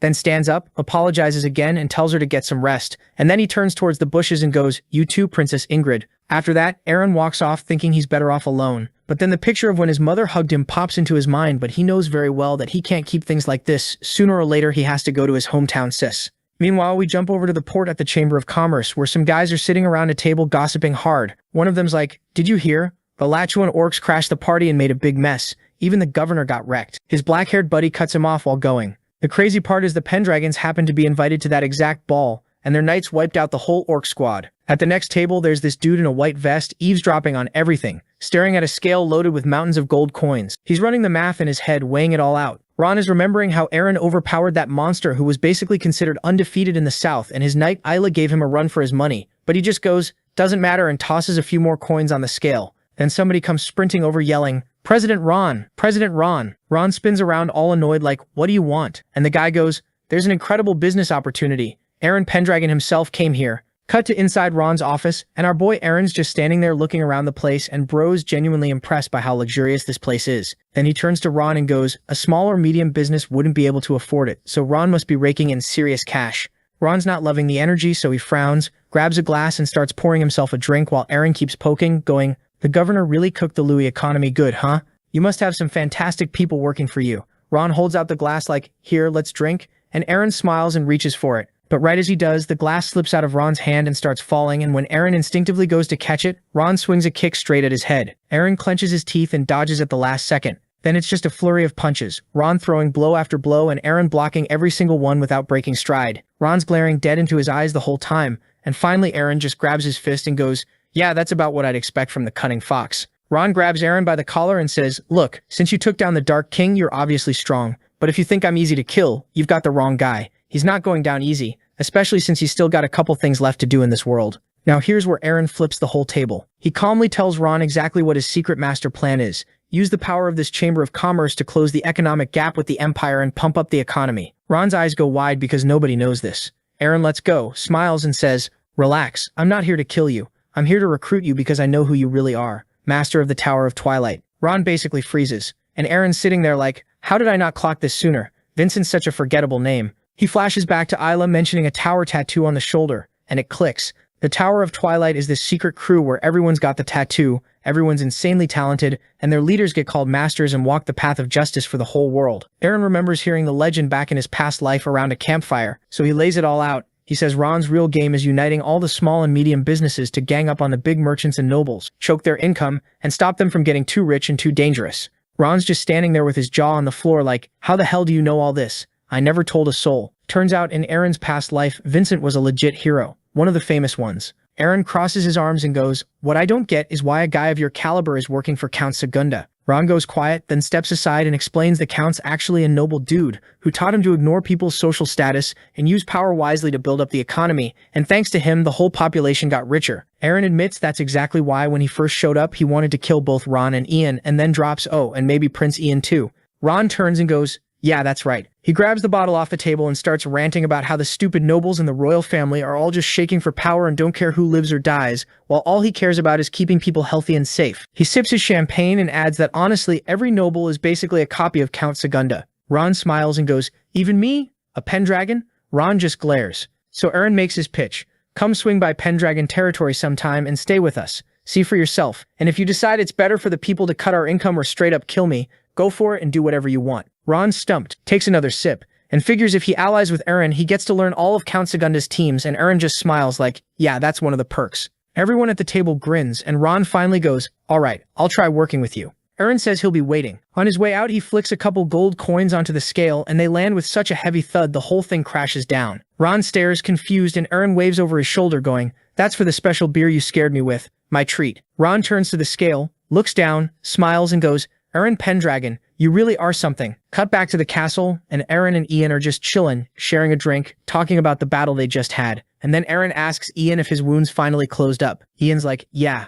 all good, thanks to the healer. And then he stares off at the sky going, man, that was one hell of an adventure. Ingrid's probably scarred for life after that one. And Ian instantly gets heated, jabbing his finger at Eren like, you're not taking my Ingrid anywhere. That's final. Eren just closes his eyes, smiles, and goes, yeah, that's your call. Deal with it, however you want. Then he drops the actual plan. The investigation's not over, and this time he's rolling out with Isla and Sol. Ian's confused, like, just the three of you? You don't even know what these guys are planning. But Eren's chill about it, because Sol alone is stronger than all of them put together. And Ian laughs, like, obviously she's a literal dragon walking around in a human body, a straight-up monster. Though he catches himself like, hey, monster's not really the right word. Then he flashes back to that pirate leader who tanked his attack, snapped his sword in half with one swing, and went toe-to-toe with two of them laughing the whole time. And Rin figures the dude was probably half orc, plus he knew all these southern fighting styles, which means somebody way bigger than the Count is pulling the strings here. And Rin also tells Ian he's low-key glad he's on his side because without him he'd be dead, and Ian gets all flustered and shouts that Eren hits like a truck even with a busted head. Then it clicks. Oh right, they still have to hunt down this goofly guy in the Imperial Palace. Morning rolls around and Eren's whole squad, family, the Harpy, the Goblin, and all head out to this black carriage to see Ian, Luna, and Ingrid off. His mom, his sister, and his wife are all smiling. And Princess Luna's just staring out at the sea, lost in thought. Vincent too is riding off into the sunset. Now cut to late at night by these two big towers with a ship sailing past, and inside one of the rooms there's this guy Segunda, completely losing it. He's grabbing his head, freaking out like, what am I supposed to do now? Because this morning everything went sideways. Ian went to the Imperial Palace, the assassination flopped, they couldn't get Duchess Helena, and Vincent straight up vanished. Segunda punches his own leg, screaming, what the hell? Then starts panicking that he's gotta make Goofly a prince like right now. His hands are shaking and he's spiraling. Like, what if they actually came to dig into the assassination attempt on Prince Ian? What if they head to Siskas and find the evidence sitting right there? Speaking of Siska, if we cut over there, there's nothing but giant mountains everywhere. And there are two guys booking it on horseback screaming their lungs out because two massive falcons are diving after them. One of the guys turns around like, how the hell did these things even get here? I knew I should never have come to this cursed island. Then out of nowhere, arrows. One falcon drops, then the other, both dead before they hit the ground. The guy looks up and there are three dudes on the hill with crossbows pointed right at the birds. But there's one more giant falcon screaming straight at him, claws out. So this guy just calmly slides his sword out, leaps up onto the thing midair, and slices it clean in two with one swing. The merchants watching are shook, fully convinced these are mercenaries about to rob them blind. But the swordsman just turns and walks off. One merchant rides up like, please don't take our money. And the guy wipes the blood off his blade, eyes closed like, nah, I just wanted to test it out. They're relieved, thanking him and asking who he even is, and he doesn't turn around, hair blowing in the wind. He just lowers his head and goes, Raven? And yeah, plot twist, Raven's our boy Eren in his new look, and he turns to Isla and Sol, and the three of them head off together. The investigation's officially on. Then the scene shifts, and the gang has stopped to catch their breath and grab some food, posted up at this random tavern to eat and dig up some info at the same time. This waitress strolls over, drops some glasses on the table, and asks if they've decided what they want. Then she leans real close to Eren and basically whispers the full menu. She's got drinks, she's got food, and if he wants, she can keep his bed warm too. And before this turns into a whole situation, Eren just raises his hand and dumps a fat pile of gold coins onto the table. Eren goes with 2 beers, steamed pork, and the fried chicken with herbs. Then he pulls his hood off and adds, "Oh, and bring out that famous rice you guys are known for." A few minutes later, the table's loaded with food that genuinely looks elite, and they start digging in. Ellie takes a bite of the rice and goes, "No way. I thought this kind of rice only grew down south." And Eren drops the info that the whole region's boxed in by mountains, so normally crops are a no-go. But the area gets hammered with rain, so rice actually thrives here. Ayla and Sol just stare at him like, "Bro, how do you know all that?" Ayla even says it out loud. "You know a suspicious amount about this place." And Eren just kind of shrugs it off in his head and goes, "Probably." Meanwhile, Sol couldn't care less about any of this, just calmly chewing on a chicken leg. Now the tavern's loud as hell, everybody yelling about something, and right on cue, one of these adventurers grabs the waitress by the butt and tells her she's cute, while other dudes are squaring up and staring each other down. Eren clocks the whole vibe and thinks, yeah, these cursed mountains are crawling with mercenaries and demons, and starts wondering why the place even got its nasty reputation. Cue the lore drop. About 10 years back, the local count paid an absolute fortune to buy the rights to this whole territory. And since he rolled in with this massive private army, the imperial troops packed up and went home. Problem is, he blew half his fortune just buying the land, so he couldn't actually afford to keep the place protected. So naturally, bandits and demons moved in and made themselves comfortable. And now it's one of the most dangerous spots around. Since the lord had spent half of his fortune, he had no choice but to lean on the locals for defense.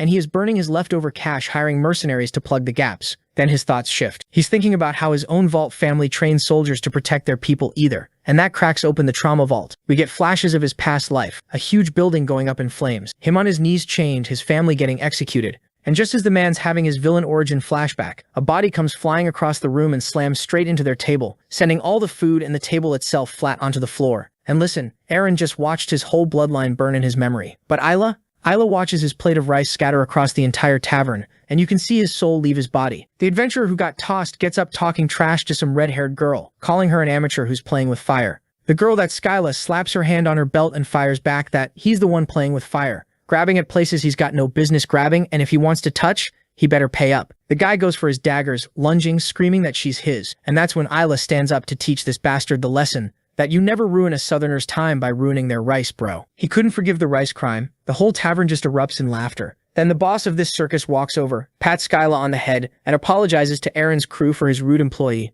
Dude just invites himself to sit down, slings an arm around the girl and waves at the table like, "Please help yourselves." Sorry again. He points to himself. "My name's Jonathan Barson, but call me Jody." Points to the guy with the split eyes. That's Gus. And the short red-haired menace is Skyla. Then he looks at Eren like, "And you guys are." Eren's instantly like, "Is that really necessary?" But Jonathan's all, "Come on, we're mercenaries. Connections are everything." So Eren goes, "My name's Raven," and Jonathan just chuckles like, "Yeah, that's obviously fake, but it'll do." Eren introduces the other two as his relatives, Elkin and Sol, and casually mentions Sol's his wife, which gets a hun. Don't see a whole family of mercenaries every day. Jonathan figures they're here for the monster work since the place is overrun and nobody, not the locals, not the government, has a clue how to fix it, so skilled mercs are in crazy demand. Then he adds, "You know, if you're actually strong enough," and Eren and Ayla just give him this dead, unfriendly stare. Skyla, meanwhile, has zeroed in on Ayla, telling him he's so cute, totally her type, and he should come with them for some pleasant bonuses. Gus just sighs like, "Here she goes again." She gets more unhinged every single day, and Jonathan waves it off like, "Yeah, they're always like this, ignore them."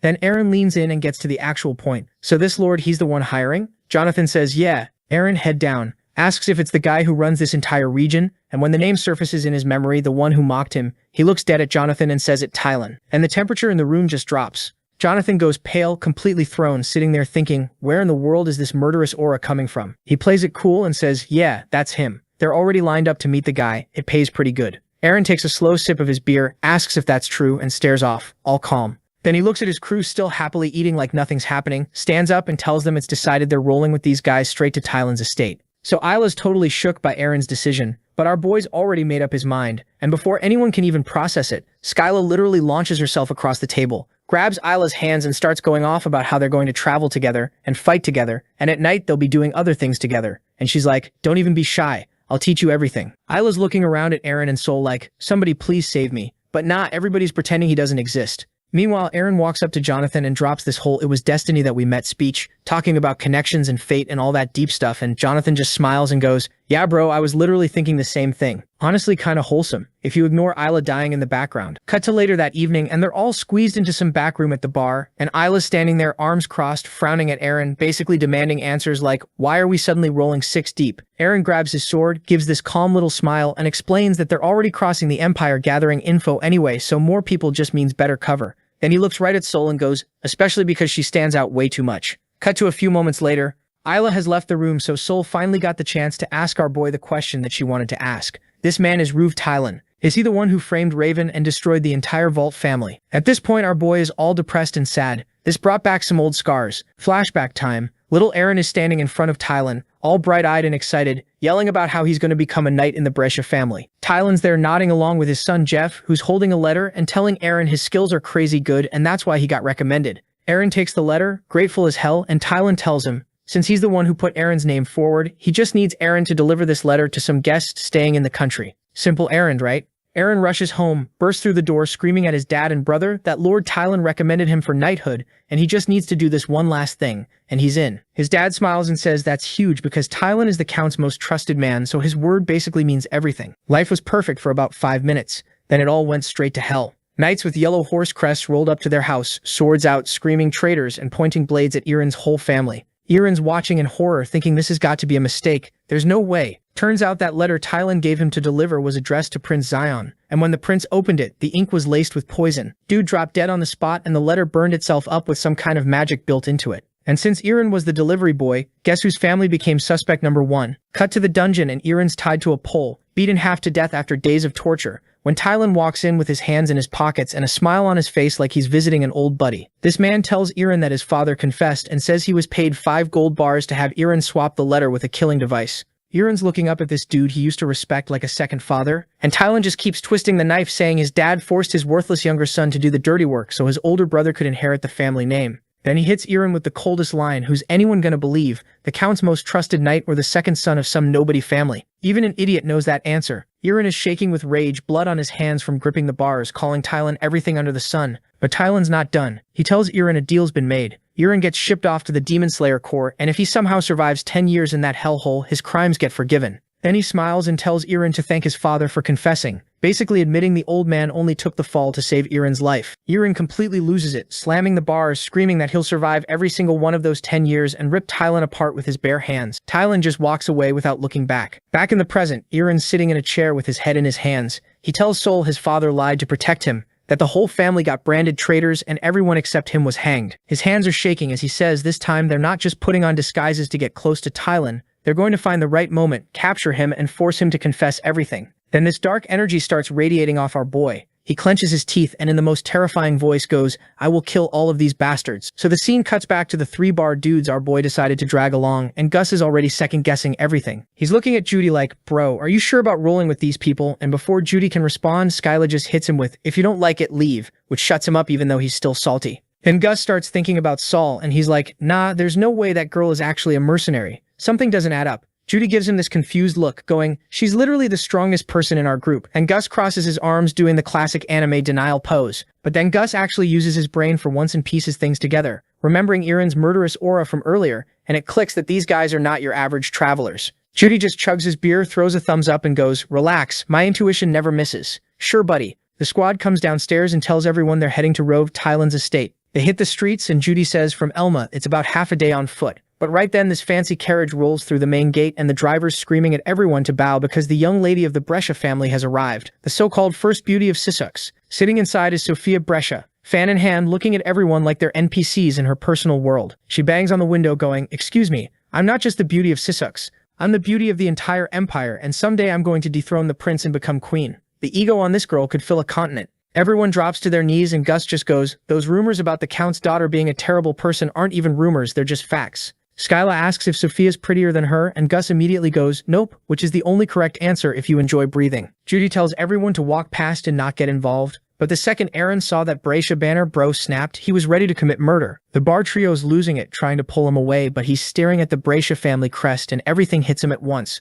flashing back to swords pointed at his family, his dad shielding them while soldiers screamed, traitors. Saul grabs his hand to calm him down while blue flames are flickering off this man, and after a second he closes his eyes going, no, not now. They start walking away, but Sophia leans out screaming at Eren, calling him a stinking mercenary and demanding he get on his knees. Gus goes, yeah, we definitely just made things worse. Her own commander tries to tell her she's being reckless, but she cuts him off, waves her fan, and orders her guards to grab Eren. 3 guards rush in and get absolutely deleted by Ayla, who grabs one by the face, trips the others, and launches all 3 in one motion. Ayla looks at them with those half-lidded eyes and calmly goes, if you want him, you go through me first, and then his expression shifts and he looks genuinely terrifying. Sophia's shaking with tears and snot, stuttering about being the daughter of a count, and Ayla just goes, I don't care about your bloodline. Eren tries to get Ayla to chill, but this man is already swinging his sword, leaving traces in the air from sheer force. The commander steps in and blocks it, and the impact sends Sophia tumbling out of the carriage face first into the mud, which is kind of poetic. He actually apologizes to Ayla, calling her a knight of Valar, and Ayla gives him this smug look like, yeah, that's right. Sophia's lying in the dirt going, what even is a Valar? And the commander explains they're warriors from the Isle of Chaos, insanely strong, and they will kill anyone who threatens their master, no matter if you're noble or not. He basically tells Sophia to stop thinking her blood makes her untouchable, which is the most polite way anyone's ever told a noble to sit down. He asks Ayla for his name, and Ayla hits him with, I have no desire to tell you that, and they bounce. Sophia's screaming from the carriage that she'll tell her father. It's really scary stuff. Eren watches them go, remembering the commander from childhood as this incredible warrior he wanted to be like, and says it's a shame. A guy that strong serves under Bracia. As they walk through the city, Skylar runs up to Ayla, begging her to teach that throw, and Judy's hyping him up too. Gus watches quietly, thinking if Ayla's a Valar knight, there's no way she'd follow someone weaker, then glances at Eren and it clicks, this guy is way stronger than Ayla. He turns to Judy with a little smile and goes, yeah, your intuition really didn't miss it. Meanwhile, Skyla had shifted back to waifu mode, grabbing Ayla and showing him around. She points her finger at the castle and goes, see, we are almost there to the Tylan's estate. Cut to inside Rue's castle, and the whole crew's standing in front of this smug bastard who leans back and goes, so you guys want to work for me or what? Judy steps up like, yeah, we've got combat experience for days, and Skyla's just grinning going, look, as long as there's money on the table for every enemy we drop, we're in but we're nobody's lapdogs. Got it? Rue props his head on his hand, kind of impressed these guys actually have some bite to them, and then his eyes land on Eren, Ayla, and Sol, and he's like, and these 3? Because even he can tell they're different. Eren, meanwhile, is so done with this guy, he just closes his eyes so he doesn't have to look at his face. Robert does the whole half-lidded smug villain thing, waves his hand and goes, alright, consider this a tryout. Go clear out the monsters on the edge of my territory, a little place called Monza. And the second that name leaves his mouth, Eren's whole face changes. He's baring his teeth and the crew clocks it immediately. Like, what's his problem? Because Eren knows that name. That's his hometown. The rice fields, the village, the whole thing. That's the land the Valt family ruled. Cut to Monza, and it's basically a bad day for monsters there. It turns out these 3 randos could actually pull their weight. They are pretty good at fighting and well coordinated. But our boy and the gang decided to aura farm today.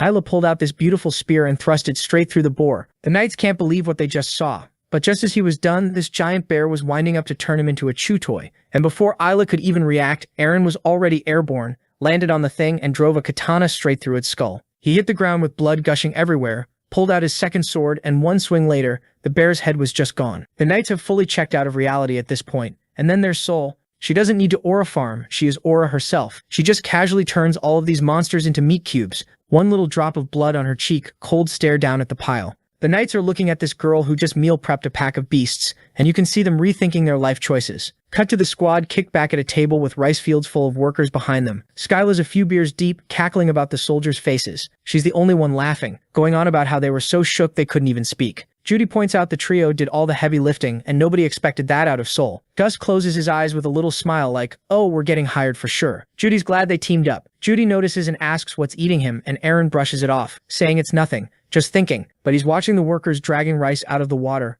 all of them in clothes that are basically rags. And he finally goes, why are the farmers here so poor? Judy just says they're not farmers. That stops Eren and Ayla cold. Judy lays it out, these people have no money and no freedom. They're serfs. Eren is floored. Gus picks it up from there. When House Bracia bought this territory, they tanked most of their fortune. So to claw it back, they jacked up taxes, and when that didn't work, they just stripped these people of everything except food and turned them into prisoners who've never known anything but work. Gus takes a long pull of his beer and adds that Bracia got so blinded by money that this is what they became. Skyla leans over annoyed, telling him to keep his voice down because the soldiers can hear, and Gus just waves her off. Ayla says it flat out. These people are rotten to the core. Eren's sitting there shaking, and he slams the table with a trembling hand because none of this is how it used to be. When his father used to manage the estate, things weren't this bad. At times he would himself join in on monster subjugation, his father defending the village from monsters. Things weren't perfect, but they were happy. The village was happy. Back in the present, a single raindrop lands on Isla's head and Eren's eyes drop. Then the sky just opens up, a full downpour soaking Skyla and everyone at the table. Eren stands up into the rain and starts walking off, and Judy reaches out like, "Hey, where are you going?" But our boy gets all sad and tells the team to leave him alone. Then the scene shifts and our boy is standing in front of these ruins. So Eren's standing there staring at his family's old Valt banner, lying in the dirt. And you can tell the guy's in his feelings. Then Sol comes up behind him and is like, "So this is what happened to your hometown, huh?" Eren gets all startled for a second, but then immediately switches to annoyed mode, going, "Didn't I literally tell you to give me some space?" And Sol hits him with, "I was worried about you," which completely throws him off because he was not expecting that. She tells him he's been acting off ever since they got to Sisek, and Eren just goes quiet, closes his eyes, and walks over to these 3 graves sitting in the middle of the town square. Sol follows him and asks if those are his family's graves. Eren reads the names and confirms it, but then he's like, "They got labeled as traitors though, so there's no way Thailand put these here." Right on cue, this beat-up-looking old man in torn-up clothes comes shuffling over, with a long beard, glasses, and rain dripping off his hat, asking who they are. Eren's about to brush him off as just some random villager. But then he takes a closer look and it comes to him, it's Romelda, the Valt family butler. Romelda walks up to the graves, all bitter, and basically asks if they showed up just to disrespect dead traitors. Then he gets all sad and mumbles about how he served this family his whole life, and his master never changed. Eren, running on pure emotion at this point, tells Romelda he heard Grey Valt was a proud warrior who protected his people, and that he doesn't believe for a single second that this family was traitors. Romelda starts shaking, barely holding it together, asking if Eren really means that. Eren gives him a small, genuine smile and asks if Romelda made these graves himself. The old man says, yeah, he just wanted them to have a proper send-off at least. Then Romelda just completely breaks down and starts telling them everything. He says Lord Grey always believed there was no real difference between a lord and his people, just different roles they had to play. His son Reed was the same way, a brave dude who put his life on the line fighting off wild animals to keep the village safe. Eren's just soaking all of this up with this warm, nostalgic look on his face. Romelda keeps going, saying Grey's wife Shino used to share her own food during famines and even went out to the fields herself to help with crops. A genuinely good family through and through. But then Romelda's whole mood shifts and he says something changed when Reed went to the state of Brescia to deliver a letter, and that's when everything went to hell. Eren freezes, like completely freezes. He goes real quiet and asks, wait, the one who delivered that letter wasn't Raven Valt? And Romelda just stares at him confused, going, Who? Who is that? And Eren snaps. He grabs the old man by the collar, screaming, they had a second son named Raven. How do you not know your own family's kid? Romelda's yelling right back saying there was no second son. It was only Grey, Reed, and Shino, 3 people, and that's it. And this is where everything crashes down on Eren because it hits him like a freight train that Raven Valt straight up does not exist in this world. His entire life starts flashing through his head. All the battles he fought, learning the sword, killing monsters, all of it done to revive the Valt family name. And now he's realizing none of it mattered because there's nothing left to revive. The person he thought he was basically got erased. He grabs his head and just starts screaming. Sol panics and rushes over to him as he collapses in the mud, clutching his skull, completely falling apart. She's hovering over him trying to comfort him, but you can tell she has no idea what to do because this dude is genuinely broken right now. Romelda's just standing there watching this random kid have a full meltdown in the rain. And what nobody notices is that behind a wall, Isla has been spying on the whole thing, and he's absolutely shook by what he just witnessed. Eren ends up sobbing into Sol's shoulder while the rain keeps pouring down. Both of them just sitting in the dirt as he screams about why all of this is happening to him. Then we cut away from that whole emotional wreck to the princess riding in a carriage, absolutely losing her mind. She's biting her own fingers. She's so mad, screaming about how she'll never forgive these mercenaries, that she'll rip their eyes out, make them crawl, and sell them off. Her attendant Fillmore is basically like, ma'am, please calm down, you're being insane right now. But she keeps going off about how she's royal blood, daughter of the count, and nobody disrespects her like that. Meanwhile, up on a cliff, this dude Ballet is watching her whole tantrum play out, and you can just tell he's already scheming because he's figured out exactly how to use these fools for whatever he's got planned. Cut to Brescia Castle, and it's a complete mess right now. Getting attacked by monsters, and Fillmore is out front handling business. He chops a wolf demon's head clean off. But the thing keeps moving, and he's standing there like, bro, what? I literally just killed you. He figures out there's some glowing seal on its forehead, keeping it alive, so he just stomps the hell out of it, and that does the trick. The servants are all hyping him up, bowing and calling him captain. And he's feeling himself. He walks up to the castle doors, swings them open all confident, ready to announce that the monsters are dealt with and everyone can chill. And then his whole mood just dies, because inside there's this psycho named Baltai sitting there with the biggest, creepiest smile on his face, holding the princess on his knee with a massive axe right next to her head. She's gagged, crying, and shaking the whole nightmare scenario. And scattered around the room are 3 dead guards, and not just random ones either. These were the best of the best, and this dude killed all 3 of them without anyone hearing a thing. Fillmore pulls out his sword and demands to know who this guy is and what he wants.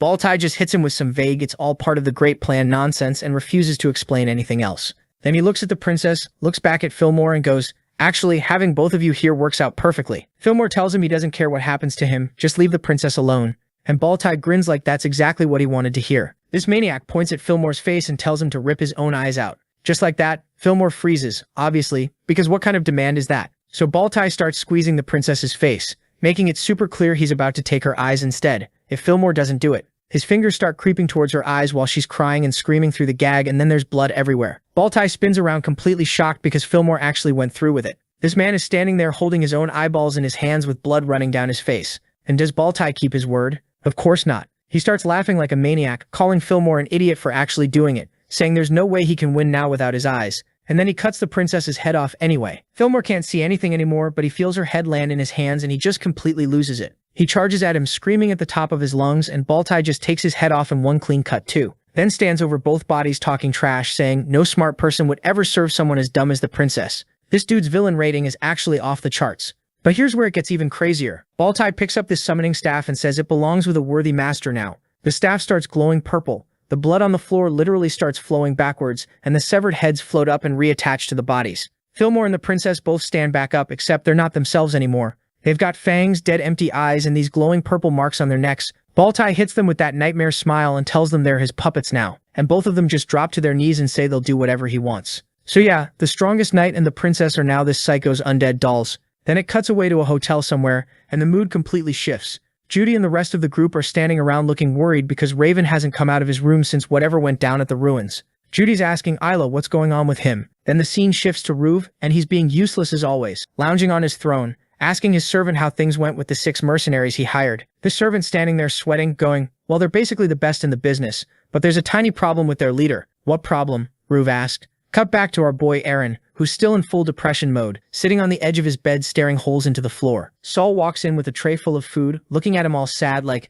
you have to eat something. After a bit of time, Eren finally speaks. Raven Vault doesn't exist anymore. House Vault can never come back. And then he just snaps, shaking with rage, screaming, so who the hell am I supposed to be now? Why am I even alive? He turns to Saul like she's got the answer, demanding she tell him why he's still breathing. Cut to the Sisuk Lord Castle and meet the single most punchable man in this entire story. Lord Sisuk, Count of Brescia. This dude's got a ring with a different colored rock on every single finger, coughing into his hand all dramatically and whining that Sophia's gaze has become so cold lately. His 2 minions immediately start glazing him. No, my lord, that's not true at all. And this idiot lights up like a Christmas tree and goes, you're right, I should buy her another gem. Something so expensive it could pass for royal mithril. And how's he gonna pay for daddy-daughter bribery? Raise the taxes. The servant tries to object, but Brescia cuts him off with, anyone who can't pay becomes a serf. That's a Thean problem. Then he gets this light bulb moment face like he just invented fire and adds, oh, and our most important vassal, Love Tylan, will have to sign off on this law too. The servant's just standing there with dead eyes, already seeing where this train wreck is headed. Suddenly a third servant bursts in yelling that Lady Sophia and Sir Fillmore have returned. Brescia launches out of his chair like it's on fire, and sprints out and boom, there she is, right in front of him. Sophia's rocking a whole new fit, a black dress with a leg slit, cane in hand, standing next to Fillmore, and she greets her father all calm and composed. Fillmore enters the hall and goes,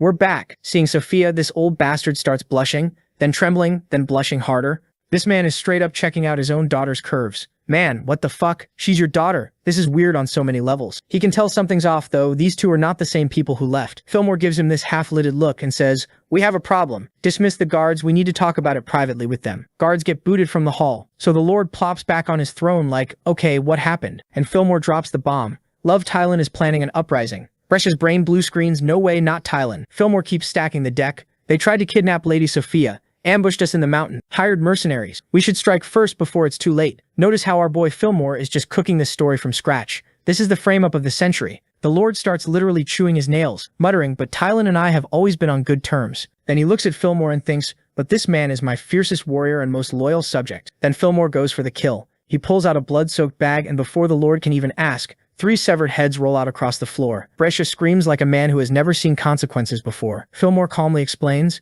Ruve Talon's assassins killed them. Then Sophia starts walking forward while Fillmore adds the finishing touch. I saved her ladyship, but they got to her first. He points to the mark of Sophia's dishonor. Sophia immediately throws herself at her father, sobbing, tears streaming, begging, please protect me, father. And this man is trembling and blushing, while his crying daughter hugs him. The artist drew a face on this dude that honestly cannot be described with legal vocabulary. Red cheeks and all, he decides then and there, he will protect her. Smash cut, and Brescia is now in full armor. sword raised, screaming in front of his entire assembled army with his eyes practically popping out of his skull. The Thailand family is our enemy, for our honor, for Sophia. All troops move out, and the whole army starts cheering like they're heroes marching to save the world, when in reality they just got played like a fiddle by two people and a bag of heads. Sophia clings to her father's arm with the most evil little smile you've ever seen and coos, "You're the best in the whole world," and this clown blushes again. "Sir, that is a war declaration based on zero verified evidence. Please stop giggling." And lurking in the crowd is Baltai, laughing to himself like, "This is perfect." His blunder means all the evidence gets destroyed. Then, with the nastiest grin, he says one name.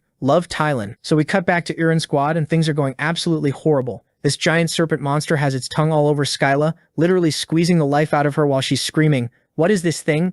And then because apparently one tongue wasn't enough, this freak opens its mouth wider and out come more tongues. Bro, you are in the wrong genre. Anyway, these extra tongues snatch the weapons right out of Gus's and Jody's hands, so now the entire squad is disarmed, getting dragged toward this thing's mouth. Skyla's staring straight at death, screaming that it's over, when out of nowhere, Isla comes flying in at stupid speed, slicing through the tongues, seeing Gus is losing his absolute mind and yelling, "It's him!" The monster tries one more time, opening wide for a last-ditch attempt, and Isla just leaps forward and chops every single tongue off at the root. And just like that, the fight is over. So after that whole mess, the squad ends up in some small village, chilling around a table, and everyone's just staring at Isla with those "you're actually insane" eyes. Jody's gassing him up, saying, "You saved our asses, man. That's a Valor Knight right there. A whole different breed." Skyla's laughing and talking about how she wants to visit Valor with him someday. And right when she says that, Isla gets hit with this flashback of how his home used to be all happy and peaceful, and then what it turned into. He snaps out of it, picks up a spoonful of rice, and just mumbles. It's the same everywhere. The conversation keeps going though. Gus is still shook that they even ran into a monster like that, and Jody's like, "Yeah, one wrong move and we'd all be dead right now, so maybe they should stop freelancing and actually become officers for some noble family. Because this mercenary life isn't it." And which family does Jody bring up?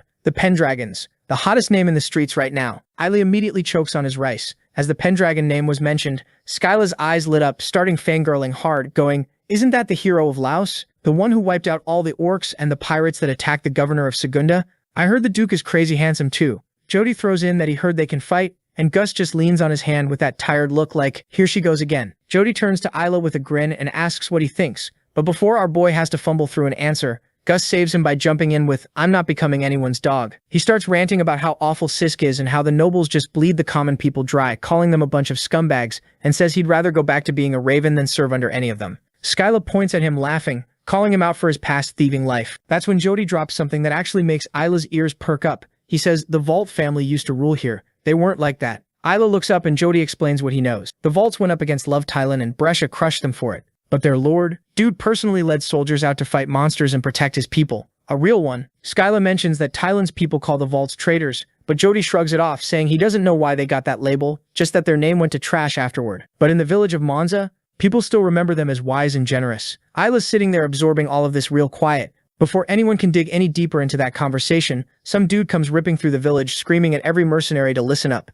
Get to Love Thailand's estate now. That idiot Brescia is marching here with a whole army. The squad spins around confused as hell, and we cut to a full formation of armored knights riding under a flag with a golden horse and 2 branches on it. Yeah, war just showed up at the front door. Isla bolts to the inn to tell Eren what's happening, kicks the door open and goes, "Eren, we gotta go, like right now." But Eren's doing his whole sad, depressed thing, just sitting there with Sol beside him looking like he lost the will to do anything. Isla tells him again, and Eren goes, "What is this? Love's orders?" Doesn't even look up. He starts talking about how whether the soldiers delivered the news or did nothing at all, he'd end up dead either way, and their whole investigation into Prince Zion's assassination would be pointless. Isla screaming at him that this is exactly why they need to move now, and Eren, still being a sad sack, mumbles, "But I'm not a Pendragon or a Raven, so why does any of this even matter? Give me one reason to fight." And that's when Isla snaps. She's had it with his whole pity party, so she straight up smacks him, grabs him by the collar, gets right in his face and goes, "Is this the man I decided to follow? Are you really this weak, Pendragon?" Eren finally snaps and asks what the hell is wrong with him,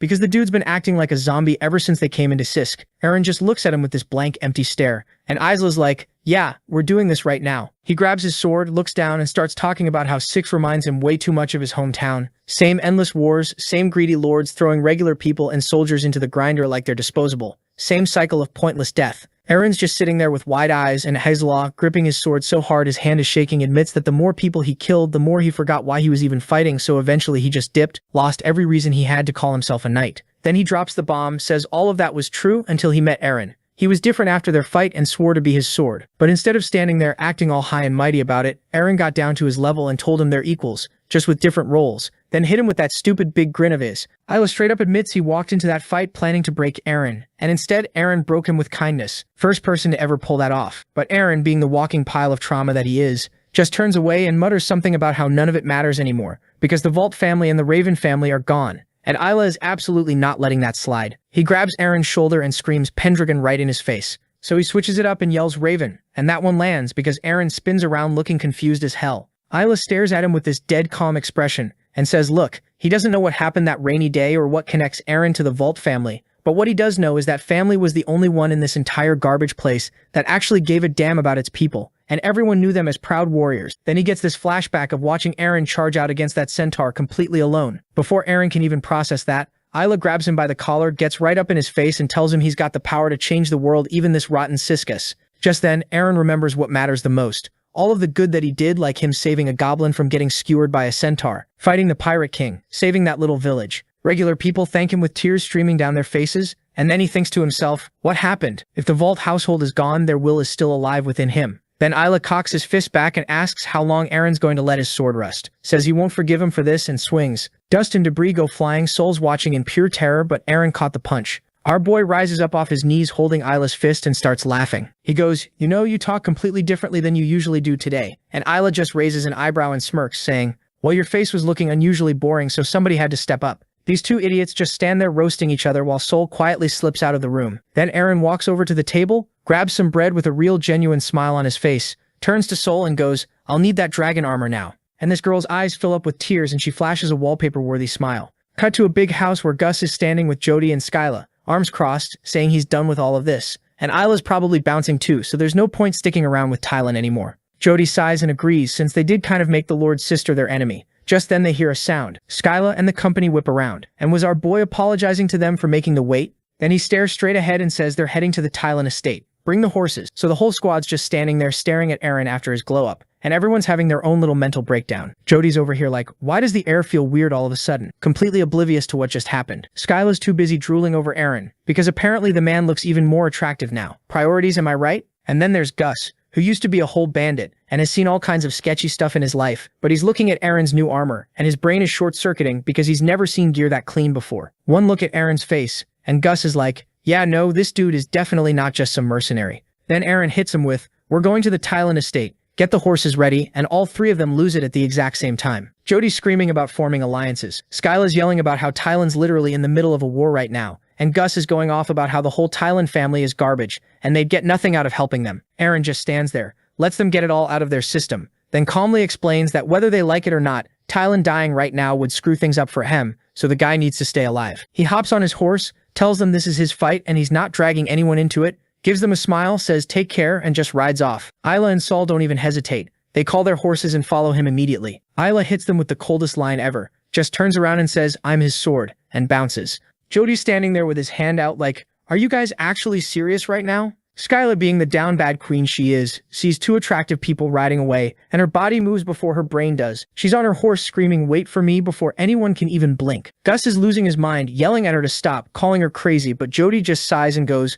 look, we owe them after that whole monster thing. And then he clenches his teeth and admits he's got this gut feeling that if they let these people go now, they're going to regret it forever. So he takes off too, and that leaves Gus, just him, standing there alone, staring at nothing. He drops his head, frowns for about 1 second, and then he's angrily jumping on his horse, screaming, you're all idiots, while chasing after them at full speed. But the mood does a complete 180 real fast, because Eren, Isla, and Sol ride into a village that's straight up burning to the ground. People are running everywhere. Kids are crying next to their mom, who's trapped under rubble. The whole place is a disaster. Eren sees all of it, and you can literally watch the anger settle into his face. Isla asks him what he thinks is going on, and Eren says this doesn't add up, because it's not like Brescia to just randomly declare war. Even Tylan's own soldiers got blindsided by this. He's thinking someone's pulling strings behind all of it. Maybe the same person who tried to get Prince killed, or maybe someone even bigger. Isla's already got her hands sliding toward her swords, ready to start chopping people up, but Eren tells her to chill and not kill the soldiers, because they're just doing what their ruler told them to do. Isla looks at him all confused for a second, then she just smiles at him. They finally get to the castle and the place is a whole mess. Everything's on fire and these knights in blue cloaks are charging the building with their swords out. Isla sees it and yells that they're too late. But Eren's like, nah, if they're still attacking, that means whoever they're after is still breathing. And this is where his past life memories come in clutch, because he remembers Tylan from back then, not the type to get himself killed over something stupid like pride. Eren's thinking this man is a survivor, so he shouts at everyone to split up and find him while he's still alive. Then they hear yelling behind them, and everyone turns around to see Gus, Skyla, and Jody absolutely flying toward them on their horses. Eren smiles and goes, "Looks like we got more help," and Isla grins, saying, "That's a Valar night for you, already winning people over just like that." Eren faces forward, pushes his horse harder, and the whole squad's right behind him now, fully committed. The Blue Cloak Knights are tearing through the palace, cutting down everyone in their way, and Eren, this man takes his horse and jumps clean over the burning fence. So we open on genuinely one of the nastiest scenes this show has given us. Creepy old man Brescia is just sitting there, watching the Tylan estate burn to the ground, laughing his head off, with his daughter Sophia on his lap. He's cackling, "This is the end of the fool who dared to mess with me." And Sophia hugs her father sweetly, telling him, "Daddy, you're so smart and brave, I adore you," while a castle full of people burns in the background. Man, this family needs therapy. Immediately, cut to the palace entrance, and it's a graveyard. Bodies everywhere. Brescia's knights raise their swords and one of them shouts, "Dead serious, Tylan's worthless mercenaries are still alive. Kill them all." "Bad call, my guy." Eren holds his sword out, dashes forward and deletes 3 of them in one swing. One, and he's not even locked in. He's thinking, "I don't have time for this small fry. I need to find Tylan." That's what these knights are to him. Meanwhile, Isla's fighting her own crowd and Bro is going full ham on them with the sword. With the sheath still on, one after another they are hitting the floor and he's genuinely surprised by how weak these guys are. He's looking down at her 2 sheathed swords when someone behind him goes, with a smile, "Why didn't you kill them?" He turns around. It's the commander of these knights, hand resting on his belt, smirking at them. "You're awfully soft for a knight." Isla turns around and immediately recognizes him. He goes, "So you are the knight from before," but then his valor senses tingle. The aura coming from the knight was completely different than before.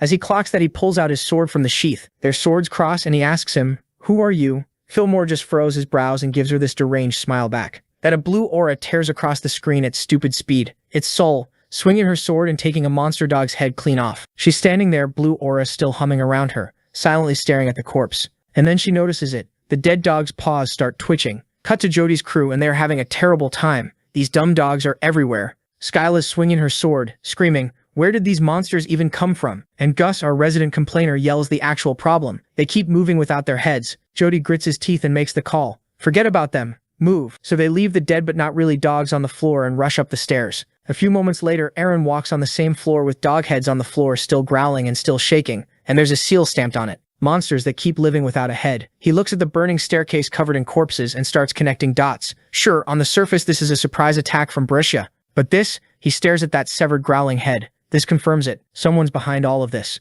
And then a man walks out of the flames and goes, "You're pretty strong for a mercenary." And our boy could recognize that voice anywhere. He turns around all mad, remembering all the pain this bastard caused him. Balti is walking down the stairs, saying how he'll have to deal with him himself for the sake of their grand plan. That is, seeing this stupid bastard's face. Our boy is as mad as he can be. He screams out his name and was ready to throw hands. Then the scene shifts back and Isla and Fillmore are still going at it, and neither of them wants to quit. Fillmore comes in swinging with this big dumb grin on his face, like he's having the time of his life, and Isla just meets him head on, blocks the hit, drags his blade down Fillmore's sword with this disgusting metal screech, and pins the whole thing into the ground. And does Fillmore panic? Nah, this dude is laughing. He's actually enjoying this. He lunges at Isla before the guy can pull back, catches his sleeve, rips it clean off, and just goes full psycho mode. Every swing gets heavier, dude's screaming with each one, and then he brings his sword down on Isla with absolutely everything he's got. But Isla reads it, sidesteps at the last second, and Fillmore's blade just eats dirt. You can literally see the "oh crap" moment hit Fillmore's face when he realizes he whiffed and he's wide open.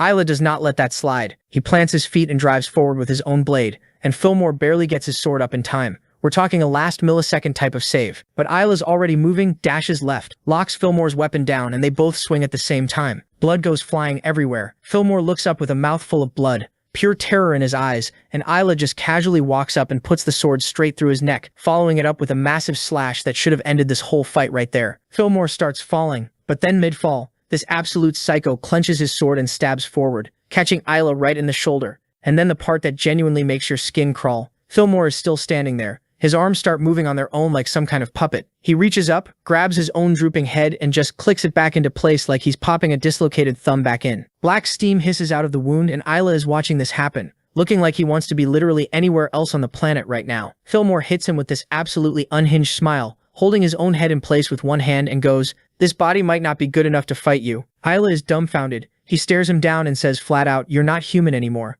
And Fillmore doesn't even try to deny it. He puts his hand on his chest all dramatic and starts yapping about some grand plan for the great Lord of the Night and how he got this immortal body specifically so he could kill people. Isla asks what plan, and Fillmore closes his eyes, still rocking that creepy smile, and hits him with, "Insignificant creatures don't need the details." Isla lowers his head, gripping his bleeding shoulder, and just goes, "Yeah, I get it now, you're just a puppet." And man, you can tell that one hit different, because Fillmore's whole face changes. He glares at Isla but doesn't say a single word. A second later, they both swing their swords and fly at each other again. Now we cut over to Eren and Baltai, and these two are going just as hard. Baltai lets go with one hand, swings his axe wide, and Eren barely catches it with his sword. Baltai's grinning the whole time, asking how Eren knows his name, whether they've met or if he's just that famous. Eren doesn't care about the chit-chat though. He's blocking hit after hit and shouts back to just answer the question. He swings hard but completely whiffs because Baltai's already behind him. Baltai brings the axe down on Eren's back with everything he's got, and right when you think our boy is done, Eren spins around and blocks it with one hand, just his right arm holding a sword against a full-power battle axe swing. Baltai's brain is buffering, trying to process what just happened, and then it gets so much worse for him. Eren starts radiating this crazy energy. His eyes go full red, these magical scales start shimmering all over his body, and he swings his sword forward, not even at Baltai, just into the air, and the sheer force sends Baltai flying sideways like he got hit by a truck. Baltai catches himself, looks back, and his face says everything because he has zero clue what he's looking at. Then this massive red dragon just materializes behind Eren out of nowhere, towering over everything, and Eren's just standing there in front of it calm as anything with this wild grin. The dragon opens its jaws and roars so hard it shakes the whole scene. Baltai stares, thinking of dragon aura, and instead of panicking, Baltai smiles. He looks at Eren and goes, "Well, things just got interesting. Now this is something worth hunting." Meanwhile, Eren's fully locked in. His dragon aura is going absolutely nuts, and Baltai, this bastard, is going to feel the heat of it. But right now, dude is way too chill. He's grinning and mocking our boy, treating this fight as fun time, but our boy is anything but chill right now. He's already at Baltai's throat. And what does Baltai do against a whole dragon-powered psycho rushing him? He puts two fingers in his mouth and whistles. Next thing you know, a whole pack of wolves drop, surrounding Eren from every direction. Our boy is pissed. He came here for one guy and one guy only. And now he's stuck dealing with a dog park from hell, and he has no time for these small fries, so he cranks his aura to the max and lets the flames take care of them. When the smoke clears, Eren looks up and sees Baltai riding away on a wolf. Eren's not letting that slide though. He swings his sword and launches this massive fire attack, and his red energy actually catches up fire blooms right in Baltai's face.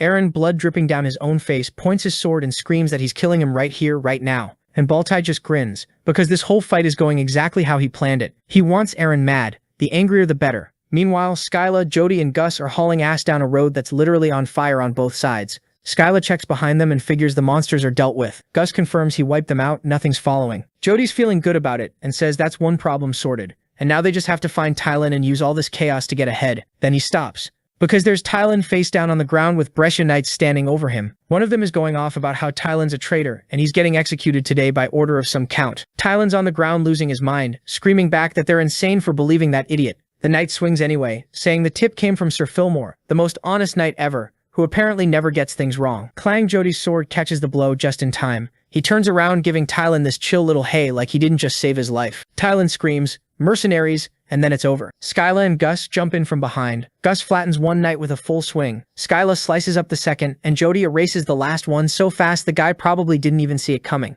And within moments the knights were done, and does Tylan say thanks? Nope. This dude starts yelling at them going, "You're late. If you're this strong then why?" before catching himself and asking where the other three are. But Gus is not taking any BS from this bastard. He straight up grabs him by the throat, tells him to shut up, calls him a country worm, and makes it real clear they're not here because they want to be. And if he keeps running his mouth, he's losing his head. Skyla pulls her sword too and promises she'll go after his whole family for money if he keeps it up. These are the good guys, by the way. Jody breaks it up because a massive crowd of warriors is now heading straight for them. Skyla sees them and goes, "That's a lot of them." Jody looks at the crowd and goes, "Yep," so we run. Back to the main event. Eren's mana has fully shaped into a dragon now and he's ripping through wolves left and right. But it's taking a toll. One wolf bites into his arm. An arrow punches through the other one and all sorts of injuries are slowing him down, but his eyes stay glued on Baltai, who's just sitting on his wolf looking comfortable and entertained. Baltai's grinning, taunting him. "All you're doing is fighting monsters. I'm getting bored. Don't you want to kill me?" Eren's face after that is pure murder. He rips the wolf off his arm and slams it into the dirt. Two more jump him and he splits them both with one swing. Baltai's watching all of this and taking mental notes. He's thinking about how insane this power is and how nothing is stopping him. Eren is bruised and battered but is not budging at this point. He's looking more like a monster than a human, but this is what makes it fun for this bastard. Suddenly the whole dynamic changed. This isn't a battle anymore for him. Now it has become a hunt, so he loads up his crossbow and calls out to Eren, basically telling him to keep going, keep raging, and burn through everything he's got until there's nothing left in the tank. Eren, right on cue, throws his head back and screams. Baltai aims the crossbow at him, thinking how he's going to add killing a dragon to his Steam achievements, but nah, dude, that's not gonna happen. Meanwhile, on the second floor, Isla's still going at it with Fillmore, and things are getting rough. He's blocking his hits, but his hand's literally shaking at this point from holding on so long. And Fillmore's basically taunting him, saying he did good to last this long, but this is where it ends. Right then, a bunch of knights come running, yelling that they're gonna help Fillmore, and he looks over like, yeah, if these guys back me up, Isla's got no shot. Then this bastard decided to act cocky, and told Isla that right now he's only got two options. One is that he either runs away and becomes a deserter, or he's going down today. Isla's frozen for a sec, sweating, eyes closed, and then he just drops his blade. He hooks Fillmore, grabs him from behind, and just yeets him over the edge of the balcony, straight onto some concrete stakes below. One of them goes right through his chest, and he catches fire, screaming in pain. Everyone watching is shook. The Brescia knights start running over trying to help him, and even messed up like that, Fillmore still got the audacity to grin and say something like, that won't actually kill him, and Isla looks him in the eyes and goes, yeah, I know, but this fight is over. And with that, he grabs his sword, and in the next second, Fillmore's head was rolling on the floor. On the first floor, Eren's condition isn't any better than Isla's. He's surrounded, injured, and way too mad to care about any of that. He yanks an arrow out of his own hand like it's nothing, and just slices through another monster, clearing out more wolves, while Baltai watches and laughs, basically egging him on because he wants Eren to get angrier. His whole plan is that rage makes Eren hit harder, but way less accurately, so he's just burning himself out for nothing. Baltai's chilling on top of a wolf, watching Eren cut another one down, and points out that yeah, Eren's swings with his dragon sword are strong but sloppy, and this whole zombie wolf army is more than enough to wear him down, before Baltai swoops in with his axe for the kill. He rides up next to Eren all smug, crossbow pointed at him, monologuing about how everything's already decided. This fight's outcome, Ruve's fate, and his idiotic stubbornness are only going to kill him faster. But then this bastard did the mistake of his lifetime. He kept talking, saying how he's going to win.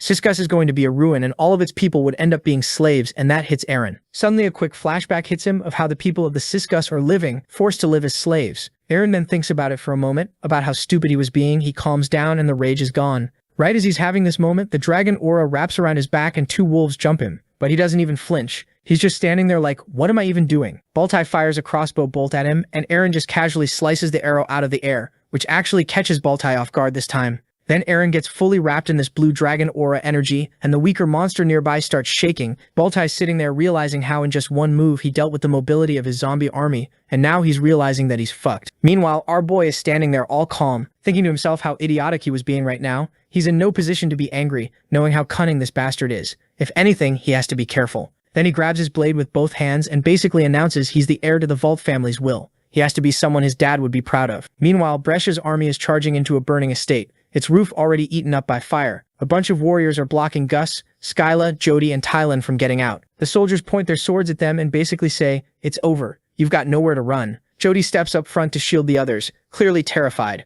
Tylan spins around like, why did we even come here? We're cornered. And Skyla yells back that they didn't have a choice. This was the only spot the fire couldn't reach. Gus, still kind of in shock, snaps at her that if she keeps screaming he'll just cut her head off, so she'll finally shut up, and he's grinning while he says it, which is unhinged. Jody mutters that this might be their only shot at surviving. Then the knights charge, warriors sprinting across the cracking fire-damaged roof, and suddenly blue mana starts glowing at Brescia's feet. The roof splits open right next to everyone. Jody, Skyla, and Gus just freeze, and then they look up and see Sol floating in the sky. Nobody can believe it, even the Brescias are stunned. Blue energy's pouring off her hand, winds blasting everywhere, and everyone's just trying to process that this is actually Sol. Skyla's still kind of numb from everything, asks if those are wings. Tylan just says it's insane. Sol sees the roof cracking open and rockets down at full speed, spots Jody, Gus, Skyla, and Tylan surrounded by fire, grabs two of them in each hand and blasts straight up into the sky with all four of them. The warriors just watch her go, completely stunned, wondering who this girl even is. Sol's flying off, holding all four of them. Everyone is still shook.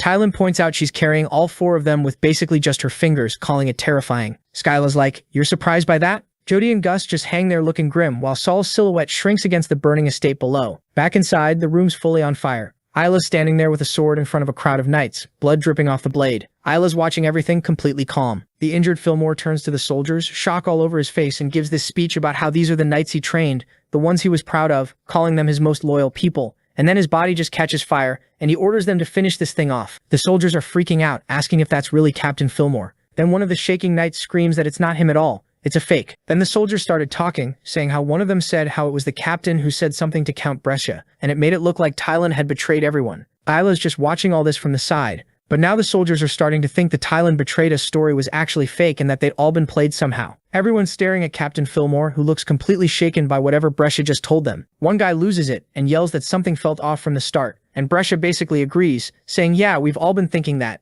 The whole group are losing their minds at this point, demanding to know how Fillmore tricked them and where the real captain actually is. Then they just draw swords and charge at him. Fillmore's panicking, screaming that he is the real one, that he went beyond the limits of a man and that it was all part of some bigger plan. Isa just watches him get torn apart, blood everywhere, face all messed up. Then Isa looks at the sword dripping with blood and kind of sarcastically wonders if this guy was just a puppet that surpassed human limits. He catches his own masked reflection in the blade, narrows his eyes, closes them, sheathes his sword with a click, and just walks off while everyone's still hacking away at Fillmore's body. The entire estate's already on fire at this point. Meanwhile, Saul's flying over the square where a bunch of shocked warriors are gathered. Jody tells Gus to look down because something is telling him that it seems like they have stopped attacking. Meanwhile, back inside, the soldiers were still arguing. They were like, the captain was a fake, what the hell are we still fighting for? Meanwhile, Eren's standing in the corridor facing off with Baltai, just frowning at him. Baltai glances at Fillmore and calls him a useless puppet. Eren says no more backup is coming, so they might as well finish this now. Baltai's studying Eren's wounds, noticing they're already healing, and starts wondering if this dude's body is basically unkillable, like a zombie's. Then he corrects himself, nah, it's more like those monsters. Then he shifts his attention back to our boy and asks him, so how the hell does he know his name? And more importantly than that, who the hell is he really? Eren, eyes closed, calmly says he knows exactly who he is, talks about his past self, and reveals he's actually Raven Valt. Blue energy starts wrapping around him, mana rolling off him in waves strong enough to make Baltai flinch. Baltai's just standing there like, what the hell is happening right now? Eren's armor starts turning white, piece by piece, his leg, his breastplate, all of it, and his hair goes back to blonde. Behind him, a massive blue dragon rises up. Baltai's completely stunned and finally puts it together, saying, "You're Eren Pendragon, the one who made a pact with the white dragon." Then they both just launch at each other. Baltai swings his axe, Eren blitzes toward him at insane speed with blue mana pouring off his sword, lighting up his face as he moves. Baltai gets a hit in and screams as a massive burst of blue energy explodes from the clash, but Eren ends up cutting straight through him. So Eren figures cutting this guy clean in half is going to do the job, but nope, Baltai's just lying there in two pieces. Still running his mouth, grinning up at him all bloody, and saying Eren's actually something special. Eren looks down at him, and instead of freaking out, Baltai just laughs and says it doesn't even matter because that whole body was just a puppet anyway. Then he asks Eren how he pulled off that regen ability and how he even knows his name. Baltai stares him down and starts roasting him, bringing up how Eren used to be that pathetic little Pendragon kid everyone made fun of and called a coward. Eren just stands there clenching his fists while Baltai keeps talking, saying he's been watching him this whole time and clocked early on that Eren was going to be trouble. Then, with this smug grin, Baltai swears on his name that he's coming for Eren no matter what. Right after that threat, his face literally starts melting. This creepy purple light shoots out of his eyes and his whole body just dissolves. Eren watches it happen, stays completely calm, tells himself nothing's really changed, and walks off. Cut to somewhere else, three girls are huddled under blankets in front of the actual real Baltai. And this guy's pissed because it turns out all the damage his puppet took just transferred straight back to his real body. He's bleeding, wounded, and dead serious, saying he needs to report this immediately since the city's under siege. So yeah, that puppet stunt wasn't free and Eren just made himself a way more dangerous enemy. Meanwhile, back at Tylan's estate, the whole place is on fire. Sol, Gus, and the rest of the squad are standing behind Tylan, who's on his knees sweating like crazy. Eren's looking down on him, thinking to himself how this situation is the same, just the roles are reversed. Eren presses his sword right against Tylan's throat and asks him straight up, did he send a poison letter to Valt's house 3 years ago to kill Prince Zion?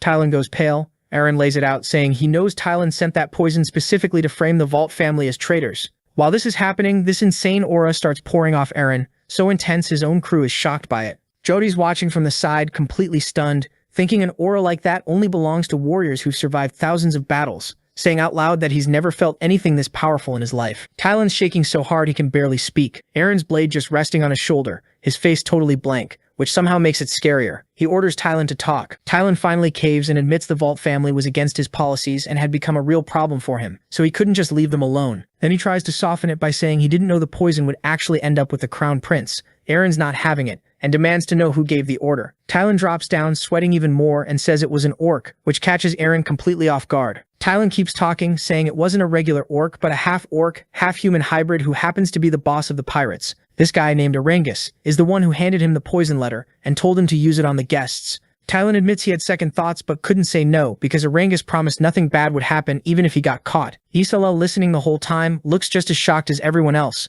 Tylan describes the meeting, saying Arangus was wrapped in red energy, making it clear this guy wasn't just some random pirate, but something way more dangerous. The second Tylan says the name Arangus, Eren completely loses it internally, everything clicking into place. Orangus isn't just a pirate. He's the ruler of the southern territories, the Duchy of Orangus, and the king of the sea dragons. Just as he said that, that half-orc bastard's face came to Eren's mind. While all this is happening, Gus and his crew are standing in the back completely lost. No clue what Eren and Tylan are even talking about. So Isla just turns to Eren and asks what the hell's going on. Eren slides his sword back into its sheath and says they finally found the people pulling the strings behind all of this. But before anyone can even process that, Count Bracia shows up carrying his daughter Sophia's dead body. And the man is completely destroyed. He's crying, screaming, asking what they did to her, calling her his diamond, the most beautiful woman in the Empire and his beloved daughter. Then his grief flips straight to rage the second he spots Tylan. He starts screaming at his men to rip Tylan's eyes out, make him crawl on the ground like a dog, and then kill him. Gus and the others just stand there watching this whole meltdown, still trying to catch up. Eren looks at the Count holding Sophia and puts it together.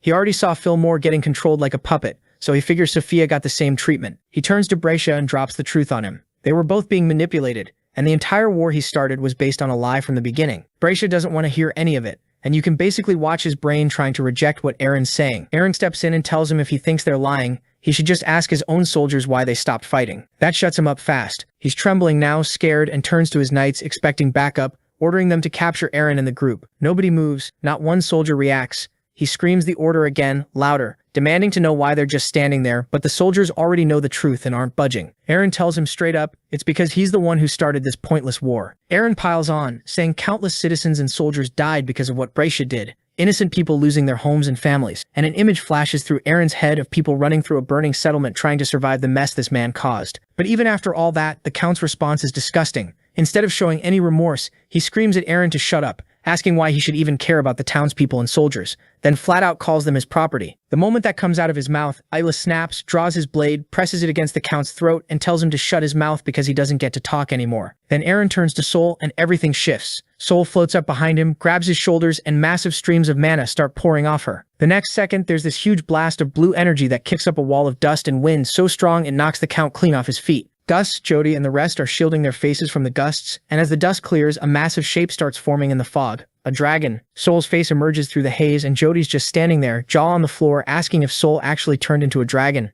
Tylan, still shaking on the ground, confirms it in pure terror, saying she's a white dragon, the strongest living creature that exists, capable of burning an entire country to the ground on her own. Bracy is shaking so bad he can barely stand, and then he watches Isla drop to one knee and bow his head. His brain's completely short-circuiting because none of this is making sense anymore. Then Eren steps forward in his true form and gently strokes Sol's face. The Count actually looks at him this time, really looks, and it hits him like a truck. Immediately he started denying the reality. He's like, no way. There is no way that it's happening. What is Eren Pendragon doing here? Sol's not about to let this trash keep talking in front of her. So she flaps her wings and the gust alone sends Bracia flying across the ground like a rag doll. He screams and eats dirt face first. And when he looks up, his face is a bloody mess. But that's not even the worst part, because standing right there is a crowd of armed peasants, and every single one of them looks ready to kill. Bracia's confused, asking if these are just peasants, and that ends up being his last dumb question because one of them drives a spear straight through his back. The rest swarm him, screaming about how his stupid war burned their homes and they're done taking it, beating him within an inch of his life and then past it.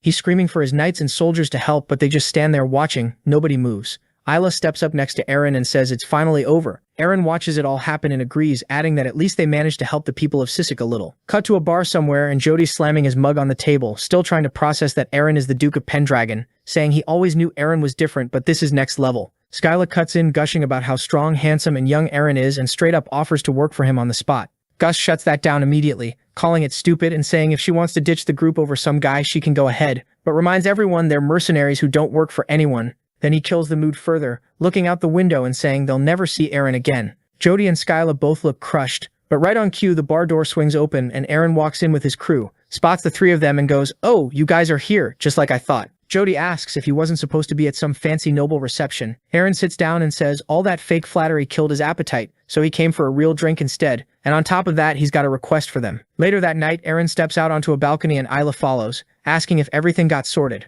Eren looks out at the night, serious, and tells Isla that the only reason he kept fighting was because of him. Isla's caught off guard. Eren opens up saying when he woke up from his coma, he had zero reason to live and didn't even know who he was anymore until Isla punched some sense into him. Looking up at the sky, he vows that as ruler of the Pendragon Duchy, he'll achieve everything he set out to do. Isla grins, leans on the railing, and tells him if he ever falls that low again, he'll just beat him up, because that's what a sword does for its master. Eren laughs, and before either can say more, they notice Sol flying off into the distance. Eren glances back, notices the drinks, and smiles.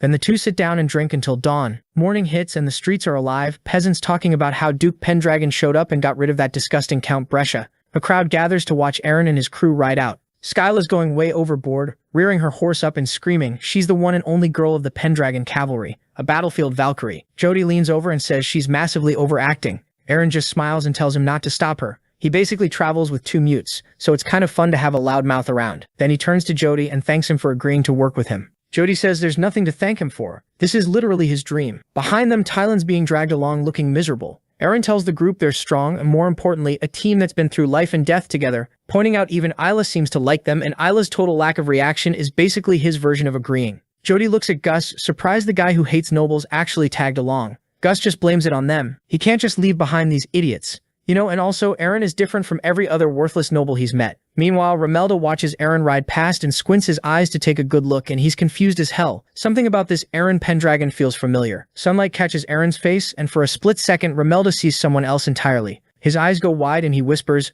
"Grey Valt?" And tears start rolling down his face as Eren disappears down the road. Eren turns to his crew and says it's time to head back to the Pendragon Duchy. Cut to across the sea, and Baltai's on one knee in front of a man surrounded by girls from every race imaginable. The boss asks if Baltai really came crawling in with bad news, right after his son got defeated. Baltai bows and asks to be punished, but the boss waves it off, saying he respects strong people and they'll need loyal warriors like Baltai for enemies this tough, then asks with a slimy grin if they've got a backup plan. Baltai smiles and says he's glad to hear that. And honestly, this throne guy might be a villain, but you've got to respect the lifestyle. Dude's got a harem spanning every race. Bro's a true man of culture. Then Baltai addresses him by his real title, King of the Sea Dragons, Duke of Arangus. Meanwhile, this man was sitting on the throne thinking he should like the video and help Mamoru to make juicy content and activate that cheeky little bell, and I'm out.